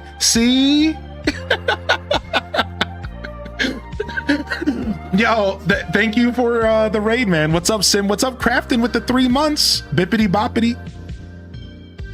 Thanks, man. What's up, Raiders? We're just yapping. So here was my super silly saying for Ron. All right, this is what I used to say growing up, and it's so filled with so much wisdom, even as a kid. When I was 18 years old, I thought that I understood what was going on. Then I turned 20, and I realized I had no idea what was happening in the world. Like, how do we even exist? 21. So it went from, when I was a kid, you think you know it all as a kid. Then you turn 18 and you realize, wait a second, life is a lot different than I thought. Then you spend the next 3 years thinking you know everything, and then you turn 21 and you go, wait a second, I don't know anything. Then you spend the next 2 years thinking that you're figuring it out. Then you turn 23 and you have another moment where you go, wait a second, I don't know anything. This process keeps going. Then you turn 26, 27. It happens again. You go, wait a second, I have no clue what's going on. Then you turn 29, 30, and it happens again. And it's at that point that I finally was like, wait, I think I actually kind of got it. And I haven't really had a super strong moment like that ever again yet. But I think what's going on is that they become more spaced out because you're starting to gain enough wisdom that you don't have the moments as in short amount of time. So I imagine I'm overdue for an existential moment of, wait a second, I have no idea what I'm doing. It's probably going to happen around, I don't know, maybe this year, maybe. But that's what I used to say to my friends and stuff growing up. Like that's the progression through your 20s as a human, as you start to realize how the universe works. You go through these series of, I know it all. Wait a second, no, I don't. Oh, I know exactly how this works. Wait a second, I have no clue. And you just repeat this all the way into your 30s. So good luck. And if you think you know it all, just remind yourself that you don't even know what you don't even know. How could you know what you know if you don't even know what you don't know? Good luck. You'll get there. Shout out to all my youngins out there. 1000% accurate. Yep. How can you know what you think you know if you don't even know what you don't know? You need to start there. You need to start there. Once you start there and you start to discover all the things you just don't even understand and you can't even begin to comprehend, and you start to realize that the vast amounts of things you don't know severely outweighs, I'm talking on an exponential scale, what you do know, then you really start to understand the human experience. But that takes a while for people to accept.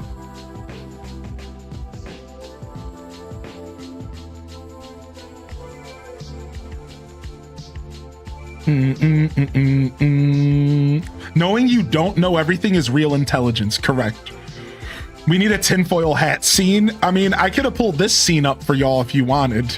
I thought about going to the math scene.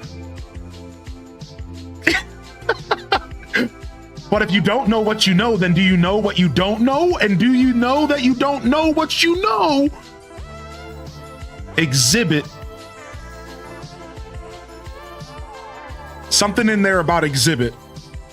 Yo, dog, I heard you liked cars, so I got you a house car with the car. So I don't know, something in there with exhibit. Just fit exhibit into the conversation somewhere. What's up, Lisa Bear?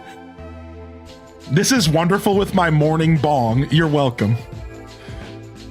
In between jubilant laughing, you hand out world wisdom and feelings like Gandalf. He was business, yes, but he was quick to laugh. Aw, you're gonna make me cry, Tim. Stop, man. Stop. You're uncovering the truths of my show. Don't give away the sauce. All right? Don't give it away. Shh, mum's the word. Appreciate you, Tim. Thank you, man.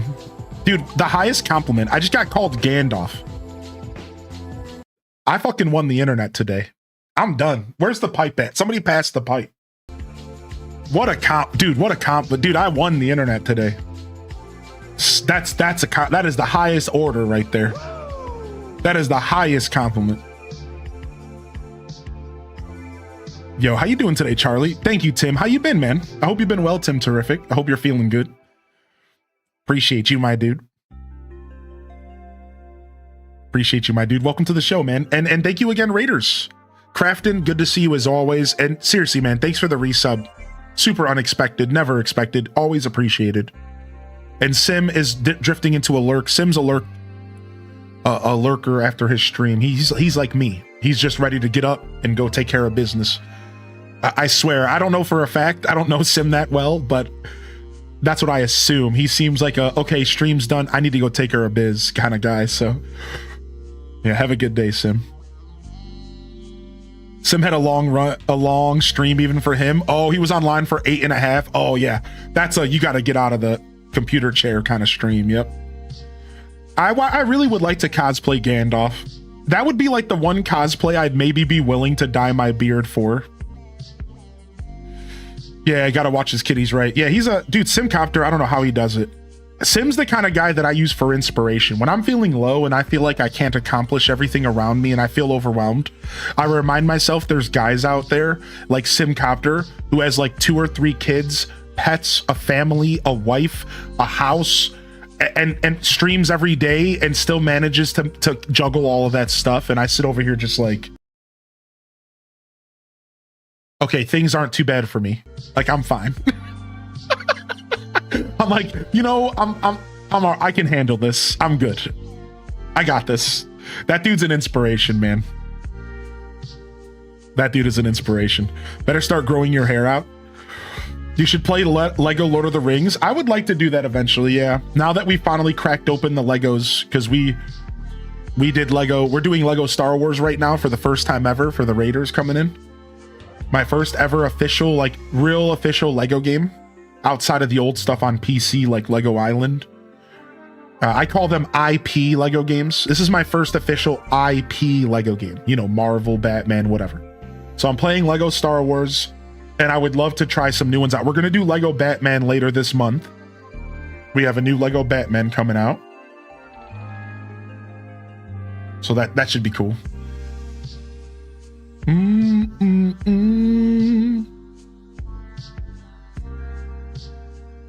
The Big Naturals Gandalf cosplays cracked me up every time I see him.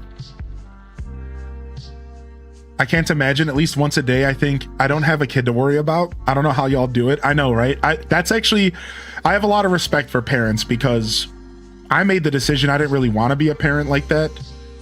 And I'm overwhelmed having a cat. I couldn't even imagine having a kid. I'm going to be real. That is not my calling in life. Now, I'm pretty good with kids, and maybe I'm supposed to be a teacher or something. Who knows? Maybe one day I will be. But I'll tell you right now, I'm overwhelmed with having a cat, let alone a child. That's the next level, dude.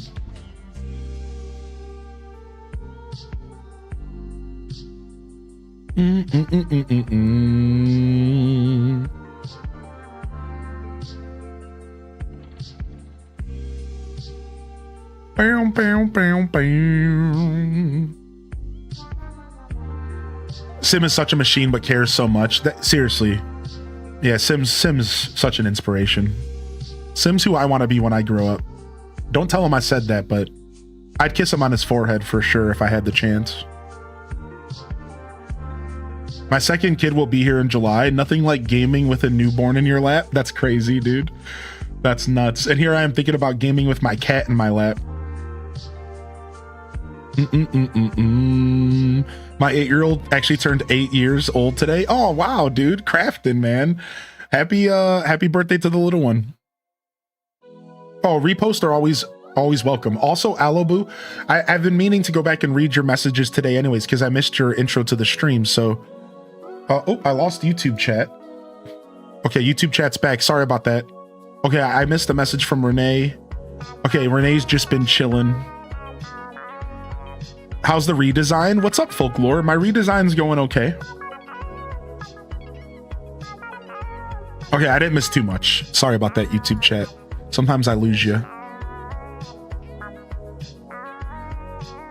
Yeah, we're good. We're good. Disco Nitro also now includes Starter Edition Xbox Game Pass. Oh, wow, that's a good deal. Yeah, thank you, Aloboo, for reposting here. Let me, I wanted to catch up on your messages today. It's good to see you in the chat. I hope you're feeling well. We started keeping multiple bowls of water around the house for our cats so they stay hydrated. Your pets need, oh wait, this is from today. Here it is. Love garage sales. Yeah, I know. I never have any cash on me for garage sales either.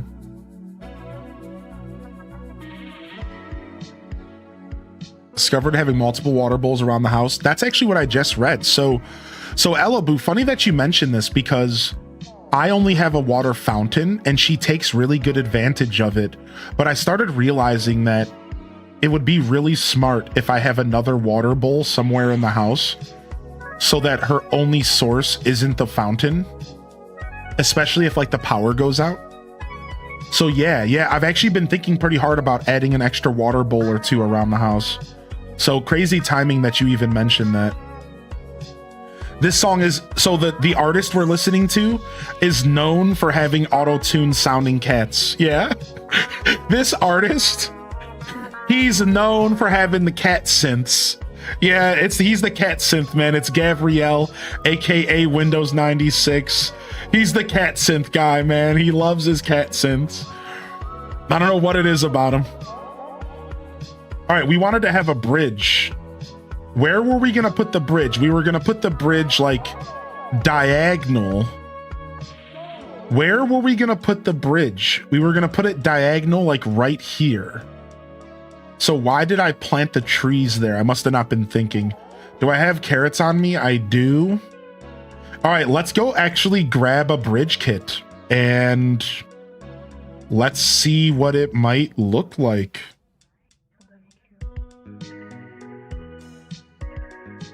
Yeah, that's super smart, Elobu. I think I'm actually gonna take on that piece of advice you threw me there. I think I might grab an extra bowl for her. Yeah, it's nice catching up with you. And you've been great. Yeah, it's good to see you in here. You're gonna go do some Costco. I'll be lurking.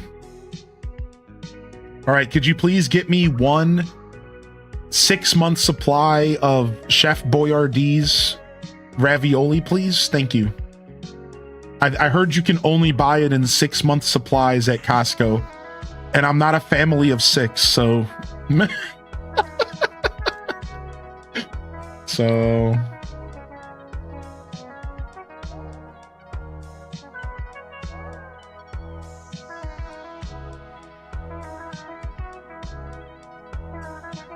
aw, sorry to hear that. I hope they're on the mend soon here, Alobu.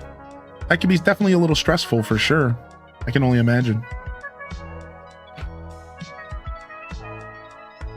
I'll take a chicken bake. All right, hold on. Let's see if I can find this guy for you.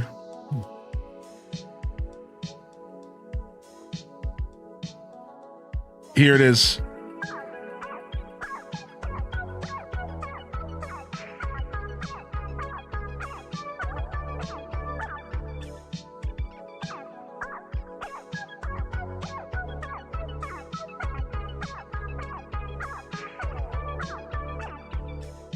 All right, I got y'all. This is one of my new favorite songs, and maybe now it'll be your new favorite song.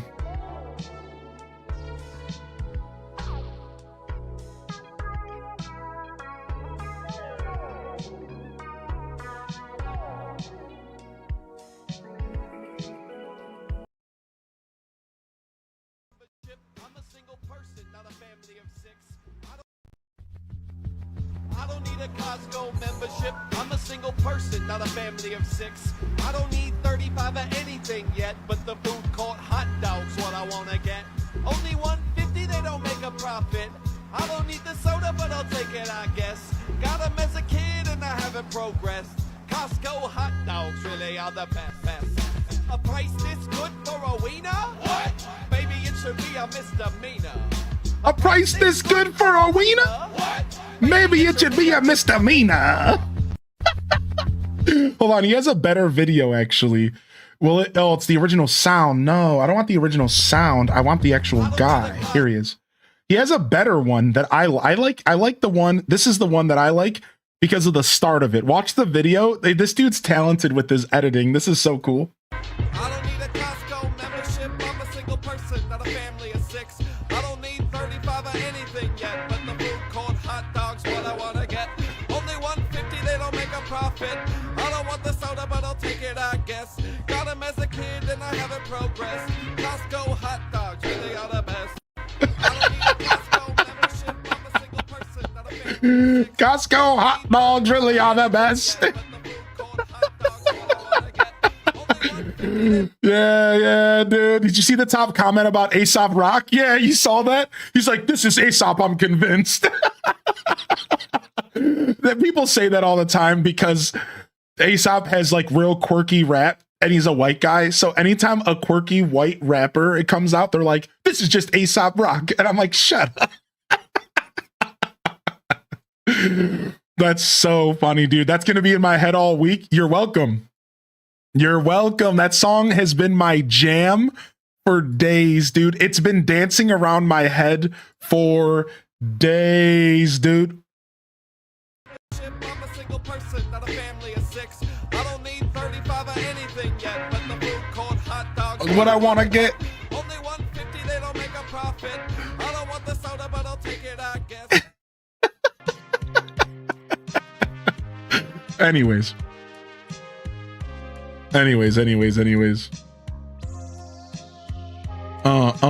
Got him as a kid and still haven't progressed. Yeah.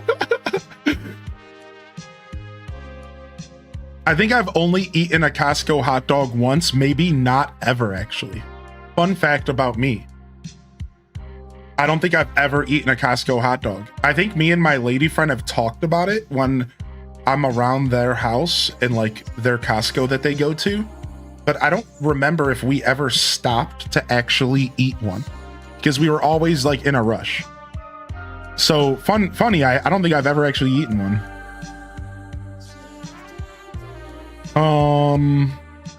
Infrastructure. Bridges. Let's build a bridge. I'll grab you a Glizzard. Thank you. The Glizzard of Oz. And we want a suspension bridge. The suspension bridges are so cute. Wait, it cost 100,000 and I pulled 50,000 out like a chump. I forgot that this stuff actually cost money in this game. I pulled out 50,000 like a chump, dude. Uh-oh.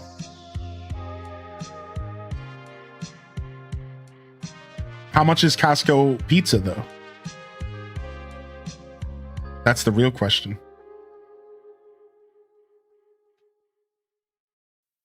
Can you just buy a slice? Going on my Spotify right now. Fake Costco fan? I am a fake Costco fan.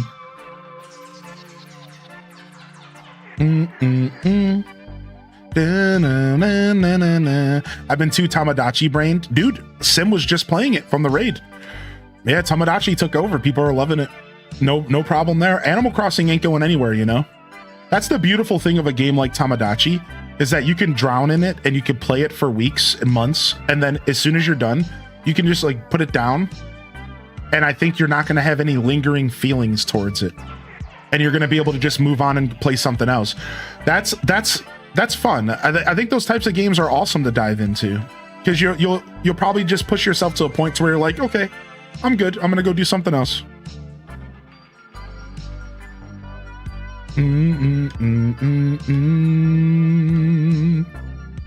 I love the brick bridge. Oh yeah, my favorite is the freaking suspension. $2 for a pizza slice. $2 for a Costco pizza slice.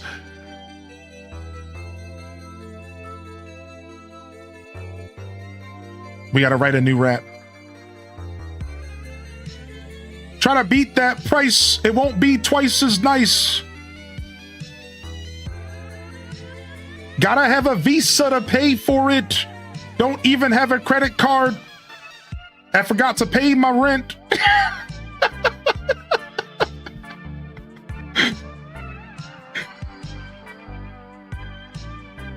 Don't quit your day job. Hey.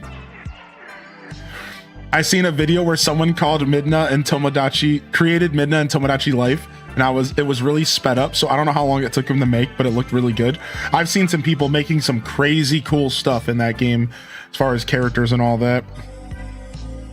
Yeah, I believe it. Oh, Cozy had it. $2 Costco pizza slice. Pair it with the soda. It's very nice. Oh, Cozy. Cozy's a natural rapper, though. They be rapping circles around me. I'll tell you what. Yeah, they got it. I have to be in a flow state, dude. For me, the art of freestyle is something that's really hard unless I've done it a lot recently. Otherwise, my brain just falls empty as soon as I start trying to think about words. It's just a curse, dude. I can't. I have to be doing it often, or it just, my brain just empties out and it's like whatever.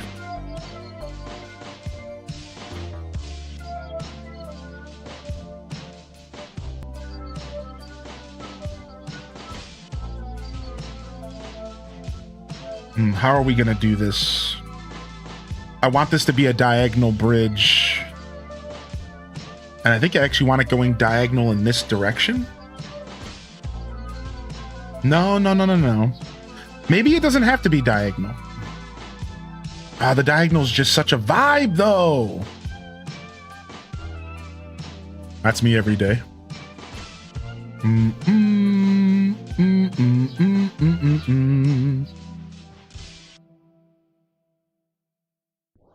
All right, let's bust this open. Okay, this might be enough here, but it's probably not. We probably have to go a little bit deeper to make this happen the way I want. Bridges take a lot of space up. Yeah, you see me over here? I know, man. I'm preparing. I realize I'm gonna have to bust this place open pretty wide to make this work. Pretty wide here.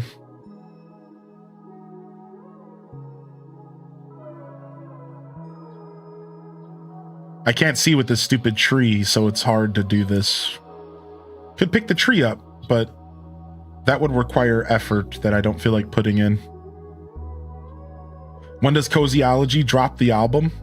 I don't know, but it would be fire. I'll tell you what. All right, this should work. Maybe. I might have to adjust the river over here. So now we have to adjust this to match. Bam, bam, bam, bam, bam, bam, bam. Bam, bam, bam, bam, bam, bam.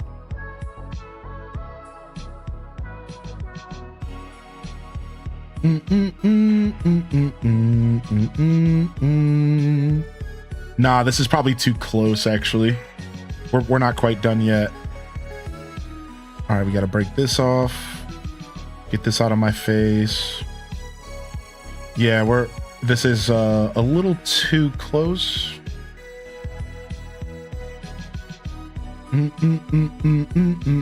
We're actually not terribly far off. We're actually not terribly far off. We're not actually terribly far off from our goal.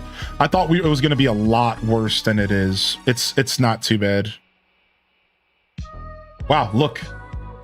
Are you kidding me? I got it somehow. And it's going to be a 6-planker. And it's a 6-planker, the smallest possible. We got it. Done. Done. I've been building bridges since before you were born. What you think this is? That I wasn't going to do it right away? Before you were born, I've been building bridges.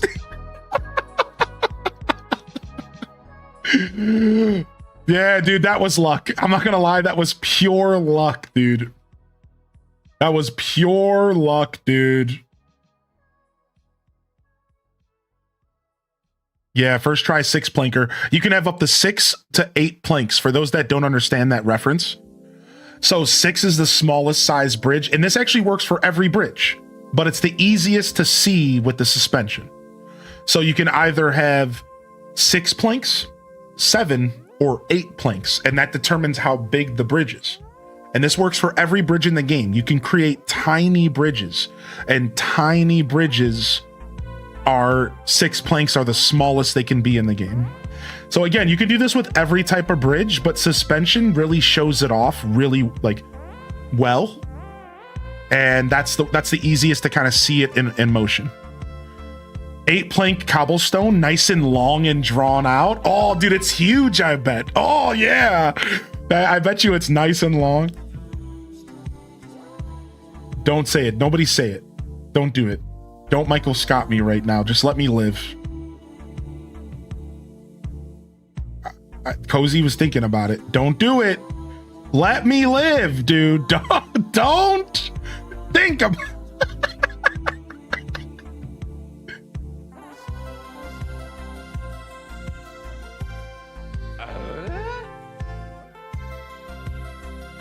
Thanks again for playing with us yesterday, Rage.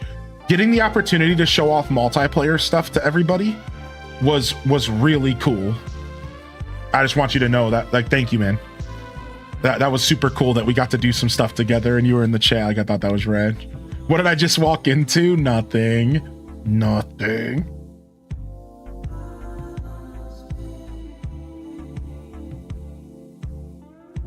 Yeah, it was fun. We'll have to try to play it together. I know we got split up pretty fast. Yeah, no, I kind of did that on purpose because I didn't want you to like feel the need to follow me around. I wanted you to kind of enjoy the game. And I thought that was cool, like a little trade-off. You know, I kind of was like, you know what? Instead of like asking Rage if he wants to follow me around, I'm just gonna like go and float on because I just wanted to explore a bunch. So I figured you wanted to maybe just actually level up and play. But it was super cool. Was that also your nickname in college? No. That one didn't stick. What's up, Tamara? Good to see you today. I have a good rap music. Aurora from Wayne's World. I play with my friend Garth playing road hockey. So, all right, so a Wayne's World rap. A Wayne's World rap. I like that. I like where you're going with this.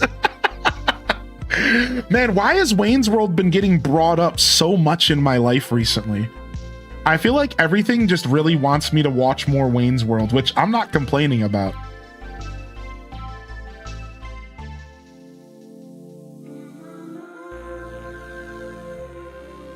It was all PG friendly game chat. No, not necessarily. So when I played the game yesterday, it just so happened to be PG friendly, but I imagine that was just luck. Yeah, I wouldn't count on that being the actual way. Every MMO I've ever played was never quote unquote PG friendly like that. I'll tell you what, dude.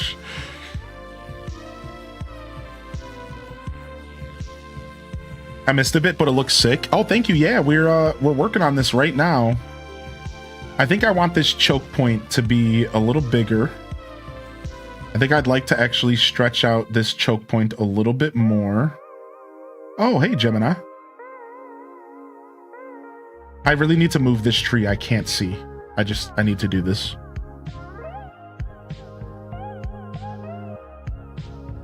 I've never played Club Penguin. Yeah. Unfortunately, if you're a streamer, most of the time you want to hide your game chat because people will try to take advantage. And then you can't take an account. You know, you don't want to ever take an account some douche. Like, you just never know when somebody's going to be weird. So like, you'll see most like World of Warcraft streamers and stuff, they'll hide their chat. Though, because it's just, you really can't not do that. Like, not real. Like, you kind of just have to hide your chat.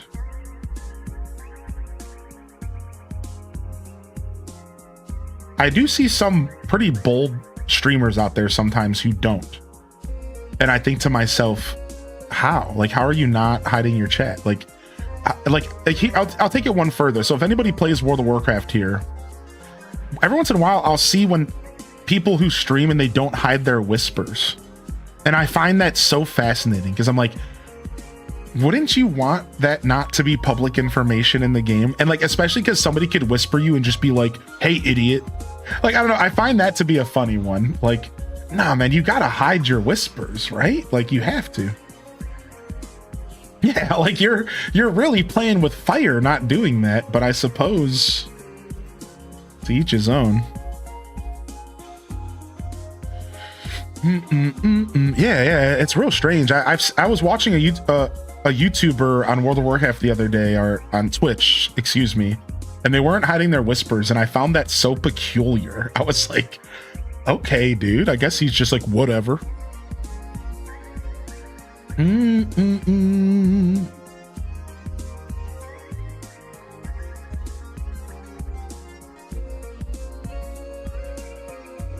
Oh, I hate this sharp corner here, but I want it to be a little farther up.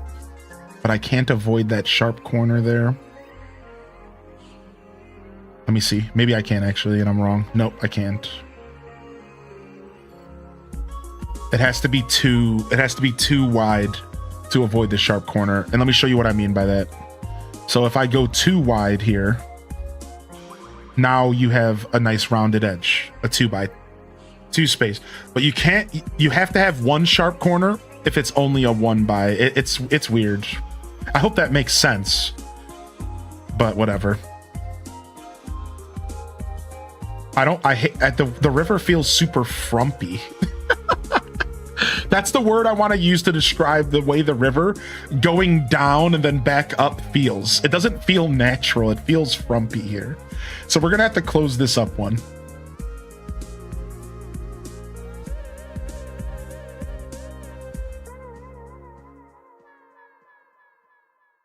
I think we close this up one, put this up here, round it off here, round it off here. I think that feels, is that the exact same thing it was last time?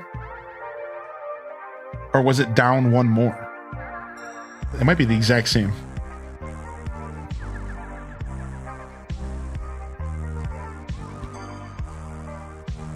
It was the exact same? I think it is, yeah. So here, let's go up one for real this time.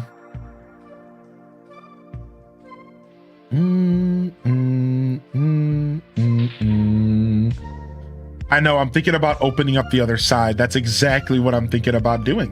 That's right. That's the exact solution I see. I'm thinking of maybe getting rid of this weird cliff over here next to me and cutting it up a teeny bit.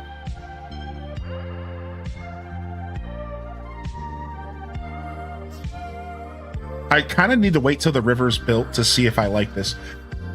But this works. This is good. Like, honestly, this works. I just wanted the river to be a little bit more open by the bridge and then close up into the creek. So here's what I'll do is if I jump over here. Oh, I thought I could make this jump for sure. Oh, let me go this way.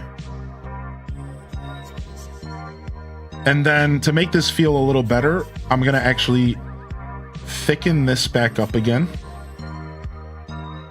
No, stop it.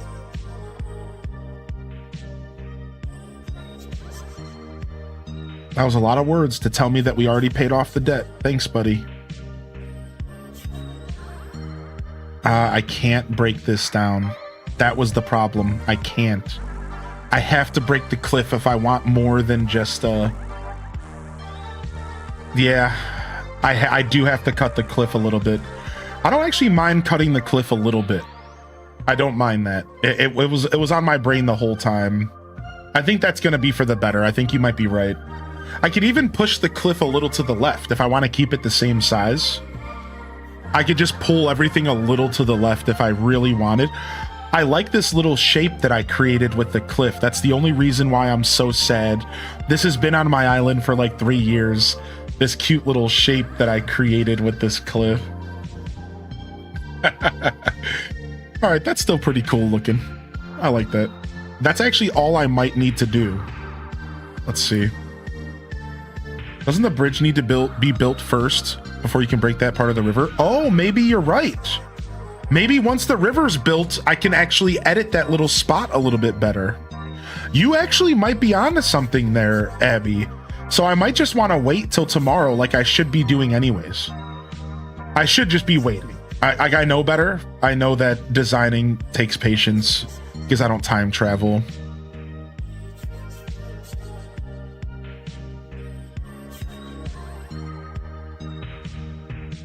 Bam, bam, bam, bam, bam, bam. All right, perfect. I might have to remove this cliff real quick so I can just make this work and then put it back. Get rid of all of that for a second. So how we feeling, afternoon squad? Thank you for tuning in and thanks for hanging out. It was nice to meet you here, April. Have a good day today. What's up, afternoon squad? How we vibing? How we vibing out there? How was our weekends and what do we game on? What do we game on this weekend? Celestial with the 41. Happy Monday, fam. H-Day cheers.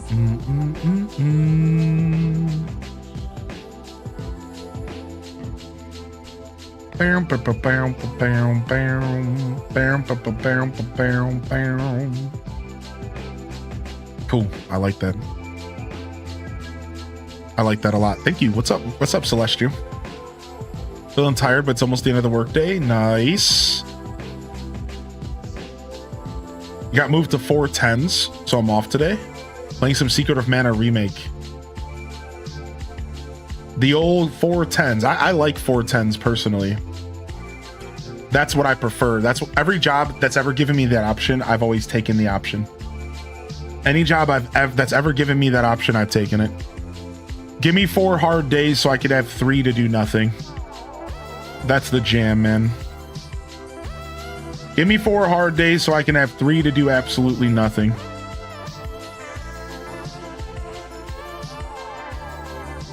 All right, we are going to change the shape down here. About to go on lunch soon. Bam, bam.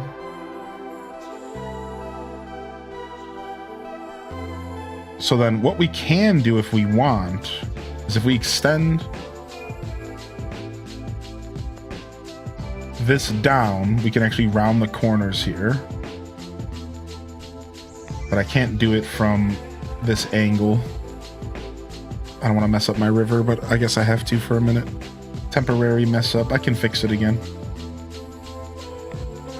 We'll fix it in a second.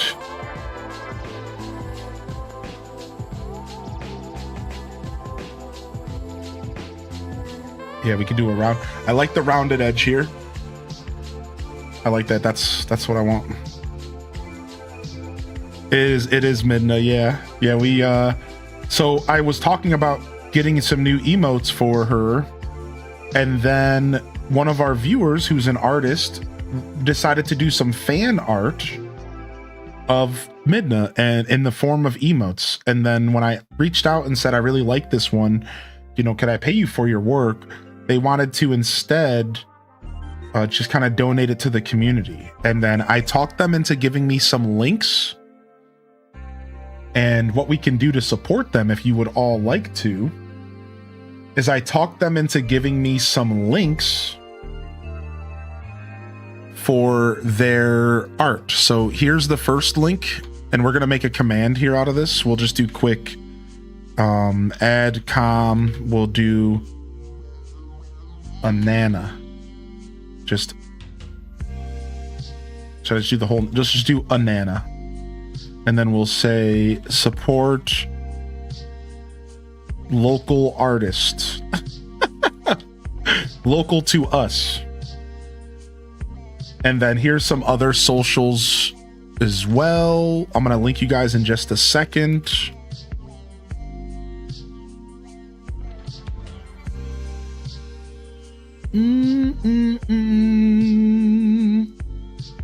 All right, cool.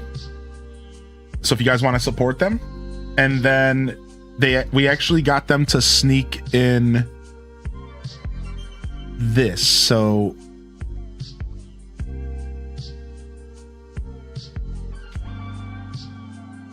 one second, I'll explain.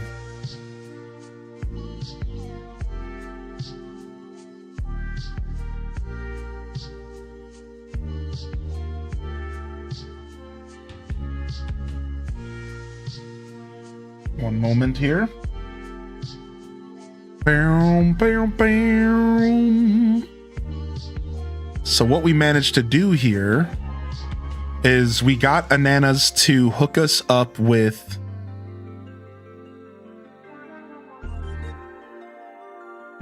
their tipping page on Twitch. So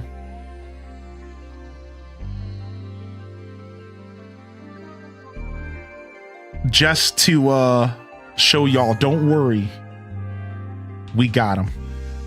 Chat, don't worry, chat. We got him. Don't worry, we got him. We got him. They sent us their tipping page and they said, if you really want to pay for it, you're welcome to. but don't worry too much about it. So don't worry, we got them anyways. Don't worry. I forgot I was gonna do that yesterday, and then I brain farted. So there you go. Don't worry, we got them.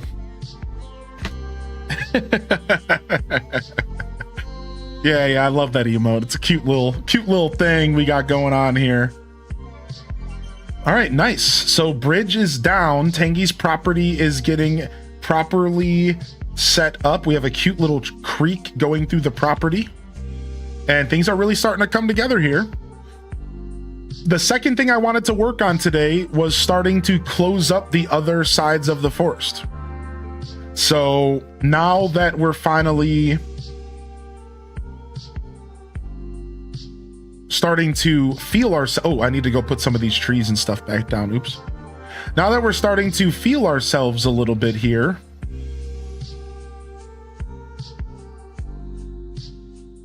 I think it's time that we continue the process of locking down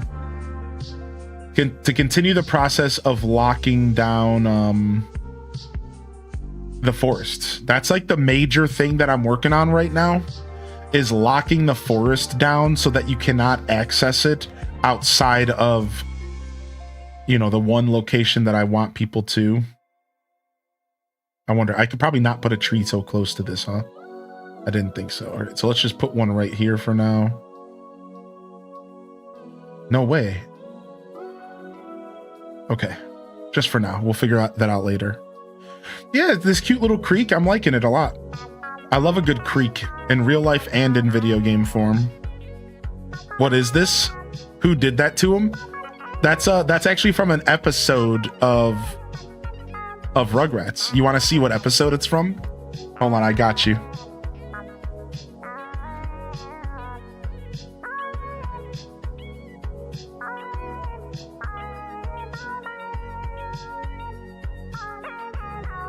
Oh no, I'm thinking of a different episode. Oh no. I'm thinking of a different episode. Hold on a second. All right, well, I'll still show you this one, but I'm thinking of a different episode.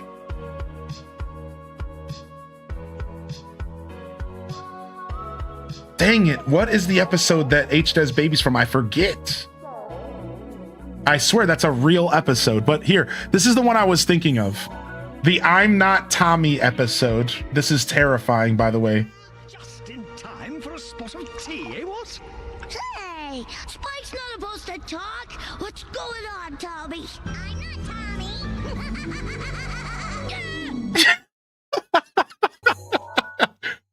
I'm not Tommy. That's the episode I thought it was from, but I'm mistaken. I live off a river and it's awesome. It's awesome, amazing. Love watching stream via stream. Oh, that's awesome. What? Watching a stream by a stream.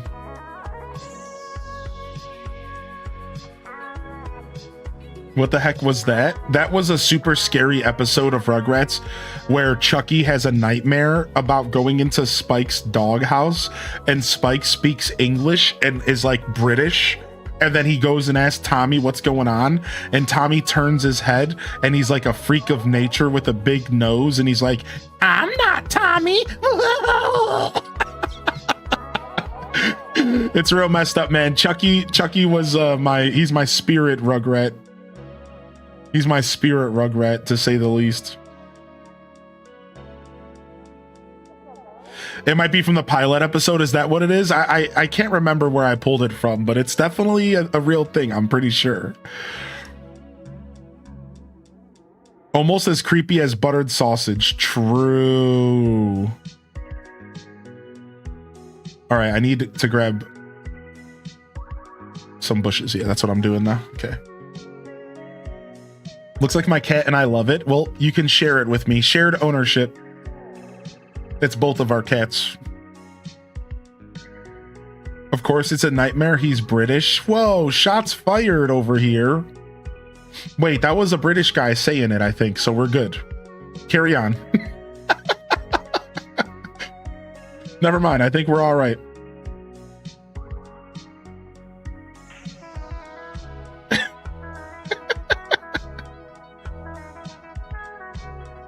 All right. 10 of each should be enough here. I wonder if I don't want to have hydrangeas in the forest. 1, 2, 3, 4, 5, 6. Yeah, I don't know. I guess we are going to just have all the bushes in the forest. Except for these. Well, maybe we'll avoid azaleas. And maybe we'll avoid Camilla unless we've already put Camilla. I don't think we have.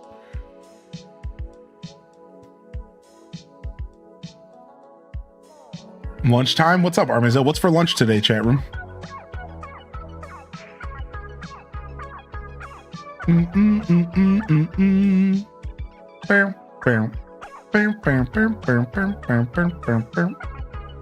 All right, so we have to make this forest super annoying to navigate, and we have to cut off all entrances to the Lost Woods. So the problem with this is it's gonna make decorating this forest suck unless I add like a dev exit or something.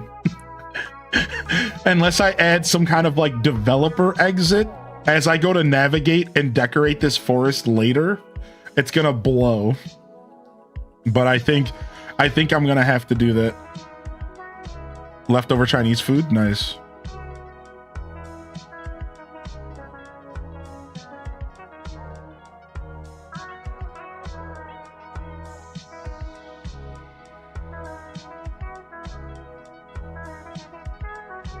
I was in a live stream yesterday and I won a $50 gift card, and my granny friend thought she was going to have to come to my funeral. So I sent her a picture of Buzz Killington. So you were so excited, and then they were trying to talk. Come on, man. What's not exciting about winning $50? What the heck? Yeah, talk about Buzz Killington. Ooh, cinnamon roll, homemade chili with yellow corn and a tortilla. A tuna sandwich? A tuna Sammy? I've never heard of that strain before. Yo, you got that tuna, dog? You got that tuna with mayo on rye, dude? You got that tuna with mayo on rye, dog?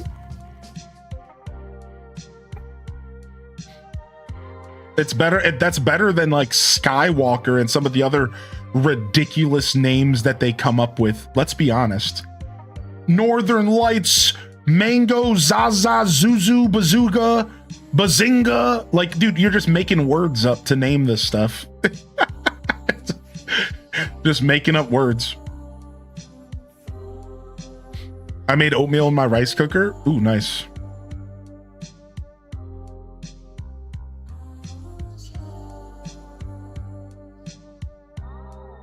It's almost tea time. Nice. I could go for some tea. It's been a while. I need some water. Coffee's done. All I got left at the bottom of the coffee pot is weird sludge because I use a reusable filter. So the reusable filter doesn't quite filter out the coffee grains. And when you get to the bottom of the coffee pot, there's like a little bit of grains left. And it's a little sludgy. And that's not because the coffee was too dark. Like, it's because that's how these filters work. That's like the trade-off from going from a paper filter. The trade-off is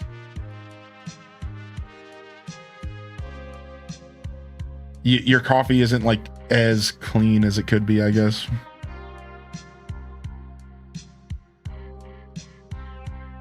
There are plenty of other funny faces in the pilot episode. Yeah, that might have been a made-up picture of Tommy then. I don't remember.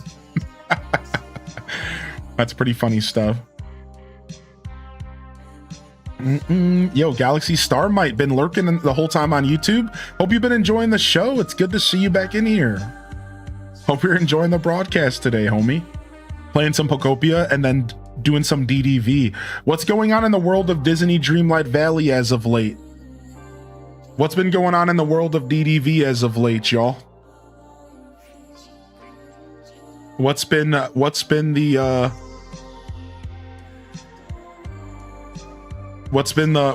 word on the street? I reached out to my DDV team to see if after I took a break from working with them, that if they wanted to work with me again. and they said they might. I can't say too much because I'm under NDA. I don't want to give away like when updates are coming out, but we do have a roadmap, so I probably could talk about it if I pull up the roadmap.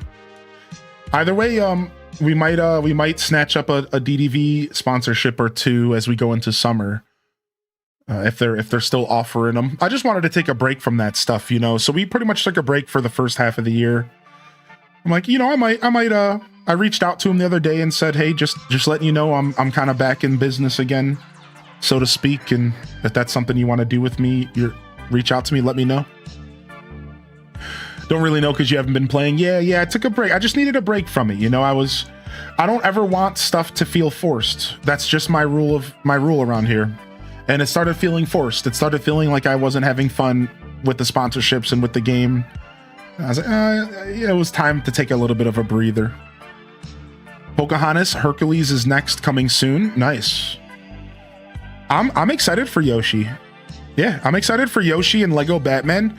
I am excited for Fire Emblem, but I don't know if I'm going to play Fire Emblem on stream yet. If you would all like to see Fire Emblem get played on stream, let me know. And then I don't know if I'm playing Splatoon Raiders. I might. I think I'm going to check out Splatoon. I'm going to check out, I think, every game except for Fire Emblem for sure. Like, I'm going to at least check it out. So Yoshi, Splatoon, and Lego Batman, we're going to at least check those games out.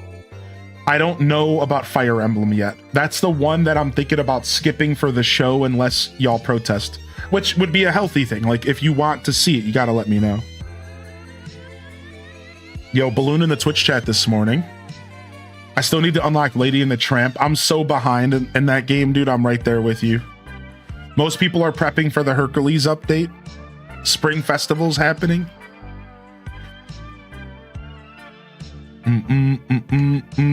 I made it through my first whole day back. That's the hardest day, man. You got it from here. You got it from here. I'm gonna play 007 Light, but they delayed it, dude. 007 Light's not gonna release until August. It's not releasing with the game. It's not releasing with the game officially, which is a little sad, in my opinion, because I was looking forward to playing that game.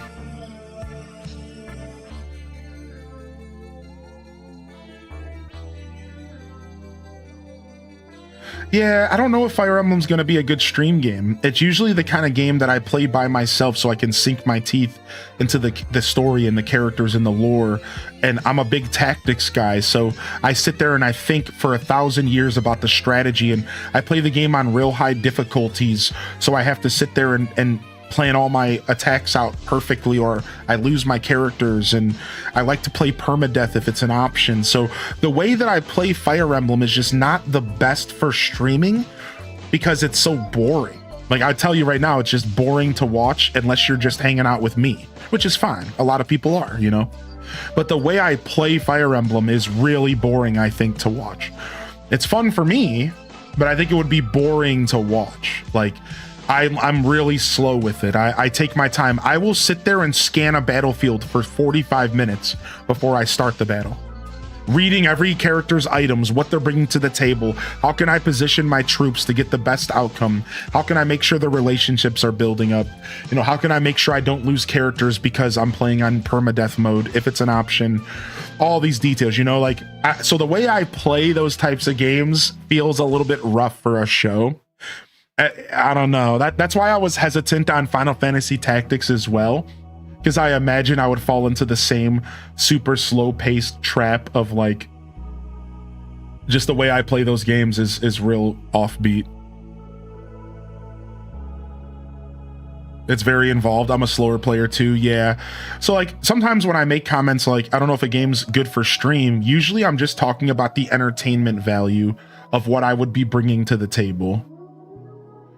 That's all. Like, I think real hard about, like, you know, is this going to be something that's enjoyable to watch for your average person? Like, somebody who is looking to see entertainment on the screen. Because you got to remember, some people are here for entertainment on the screen. Not everyone's here just to hang out and yap. Some people do want to be stimulated on the screen. They want something to follow along with, a story, something, gameplay. You know, maybe you're watching me decorate right now and you're invested to see how I go about this project. You know, so that's like, anytime you guys ever hear me say that stuff, that's all I mean. It, you know, it just comes down to like, you know, how entertaining is this really? You know, like, are people really going to enjoy sitting here watching me be a tactician? I don't know.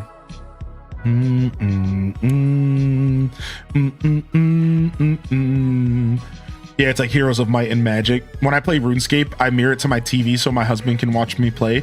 I have zero idea why he would want to do that. I love the game, but to actually watch it, no thanks. Yeah, it's like, it's just some games aren't the best to watch unless my passion. The reason why Fire Emblem would be a good game to stream is because I'm a passionate Fire Emblem fan. And that's the only example of when you should. It's like, when you ignore everything we just said is when you're passionate enough to carry the game with you and like make it fun, make it exciting, be excited about playing it. And that's the thing I'm a little worried about, because I'm a really big Fire Emblem fan, but I don't know if have the same level of passion for Fire Emblem that I do for like a lot of other stuff. The stuff that I make exciting on stream, you know, like, I don't know. And that's why it's even a question. If I was really, really passionate and convinced I could make it fun, I would. But it's one of those games that I'm kind of middle line passionate about. Talnov, that is a very different experience. I didn't know that. Yeah. Yeah, because see, like, I love Final Fantasy Tactics Advanced. And that's a game that's lighthearted enough that I don't have to think so hard about the tactics. Right, whereas Fire Emblem, I've always played Fire Emblem on the hardest difficulties possible with minimum save state stuff on emulator, and I was always playing with the mindset that my characters were dead when they were gone. If the game didn't offer me a permadeath mode, I would literally stop using a character if they died in battle. I've always been a mega nerd about how I play Fire Emblem. I'm like a mega nerd about it. I like to be super strict. Like, I like to play the game on such a nerdy, slow-paced way.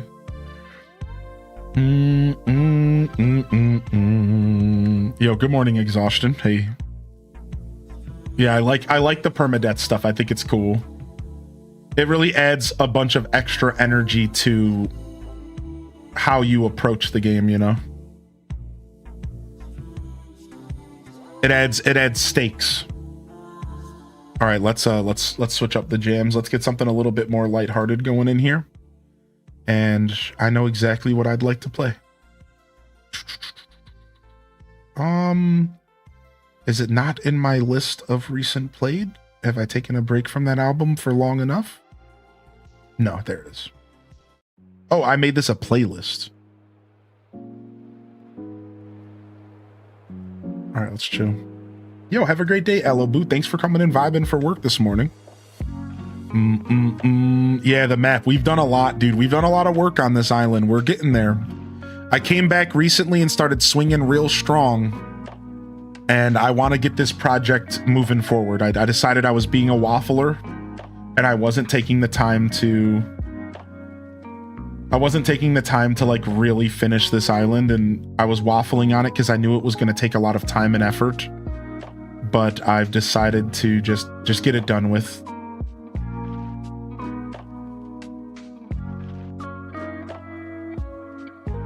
Let's get this island moving. I miss having an island to just play the game on. I'm not gonna lie, I really miss having an island where like I'm just hanging out with my villagers, and I feel like I can't do that right now because my island's such a freaking mess. I feel like I can't like actually enjoy my island because I gutted it and then I took a breather from the game. So I feel strongly that I need to get back. I need to take my island back. And the first step to doing that is to finishing the bulk of our forest. Once we start doing details in the forest and little patterns and stuff, it'll all start to come together, and then we can start working on the southern half of our island and like rebuilding our home, man. It's as if I just uprooted my home that I've had for 5 years, you know?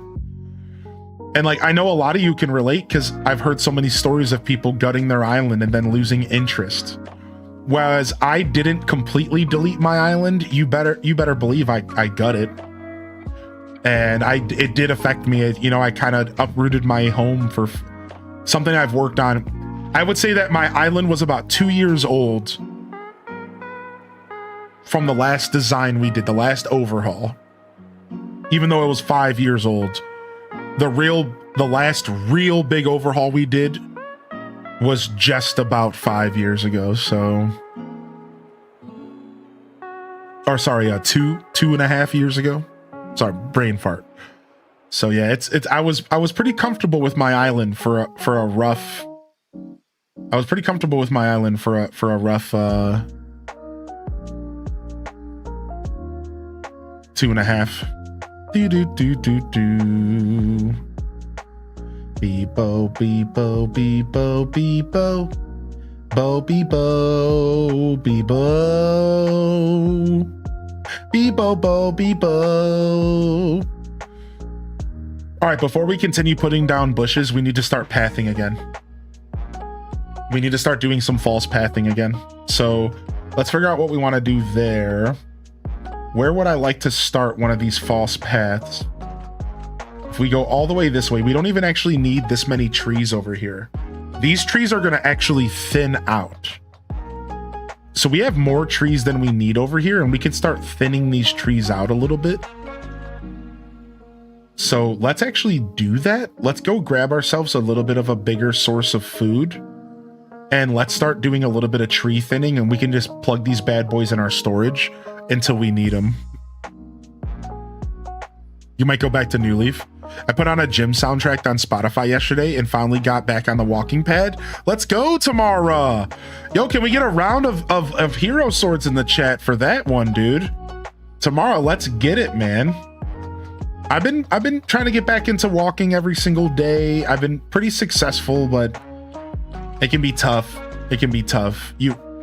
When you're in the position that I'm in when it comes to my health journey, you pretty much just have to accept that you're gonna be kind of miserably in pain and sore for like every day of your life for a while. That's kind of the point I'm at when it comes to how my size as a human and exercise and walking. And it's just a part of it, you know. It's like you don't hear that talked about a lot. You know, everyone talks about the health journey and food, but they don't talk about when you get to a certain size, going on that health journey basically is you're just accepting misery for as long as it takes. You're just going to be in pain and sore and hurting all the time because unfortunately, like, that's where you're at now. And that's like where I am. Like, you know, I go on like a 5K walk. I feel that for like 3 days, dude. And it's brutal, man. So it's hard. It's like, oh, I go on a workout. I'm feeling it, dude. But it's like, you have to just push through it. That you have to, like, that's all you got. That's your option. Thanks for the motivation. Yeah, you got this, Tamara. We got you on the hero swords, baby. All right, what was I in storage for? Food. We might have to go craft some.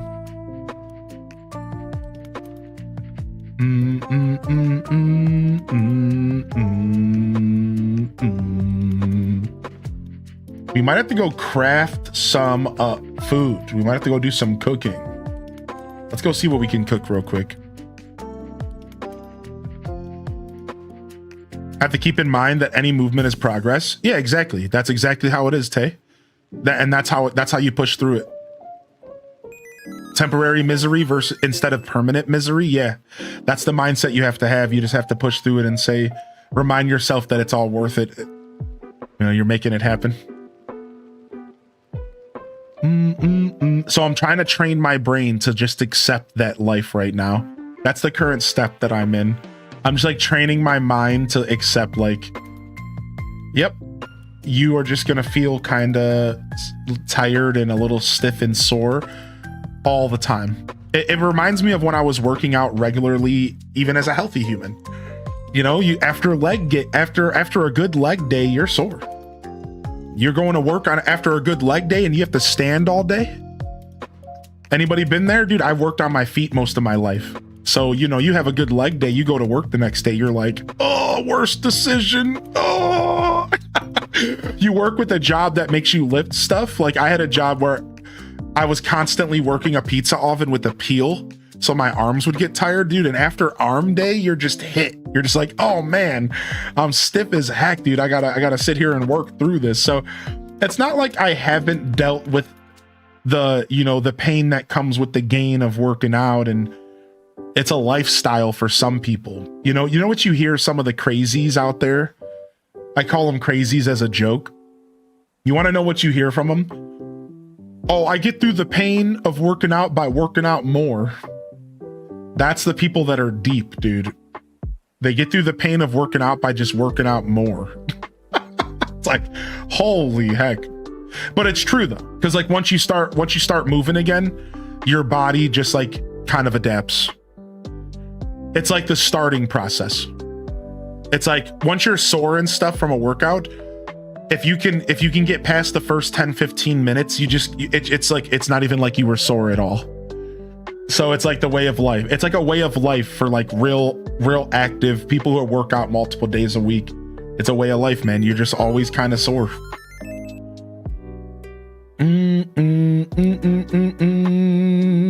Yo, thank you, Berserker, dude. What the heck, man? Berserker coming in here with some kind words, man. This chat room's trying to make me cry today. Somebody's out there putting out a memo. Listen, everybody, we got to make Hylian Descent cry today. We haven't seen tears in over a month, and we demand them.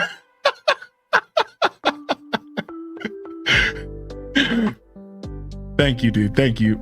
Appreciate the follows coming in, by the way. Thank you very much. I was so sore from my Thursday workout. All I did when I did yesterday's workout. Yeah. I bet, Calico. That's just how it is, you know. But like I know that life. I understand. That's how our bodies are. Our bodies thrive in the pain, thrive in the soreness. Calico's an inspiration when it comes to working out and stuff, though. They know what they're doing, man. Shout out to Calico in the chat. Good morning, good afternoon. Could still be morning for you, actually. It for sure is. Good morning, dude. Oh wait, I need to go. I can't enter the forest through here anymore. We're at the point now where the forest is locked up, which means that the only way I have access is from down here. Berserker said, Hylian Descent, I may not know you very well, but you're a remarkable individual who makes a profound difference through this community with self-achieved and innovative leadership and break down barriers, turning personal challenges or pain into purpose to help others. For those that didn't turn to read chat, which was a pretty thoughtful comment to make, man. Thank you. I really appreciate that.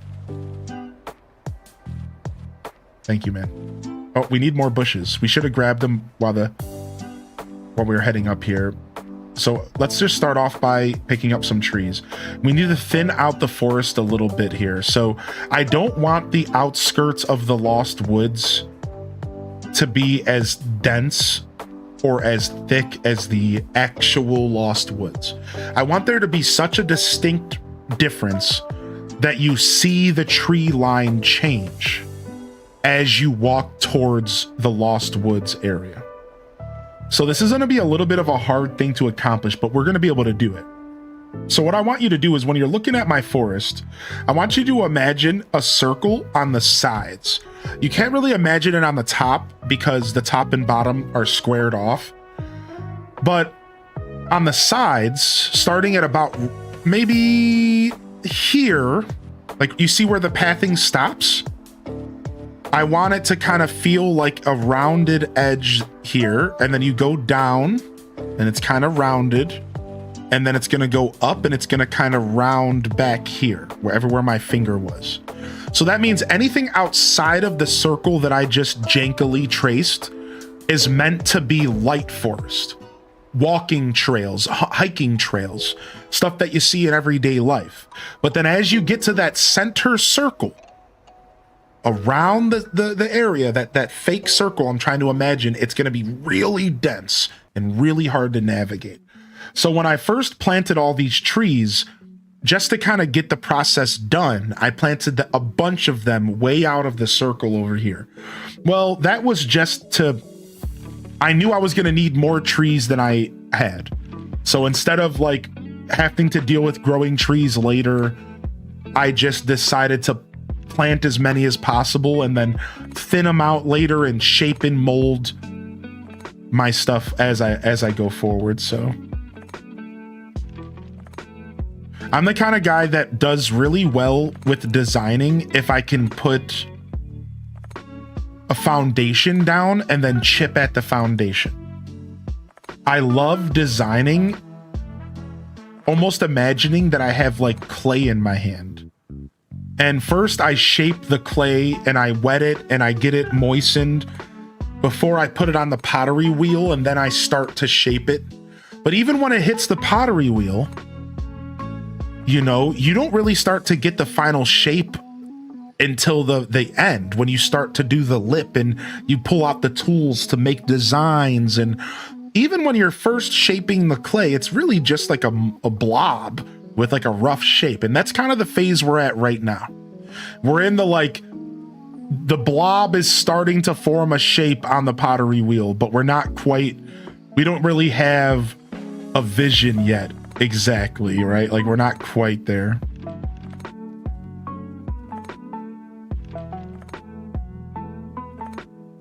I'm gonna take this tree actually.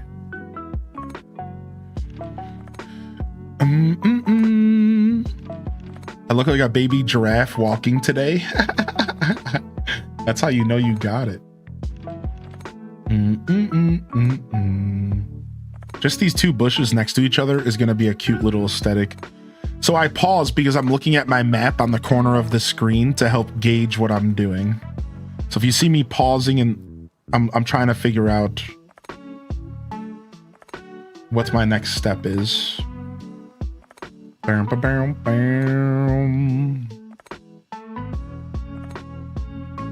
I need to get back into air dry clay, JK. I think clay stuff's cool, man. Pottery is really rad to me. Pottery is super rad to me. What's up, Spartan? It's some of my favorite styles of art.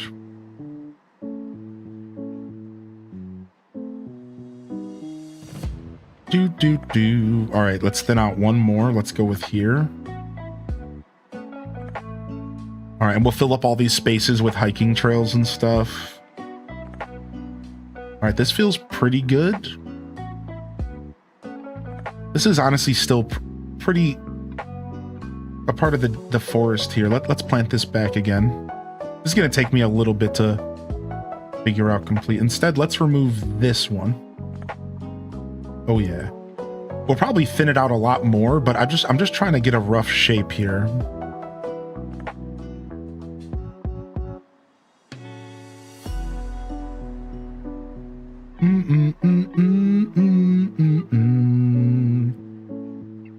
Let's grab this up right here. The baby giraffe comment got me. That's so funny. I have all my supplies ready to get into it. I was diamond painting phase a while back. Diamond painting's super cool. Does anybody have any arts and crafts that they are? Is anybody in a phase with arts and crafts right now? Any arts and crafts phases out there? Nothing really on my end. I would say that right now I'm just, all my creativity's going into Pocopia and Animal Crossing, and that I'm starting to go through in a new alerts phase. I'm starting to actually kind of go through a new alerts phase, and I'm starting to cook more ideas for alerts for y'all, fun sound effects and stuff like that, which I almost want to say thank goodness, because I really lost my inspiration for doing that kind of stuff. And creating new alerts and everything is really fun. It's really fun, dude. It's really fun. It is a super creative side of content creation that I don't think gets talked about a lot. It's like a blast creating fun toys for everyone to play with and sound effects and stuff like that.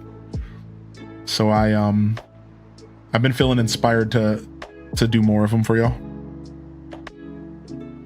Dude, I saw the Poke Center. Let me show it off in the Discord. It's in the general chat, right? Did I do it? Take a look at this, everybody. I don't know. Oh my gosh. Thanks, Link. You're the hero of The hero of Hyrule. Yo's in the chat. Yo's in the chat. Finally, peace returns to Hyrule. At Yeah, Hyrule same Yourself, Deza. You are an absolute legend and a wonderful human being, and you always bring the most amazing vibes into your streams, and so does the chat. Everyone is always so supportive, and thank you so much for making a super safe, cozy, chill place for everyone to enjoy. I like how she Each day live, paused. Each day rhyme, each day love, each day bless, each to show. Freaking TTS, man. Thank you, Gamer Lady, for 3 years. And what you're seeing on the screen here is Mini Mansky has been creating a Poke Center, a freaking Poke Center from Pokopia, and they just painted it. So I don't know what materials they made this out of. I think it could be clay. If you want to tell us a little bit about what you've been doing here, but they just painted it and posted it in the Discord as an update yesterday. So this is freshly painted, seemingly. Isn't this pretty cool? Oh no, this is a good picture. I think this is a great picture. You're good. Okay, it's a 3D printer. Your partner has a printer. Sick. That's awesome. That's awesome, dude. This turned out really well. Not crafting, but you've been gardening a lot. We got some gardeners in the community for sure. My neighbors are big into gardening, seemingly, and they've been getting all their plants together and stuff. I like that I'm surrounded by a bunch of nature folk. Actually, my neighbors are like young, and they seem like they have a head on their shoulders for being a bunch of youngins. I'm actually like super proud of them. I don't even know them, and I'm like a proud dad. Like, I don't even know these people, but they're like, I think they're like 20 years old, and they're like into music, and I think they do sandwiches because I just hear them coughing and stuff sometimes and giggling, and they have a lot of plants, and they do a bunch of that, and they have cats, and they just seem like all around good people, and like people that I would want to get to know better. And that's cool. Now there's a massive age gap, so I'll probably never actually get to know them, because usually how that goes is like nobody wants to hang out with their ancient neighbor guy that lives upstairs above them. Like, like that's weird. So like we don't really interact. Funny enough, they invited me to their birthday party when they first moved in. And I remember I went to my lady friend and I'm like, what do you think about this? And they were like, you totally got invited out of courtesy. And if you actually show up, they're going to be confused as hell. And I thought really hard about that. And I was like, I'm not going to this. I was like, you're right. Like, I'm going to walk in and everyone in the room's going to look over and go, who the f is this? And I was just like, yeah, I'm not going, dude. And I never went. And I was just like, yeah. So record scratch. But I always thought about that. I think I go back and I think about that sometimes, because I'm like, I wonder if that was a genuine invite. And they were genuinely just old souls. Because think about it, man. I was that kid. In a lot of ways, man. Like, I wasn't like, I wouldn't like talk down on somebody because they were old. I wasn't a punk ass like that. Like maybe like a Karen, somebody being rude or being stupid. Sure, I would talk smack. But like at the end of the day, like if you had good energy, I was receptive to your energy for sure. Like I think I have good energy. So like I think that if I was a 20-year-old and you meet this older dude who's chill, super chill and relaxed, yeah, why don't you come on downstairs and chill out? You know, like I don't know, like I feel like it was a genuine invite. I still feel that way sometimes. But I think my lady was right that like I still think it's the kind of invite that you don't take them up on. You just say thank you and move on. I do think that she was right. Like I don't think you show up. I just don't think you do. Yeah, I just don't think so. I don't think that you go to that invite. So, you know, you say thank you and then you just whatever.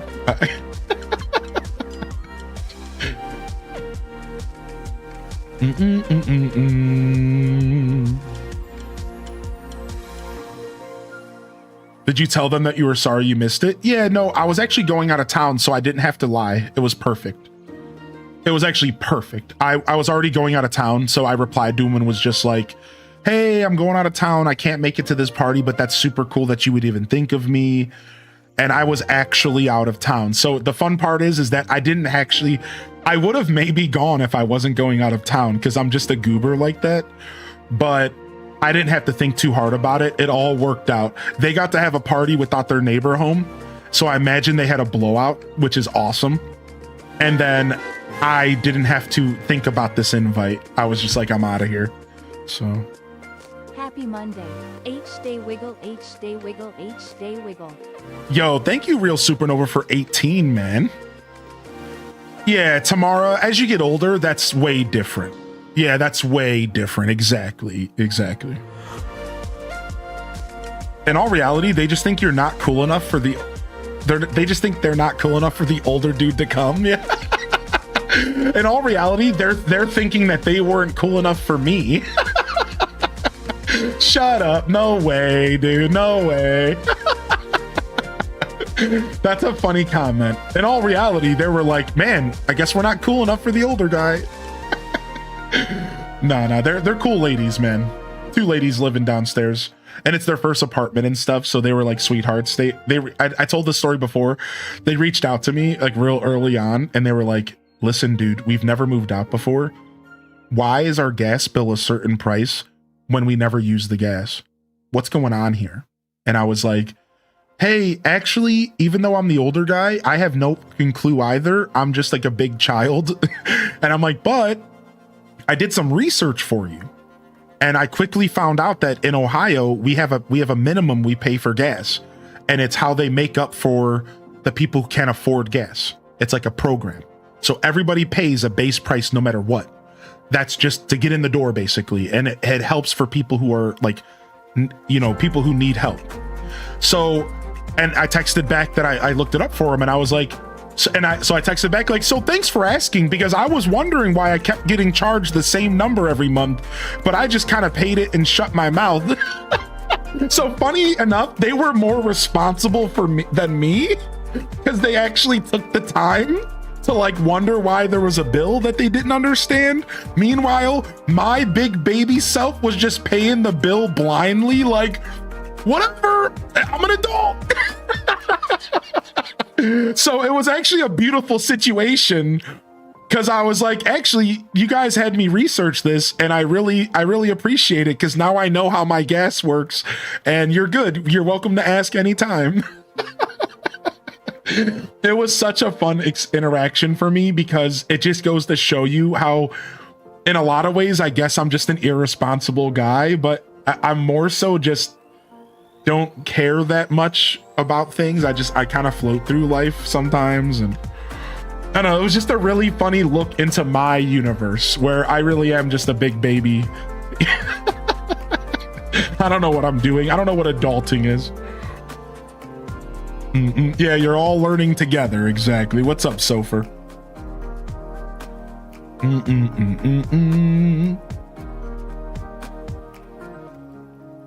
So would your name be Spore? Would it actually be Spore? I've been calling you Sofer for so long, I never even question it. Do you think they know you're a streamer? I wonder. Like Spore. Nice. I'll try to keep it correct now. Spore. Nice. Nice to meet you officially.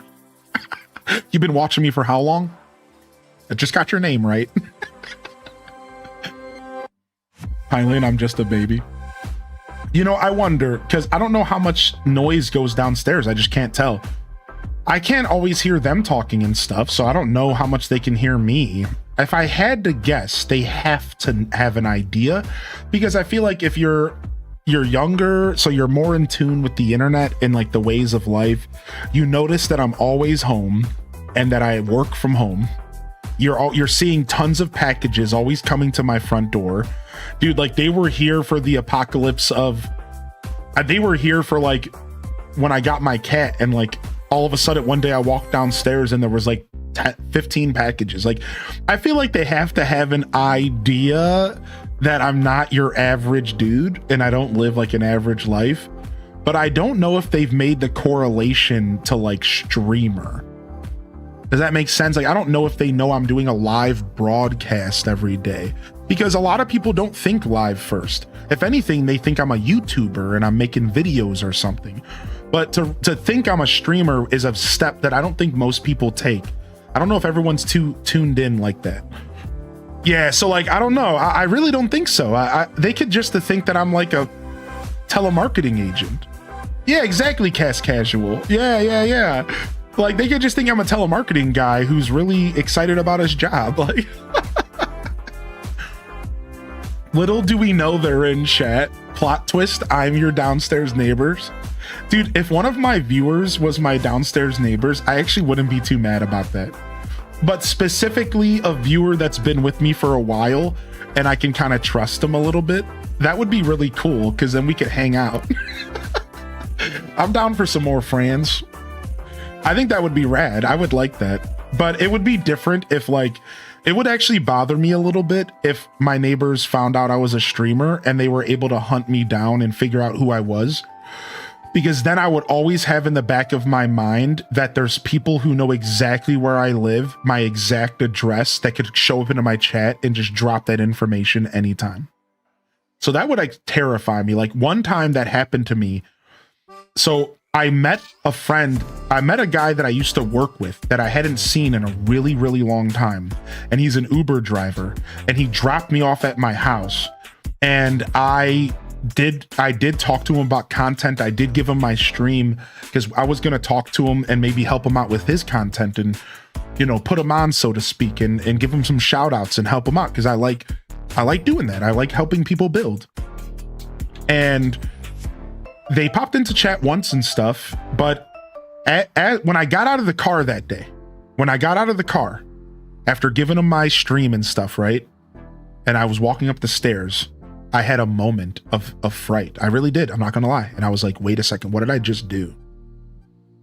I was like, why would I give somebody my stream that knows my full-blown life and address and name and everything? Like, they just watched me walk into my home.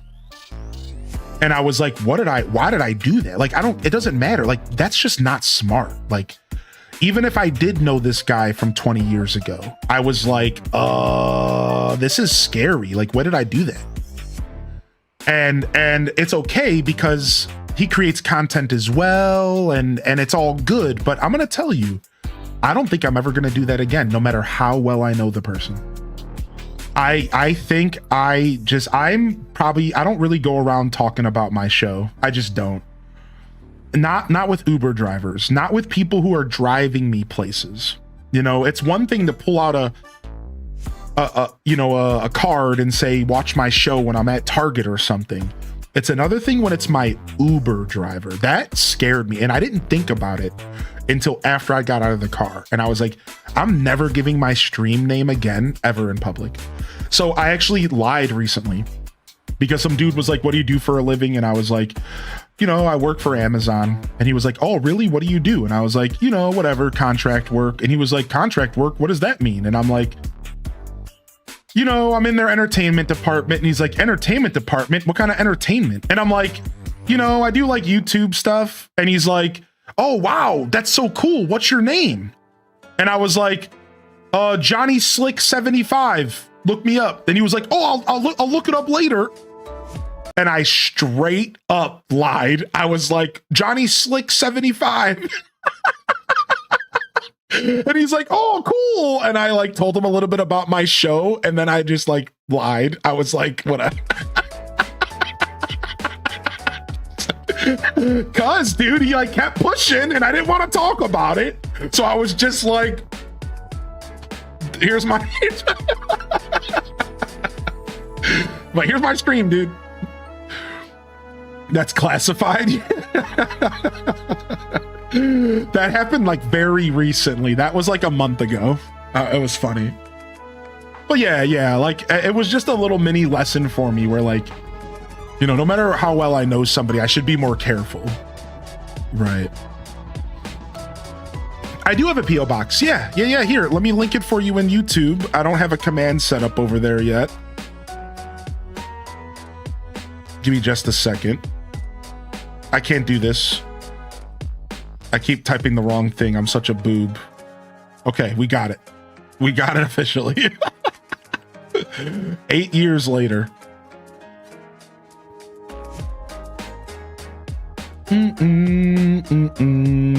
Coming up with fake fan info on the fly is a skill. Dude, me and my friends had go-to names.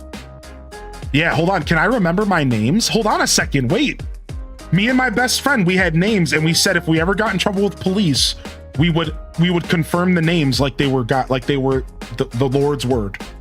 We had names. My name, hold on a second. My name was...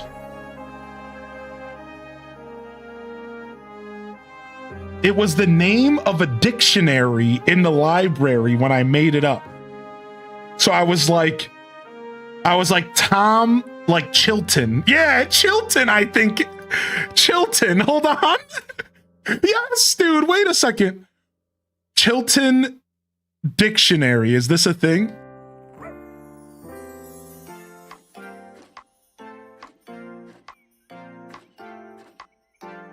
Is that a thing? Is that the name of a dictionary company?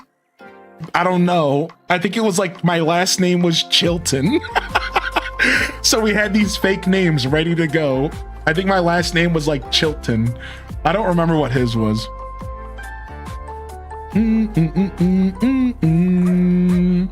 That won't cover moving expenses. Nug from YouTube. Wait, what's going on here? Wait, are y'all talking to each other through the chat on the screen? No way, what the heck?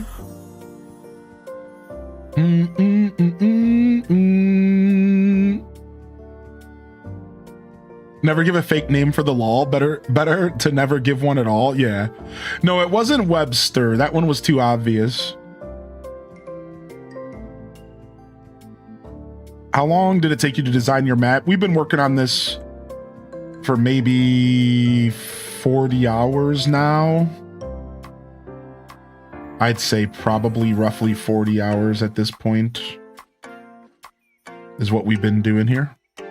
Yeah, probably maybe a little less, maybe 35. Don't mind us. I was just super happy to see it at all. I think that's really neat. Yeah, carry on. Carry on, carry on. Hylian letting the meme die. Wait, what's the meme? What did I miss? What's going on here?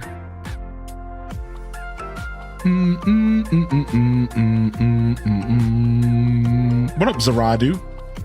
And reminding you to hydrate. Thanks for popping in today.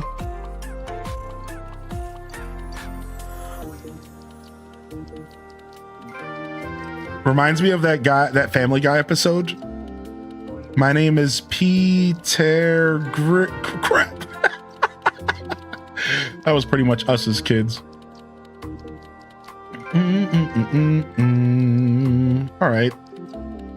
I need some more food, but this is thinning out really nicely. We got to go up here now. All right, more food required.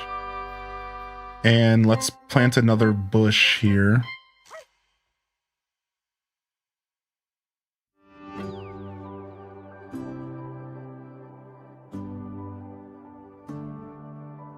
You said you'd always remember your buddy's name, but you forgot it. I know, true. Letting the meme die, is that what it was? Yeah, true. I don't remember our names anymore. Yeah, I didn't even think of that. You're right. Our phony names when we got in trouble in the law with the law eventually has turned into is no longer a thing. Your alt account got a gifted. Wait, Cozy gifted a sub to Johnny Slick. Shut up. I didn't see that. I wasn't paying attention, dude. I heard the gifted sub come in, but I wasn't. Well, you get out of here, you punk. You absolute punk. Thank you, Real Supernova, for 18. Can we get some wiggles in the chat for Real Supernova as well? I think I missed that one yapping also. How are you, Real Supernova? If you're still out there, bud. Thank you. Thank you so much, man. Johnny Slick said he's out there somewhere. He's out there somewhere. Cozy, you absolute hooligan. I was scrolling through up the chat looking for a comment from you, and I was looking for the wrong thing.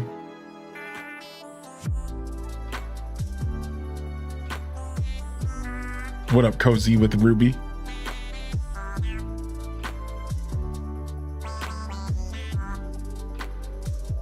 Echoes of Wisdom soundtrack. You know, I haven't thought about the music in that game in a while. I should go back and throw it on. Gotta check those alerts. Yeah, you got me. I've been pretty good at keeping up today, but somehow that one slid through the cracks.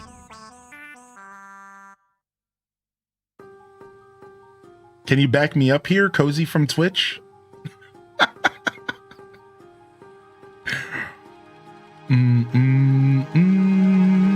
All right, I need food again. Food is becoming a big theme here. We're gonna have to start cooking our mushrooms up, which I was trying to avoid, but who cares?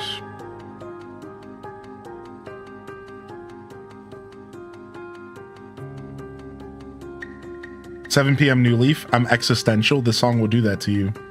What's up, Sarah Loves Anakin?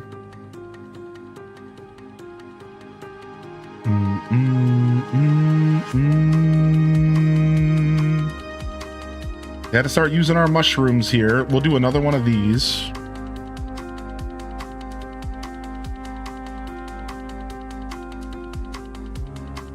Yeah, they thought really hard about the feels that they were going to put us through. They thought really hard about the feels they were going to put us through when they wrote this song, huh? They said, we're going to get him. We're going to get him. Thank you again, Cozy. Letting the meme die. I did let the meme die. You got me. You got me, man. I'm still thinking about it. I'm so offended. Good afternoon, big man. What up, Cedar Man? Welcome to the show today. Any reason why you're using the mushrooms? I just don't have a lot of other options to cook with. I'm pretty broke with when it comes to food items and stuff.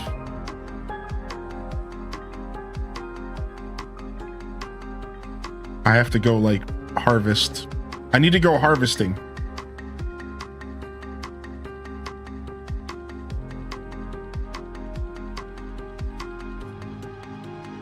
Tomorrow, I like that. My other account got the ban hammer. That's not good. What were you doing to get banned, huh? No, you don't have to tell us. You can keep it to yourself. Bloodraven gifted a subscription to Shrek's Butt 69. Awesome.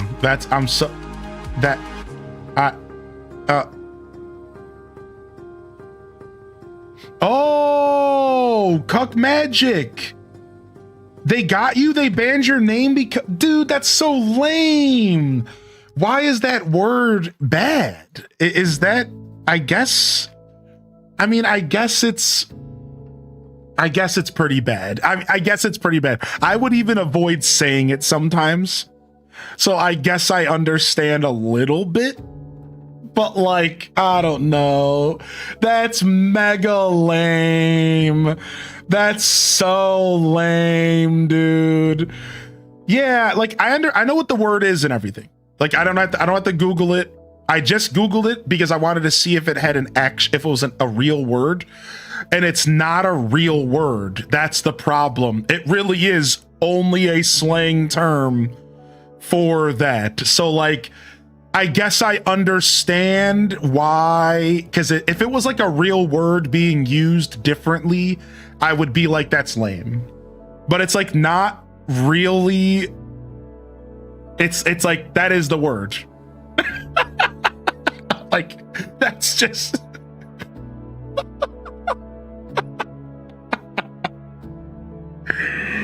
Here it is. Here it is. Here's Webster's dictionary right here. Look at. I'm not reading it. You can look at it, and then I'm not reading it though.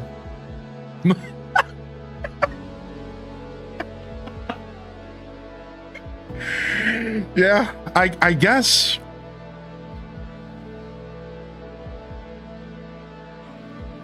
I guess that makes sense. Sorry, man. Well, welcome back, dude.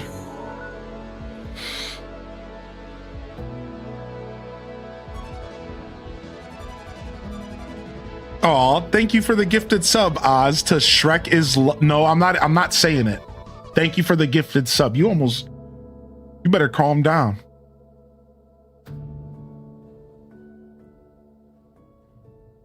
Thank you, Oz, for the gifted sub. That's so funny. You said that so loud. Oh, did I? My bad. Do you guys are we not being headphone users this am I making parents explain things to their kids again? My bad. I'll shut up. It is funny though, because I would sometimes not say it, their full name. I would just call you Magic because I do know that it has some interesting energy. I'm dying right now. That's messed up. Well, Twitch got him. Sometimes you get got by Twitch, man. But this name is okay. How does that make sense?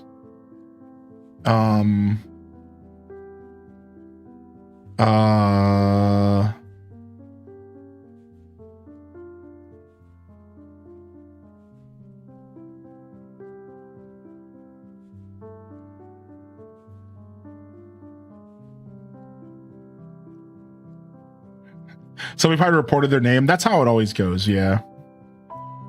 It's somebody who's like, I don't like that name, so they reported it. I've reported somebody's name before, but only because it was racist.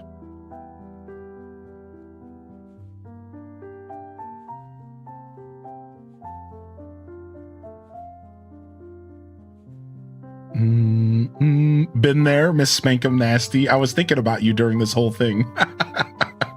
I was literally thinking about the Spankum Nasty squad during this whole conversation.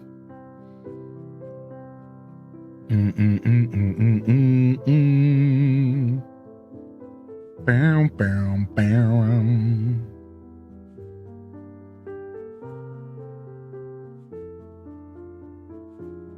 Justice for Magic. Yeah, justice for Magic. Yeah, somebody must have. Like I said, to be fair, there are some names that walk the line, and I guess it just comes down to if you get seen or not. Because, you know, if it was just a strict policy that if you typed a certain style name, it shouldn't be here, then, you know, Glory Hole Time wouldn't quite be able to pull that off. But it just comes down to, like, if you get caught, right?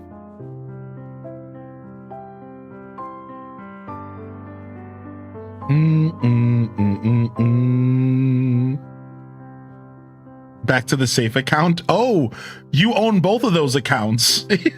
Twitch must love you, dude. You own both of those accounts. Twitch must just love you. Twitch is you're Twitch's favorite customer. I'm doing my part. We should create Baby Spankum Nasty his own account, or is that really bad? I don't think that's bad at all. I think that's really funny, actually. We're not going to be able to plant a tree here. Negatory. Nope. Now we could pull this cliff over this way. And then we could slide one there. And like that actually wouldn't be the worst idea. Let's do that, actually. Let's reshape this a little.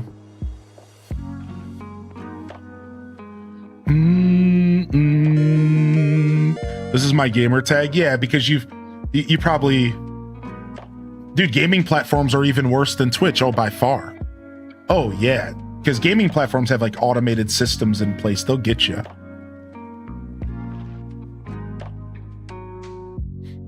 Yo, thank you for the gifted sub. Get I'm not reading that one either. Get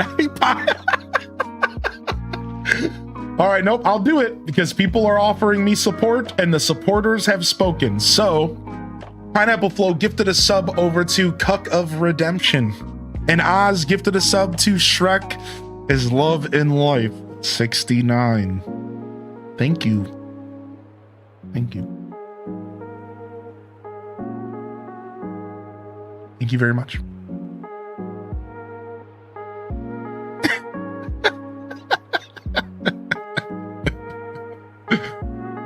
Magic took a life of its own, and it was an amazing ride. It's good to see you back in here, though, man. Yes, I really am genuinely sorry to hear it. It's so funny. I feel like I'm mourning the loss of your account right now. I'm going through the 7 stages of grief as we speak. Don't worry, I'll be okay.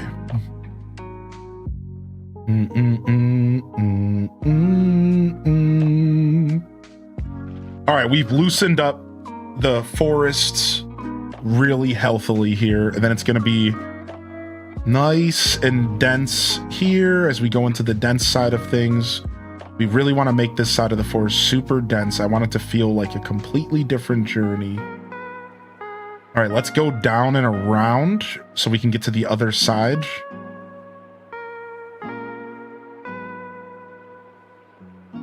And we can finish this project over here. Just notice the Shrek emote is gone. You know, I said that I would bring back those emotes a while ago and I forgot. I'll bring back our Shrek emotes for a little while. The chat's been asking for them and it's been a long time. I'll grab, what do we need? Shrek Roar. That's the one that people have been asking for. Yeah, I keep forgetting. I'm sorry.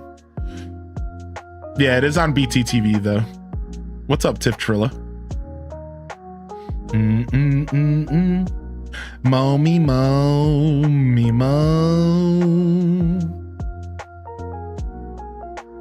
You can use a dirt path. I am. That's right. You got that right. So I will be using pathing to create fake, you know, fake dead ends, like fake trails through the forest, and that are gonna all eventually, they're not gonna let you get to where you want to go, but they might lead to other fun interactions.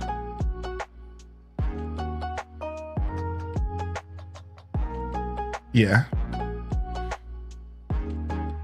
Let's be honest, some Twitch dev just wants that name for themselves. True. Homie was just so upset that he didn't think of it himself. Mo me mo me mo. Mo mo me mo mo. Me mo me mo me mo me mo. Finally, the shovel goes down. Oh, and what a terrible timing for that to happen. Because we have to buy or craft one. The fact that your lips look so pink in that clip is sending me.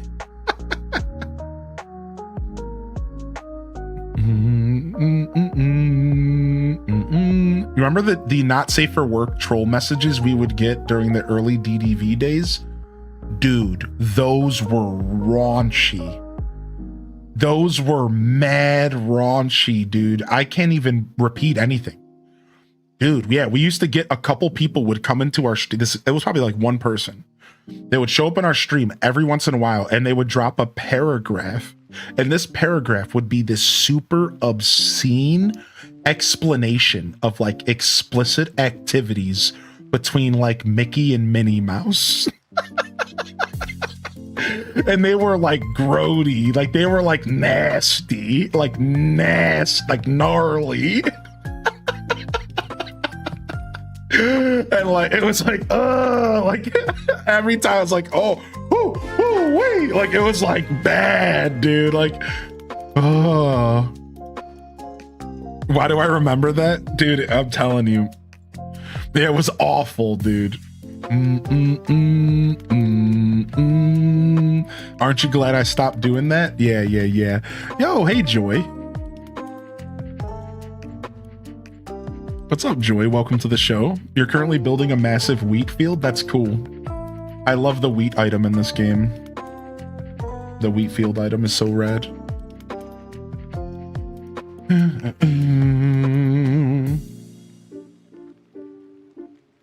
Boom, boom, boom, boom.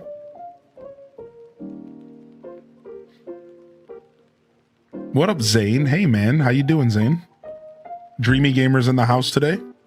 Can I just say, YouTube? Clap is in the chat. Y'all have been killing it today. Welcome to my show. I'm Hylian Descent. You can call me Hylian or Joshua. And I've been streaming for about 7 years here on Twitch and now YouTube for 2. And we're slowly building an audience over there. This is actually the first year we have YouTube chat available. So the real growing has begun. I just want to say thank you for hitting that like button. We've smashed our 20 and we're up to 40 today. And thank you. Thank you for supporting my stream. I do Animal Crossing content. It's kind of my main shtick here. And a lot of farming sims, Stardew Valley, Story of Seasons, that kind of stuff. I'd say my top 3 games of all time are Animal Crossing, Stardew, and then Zelda. So if you're into that kind of content, come on by and hang out. Hit that subscription on YouTube if you want to keep up with my videos, or if you want them to show up in your subscriber feed, or just bookmark me and come check us out. I'm live pretty much every day. I've been taking 2 days off a week recently, but generally speaking, I'm here 6 days a week on average. Yeah, welcome in here. Welcome in here. It's nice to meet some Animal Crossers out here in the YouTube space. And of course, if you're tuning in on Twitch, good morning. Appreciate you being here as well. Good afternoon. Happy time zone.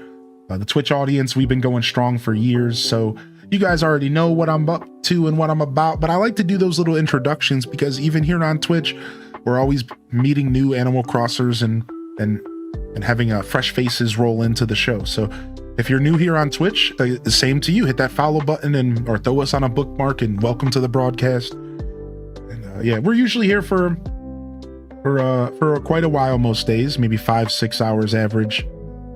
Having a good time, just kind of doing our thing. So I appreciate you popping in.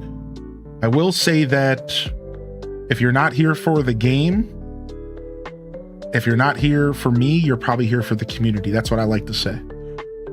It's the community that kind of does it for me, and I think that's the real sauce around here. It's all these wonderful people. But I sometimes we do cool stuff. Sometimes I make a good joke. Whatever.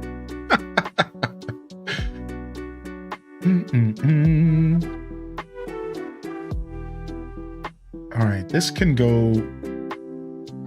We're thinning this out as well. We're gonna do something here. I think we should scoot this tree over one space. Just one space, I think. Maybe 2? No, just one space, I think. You're a funny cat. I definitely know how to have fun. I definitely know how to have fun for sure. I left the TV on and I went out for groceries, and I came back to you saying the comment on YouTube startled me a little bit as I came back in and realized I left the TV on. Oh, what's up, Marianne, welcome back. Yeah, I was saying hi to YouTube when you came in. He thought I was talking directly to you. I gotta show you what I did with my wheat fields. A suspicious ship has landed, sort of. Guess what's in the middle? E.T. Phone Home. Dude, I'd love to check it out. We might do another round of island tours again here at some point. I'm not quite sure off the top of my head, but I've been thinking about sliding in a couple more island tours, since we did it for not too long ago. We did a couple tours and it was pretty cool. It was a pretty fun little thing to do. It had been a while, so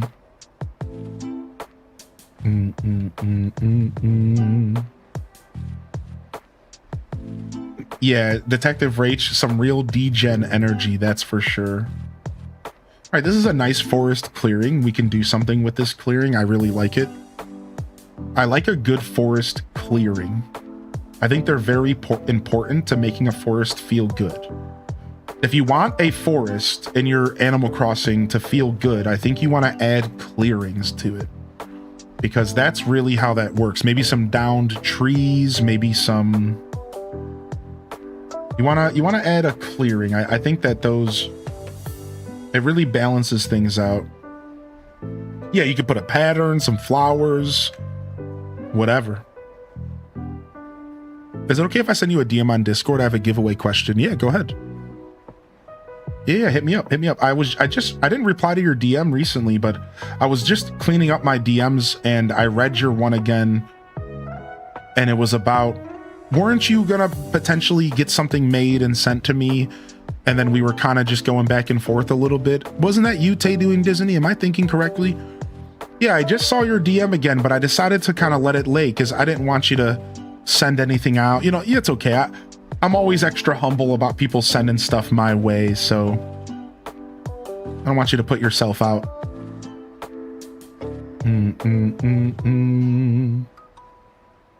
Bum, bum. Yeah, a little pattern maybe. Yeah, right. Yeah, you were that's what I thought. I figured I was remembering correctly. Yeah, send me a DM and we can continue that discussion and figure out whatever you want to do with that. That would be super cool. We could do a giveaway with the community. I know you were talking about maybe sending something my way as like a gift, whatever you want to do, whatever you want to do with that stuff. Well, who sent me the Mario Hot Wheels recently? Was that you? I can't remember off the top of my head. I'm usually good about remembering who sends me gifty poos.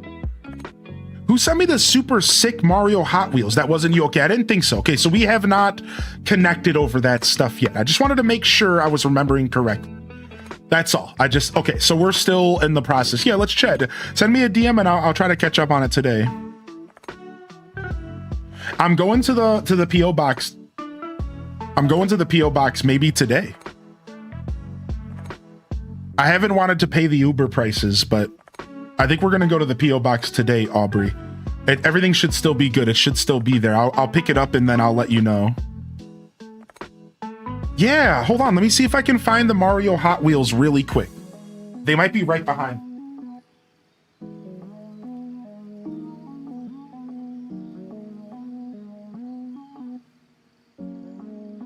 One sec. I've been doing a bunch of cleaning recently, so I just need to see if I can. If I didn't put them away yet, they might be put away. Hold on.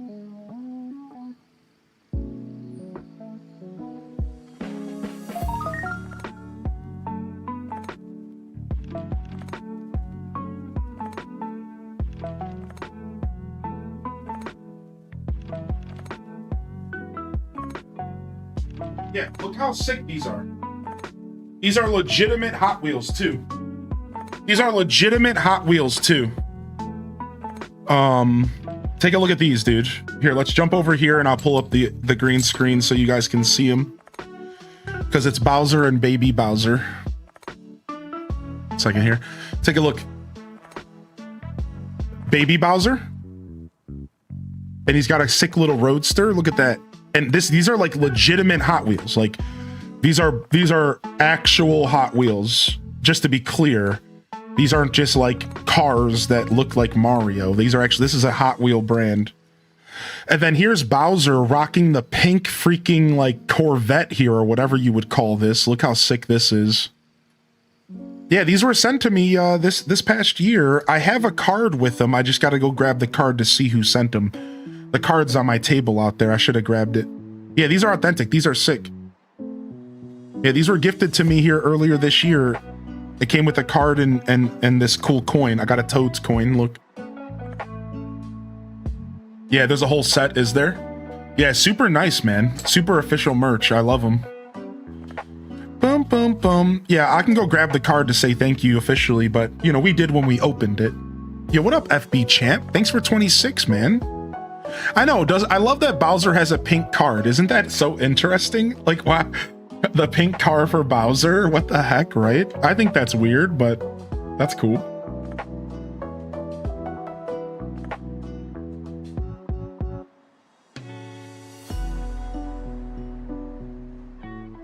Mario Pogs, anybody? Sign me up. It's the only car that would truly suit him, which is true, right? Like, that's such a true statement, like, shush. It is the only car that would suit him. Bowser is a lot more sassy than he'd like to admit. He's a sasster. Pink goes well with green. Is that so? Is that why you guys love my pink lips with my Shrek costume? Exclamation point roar. Is that why it looks so appealing to you?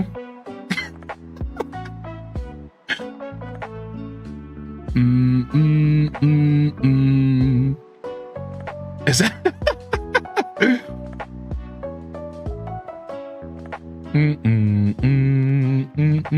What's up? What's up, Lucky? So it's true, you've got a capsule toy machine. Been looking for that kind of thing for a while. You want to trade it? Yeah, sure.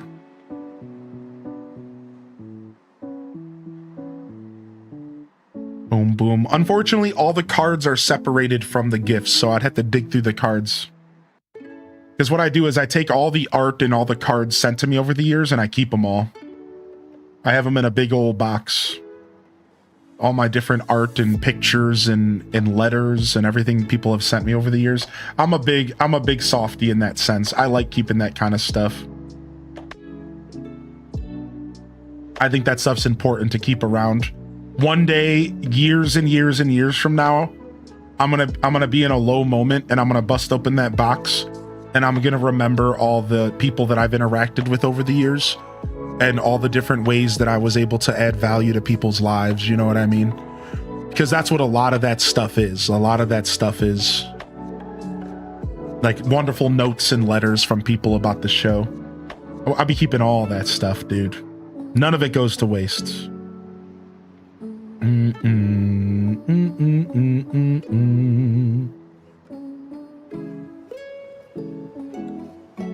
Yeah, we got a little rain in our game. It just started, I think.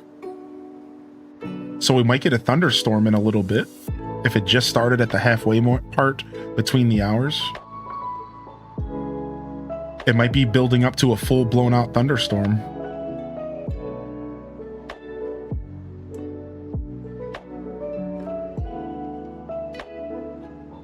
Pick this up here.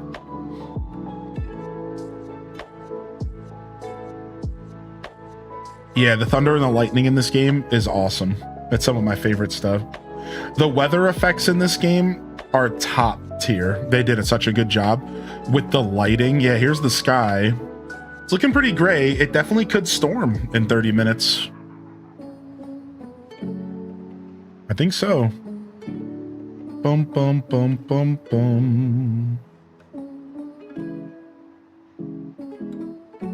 Pick these two up. We're going to just loosen up this forest a little bit. Just a little bit. And then we want it to be a little bit more serious here. So let me put this back, actually. And this is where it'll start getting a little bit tighter again. A little bit more intense. Right around here. Coelacanth hunt. Man, boy, do I miss the days of playing Animal Crossing GameCube. And it raining and you knowing what you're doing for the rest of the day. You're hunting that old coelacanth. I don't know if anybody can relate to that feeling, but waking up and know it's raining, it's like, oh, I'm about to get me some cash. I'm about to hunt down this coelacanth.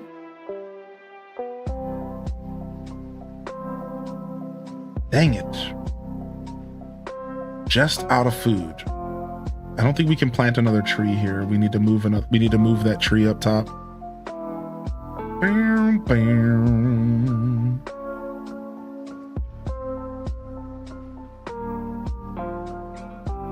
All right. How are we doing?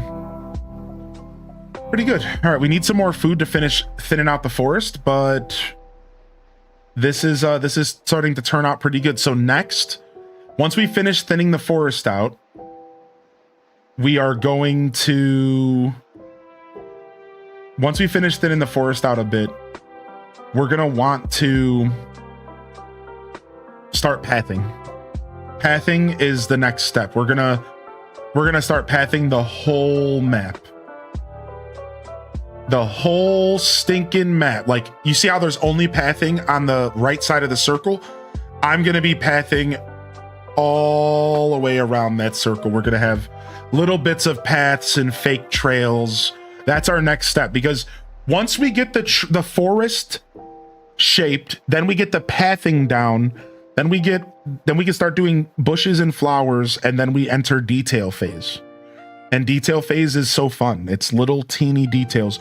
A stick here, a mushroom there, a pattern here, a weed here, a flower here. Then we'll have to go through multiple days of having our our weeds growing, because weeds are really special to my builds, and that's going to take multiple weeks where we're growing specific weeds that I want to be certain stages before I move on to the next group of weeds. It's going to be tough, but we'll get there. I could spell coelacanth correctly, but I can't spell recipe. Every single time I go to spell recipe, I have to Google it. Every time, dude. I'm like, Reci pie? Reese's pie? Reese pie? Recipe? How does this work? Every time, dude.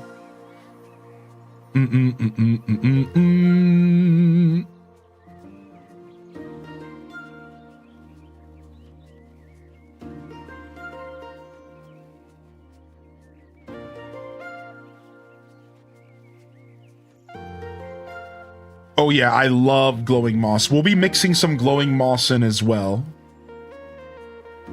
Yeah, we'll be mixing a little bit of glowing moss into our build for sure.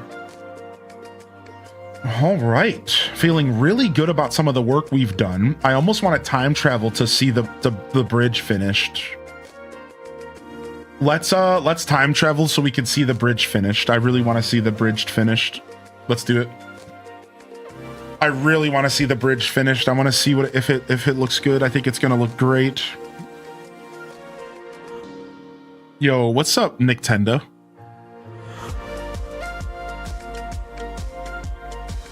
We were talking about the Sims update earlier.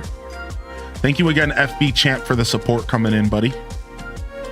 Ding, ding, bang.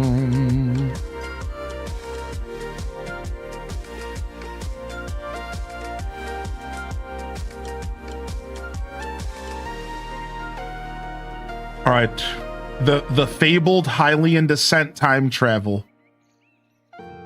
This is when people start asking me if I'm okay. This is when people start saying hashtag not my streamer. Let's go. I know I kind of mentioned the game is down, but I'm just curious if you're going to check out Palia when it updates. No, I'm going to keep taking a break from Palia, and then what we'll do is we'll eventually go back and we'll do a week of Palia. That's what I'm planning. At this point, I've already decided. We're just going to hold off on Palia, and then we'll revisit it like we did with DDV, and we'll just do a week of Palia. We'll just play Palia straight. We'll check out all the new content. We'll check out all the new shenanigans, all the new stuff. I'm just going to wait. I'm just going to wait and do like a big week of Palia. I don't know when I will do it, but we're just going to wait. I don't really have the urge to go back to the game and just kind of pick at it. If I'm gonna go back, I'd rather experience a lot in like a big sitting and get a really good chance to see what's been going on. So that's kind of the plan. I don't just want to go back for one day and drop it, because I don't feel like I'm gonna be able to see enough. I'm not gonna be able to digest it. So for the sake of all of you, as well as myself, I think that what Palia deserves at this point is a full week of content where we really sink our teeth and see where the game has come, where it's gone since I last played, which at this point, I'm not sure if y'all realize, I haven't played Palia in like a year now. So it's not like I haven't been gone for like, it's been a while. Like I really am pretty behind. I just set it for 1:30 p.m. Yeah.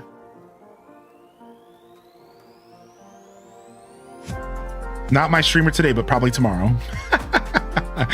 Yeah, just 1:30 p.m. real quick. Look at that. Here we go. And this, my friends, is the 6-plank bridge. A beautiful, beautiful journey. A beautiful journey through the 6th plank bridge realm. I love it. I love it so much. I love it so much. It's beautiful. It's a piece of art. It's a literal piece of art. Let's see if we can do this thing that Abby Likes Nachos mentioned. Nope. Nope, you cannot adjust too close to the bridge. You can't adjust it. That's fine. Yeah, look at that. Look at this beautiful 6 planker. I love it. I'm obsessed. I'm just going to keep staring at it for a little bit. Yeah. We're 6 planking.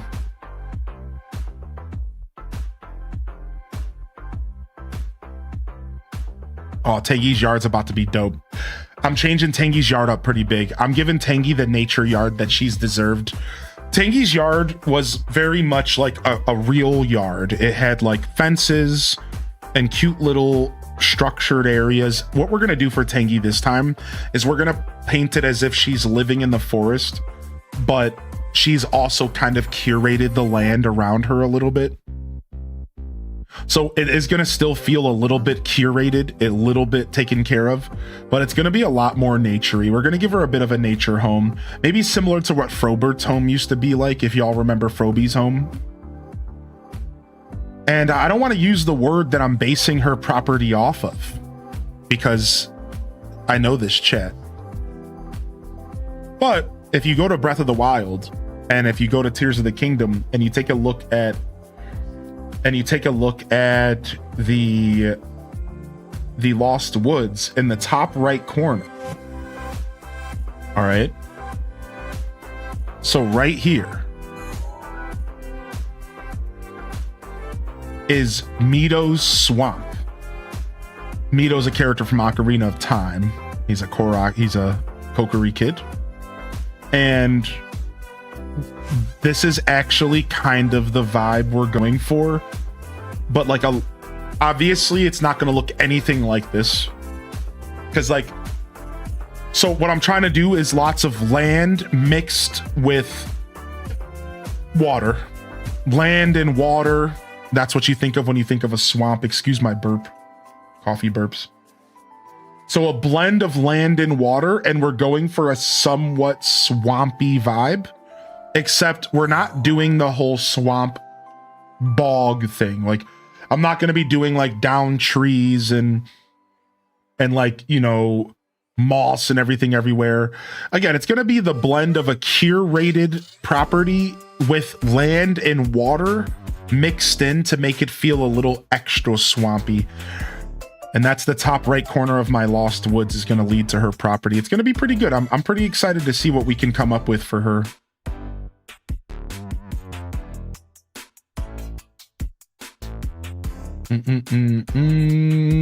Dude, Green Lanyard, you got to be fascinated with your own work sometimes. Could go for some orange juice now. Just now, speaking of Tangy, true. I mean, me too. I haven't drank orange juice in a while. Me too. Yeah, I think we'll wait on Palia for a bit, dude, but I appreciate you asking and letting me know what you would like to see, because that's how it starts. I've been kind of building up on that one. We've had our first natural flower spread since I planted flowers to fill up these gaps. Our first natural flower spread here.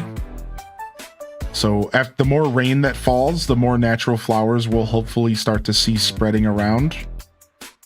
My favorite way to spread flowers through a forest is naturally in game. So what I do is I plant a couple flowers here and there, and then I water them or let the rain do its thing. And I slowly let the forest just turn into whatever it wants to be. I know I'm being weird and esoteric, but like, that's my goal. My goal is to have the forest turn into whatever it wants to be.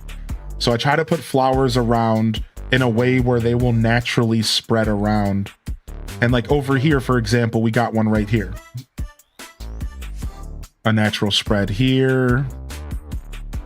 So hopefully by the time I'm done with this project, I won't really have to put many flowers down, because they will naturally be spreading while we're doing all of our decorating. And then we don't have to do much to make our fields look like wonderful wildflower fields. Yeah, little color pops. So it takes a really long time, and it doesn't give you instant satisfaction to do it this way. It doesn't give you that hit of dopamine when you decorate something and then you stand back and look at it. Instead, the way that I design with flowers is it's a really long-winded period of time. Over time, you start to see the image appear. But right now it just looks empty, but it won't be this way forever. We will have to start watering sometimes though. Like, we're probably gonna have to go through and start watering the flowers every day if we want to make it happen. Or invite some people to come over and help me with the watering. You know, something like that. Bam, bam, bam. Do, do, do, do, do, do, do, do. All right, all right, all right.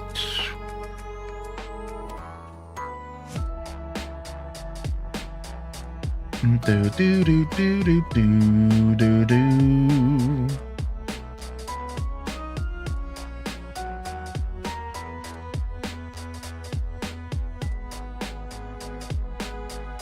Okay, let's jump over here and we will call it here today. And I think we're going to do a raid. If y'all are down, I think we'll do a raid here. Thank you for coming out, everyone. Thanks for coming and hanging out. I think I'm done decorating for today. And again, I'm just going to keep pushing every day to try to do more out of my regular schedule content. So, you know, hit that notification bell and I'll do what I'll do my best to do more of that. I've been trying to push myself to do that. But for now, this is a great time to wrap up today's show. And I really appreciate y'all tuning in. Thanks for coming and jamming with us. And it's been a blast. It's been an absolute blast. A wonderful Monday morning alongside the best community on Twitch. Fresh week, fresh opportunities, baby. We are going to do a raid today. And we're going to go and drop a raid off to a stream. I mean, obviously, we're raiding a stream. Let's go visit our friend Simply Press Start, who's playing some Kingdom Hearts. We're gonna go visit Simply Press Start. She's playing some Kingdom Hearts today. So thank you everybody for coming out. This is Highly in Descent, signing off from another wonderful Hyrule Gaming Group production.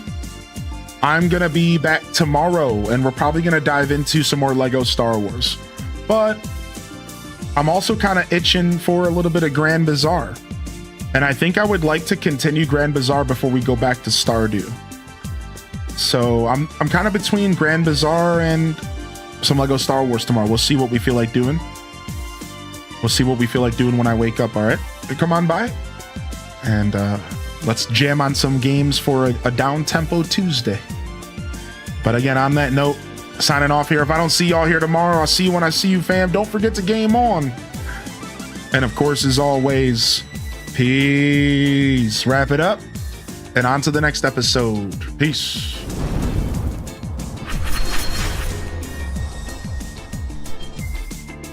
I need to get some water, chat.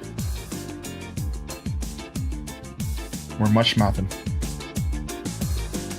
All right, we're gonna lock in a raid here to go visit Simply Press Start, which means y'all get a raid message here on Twitch.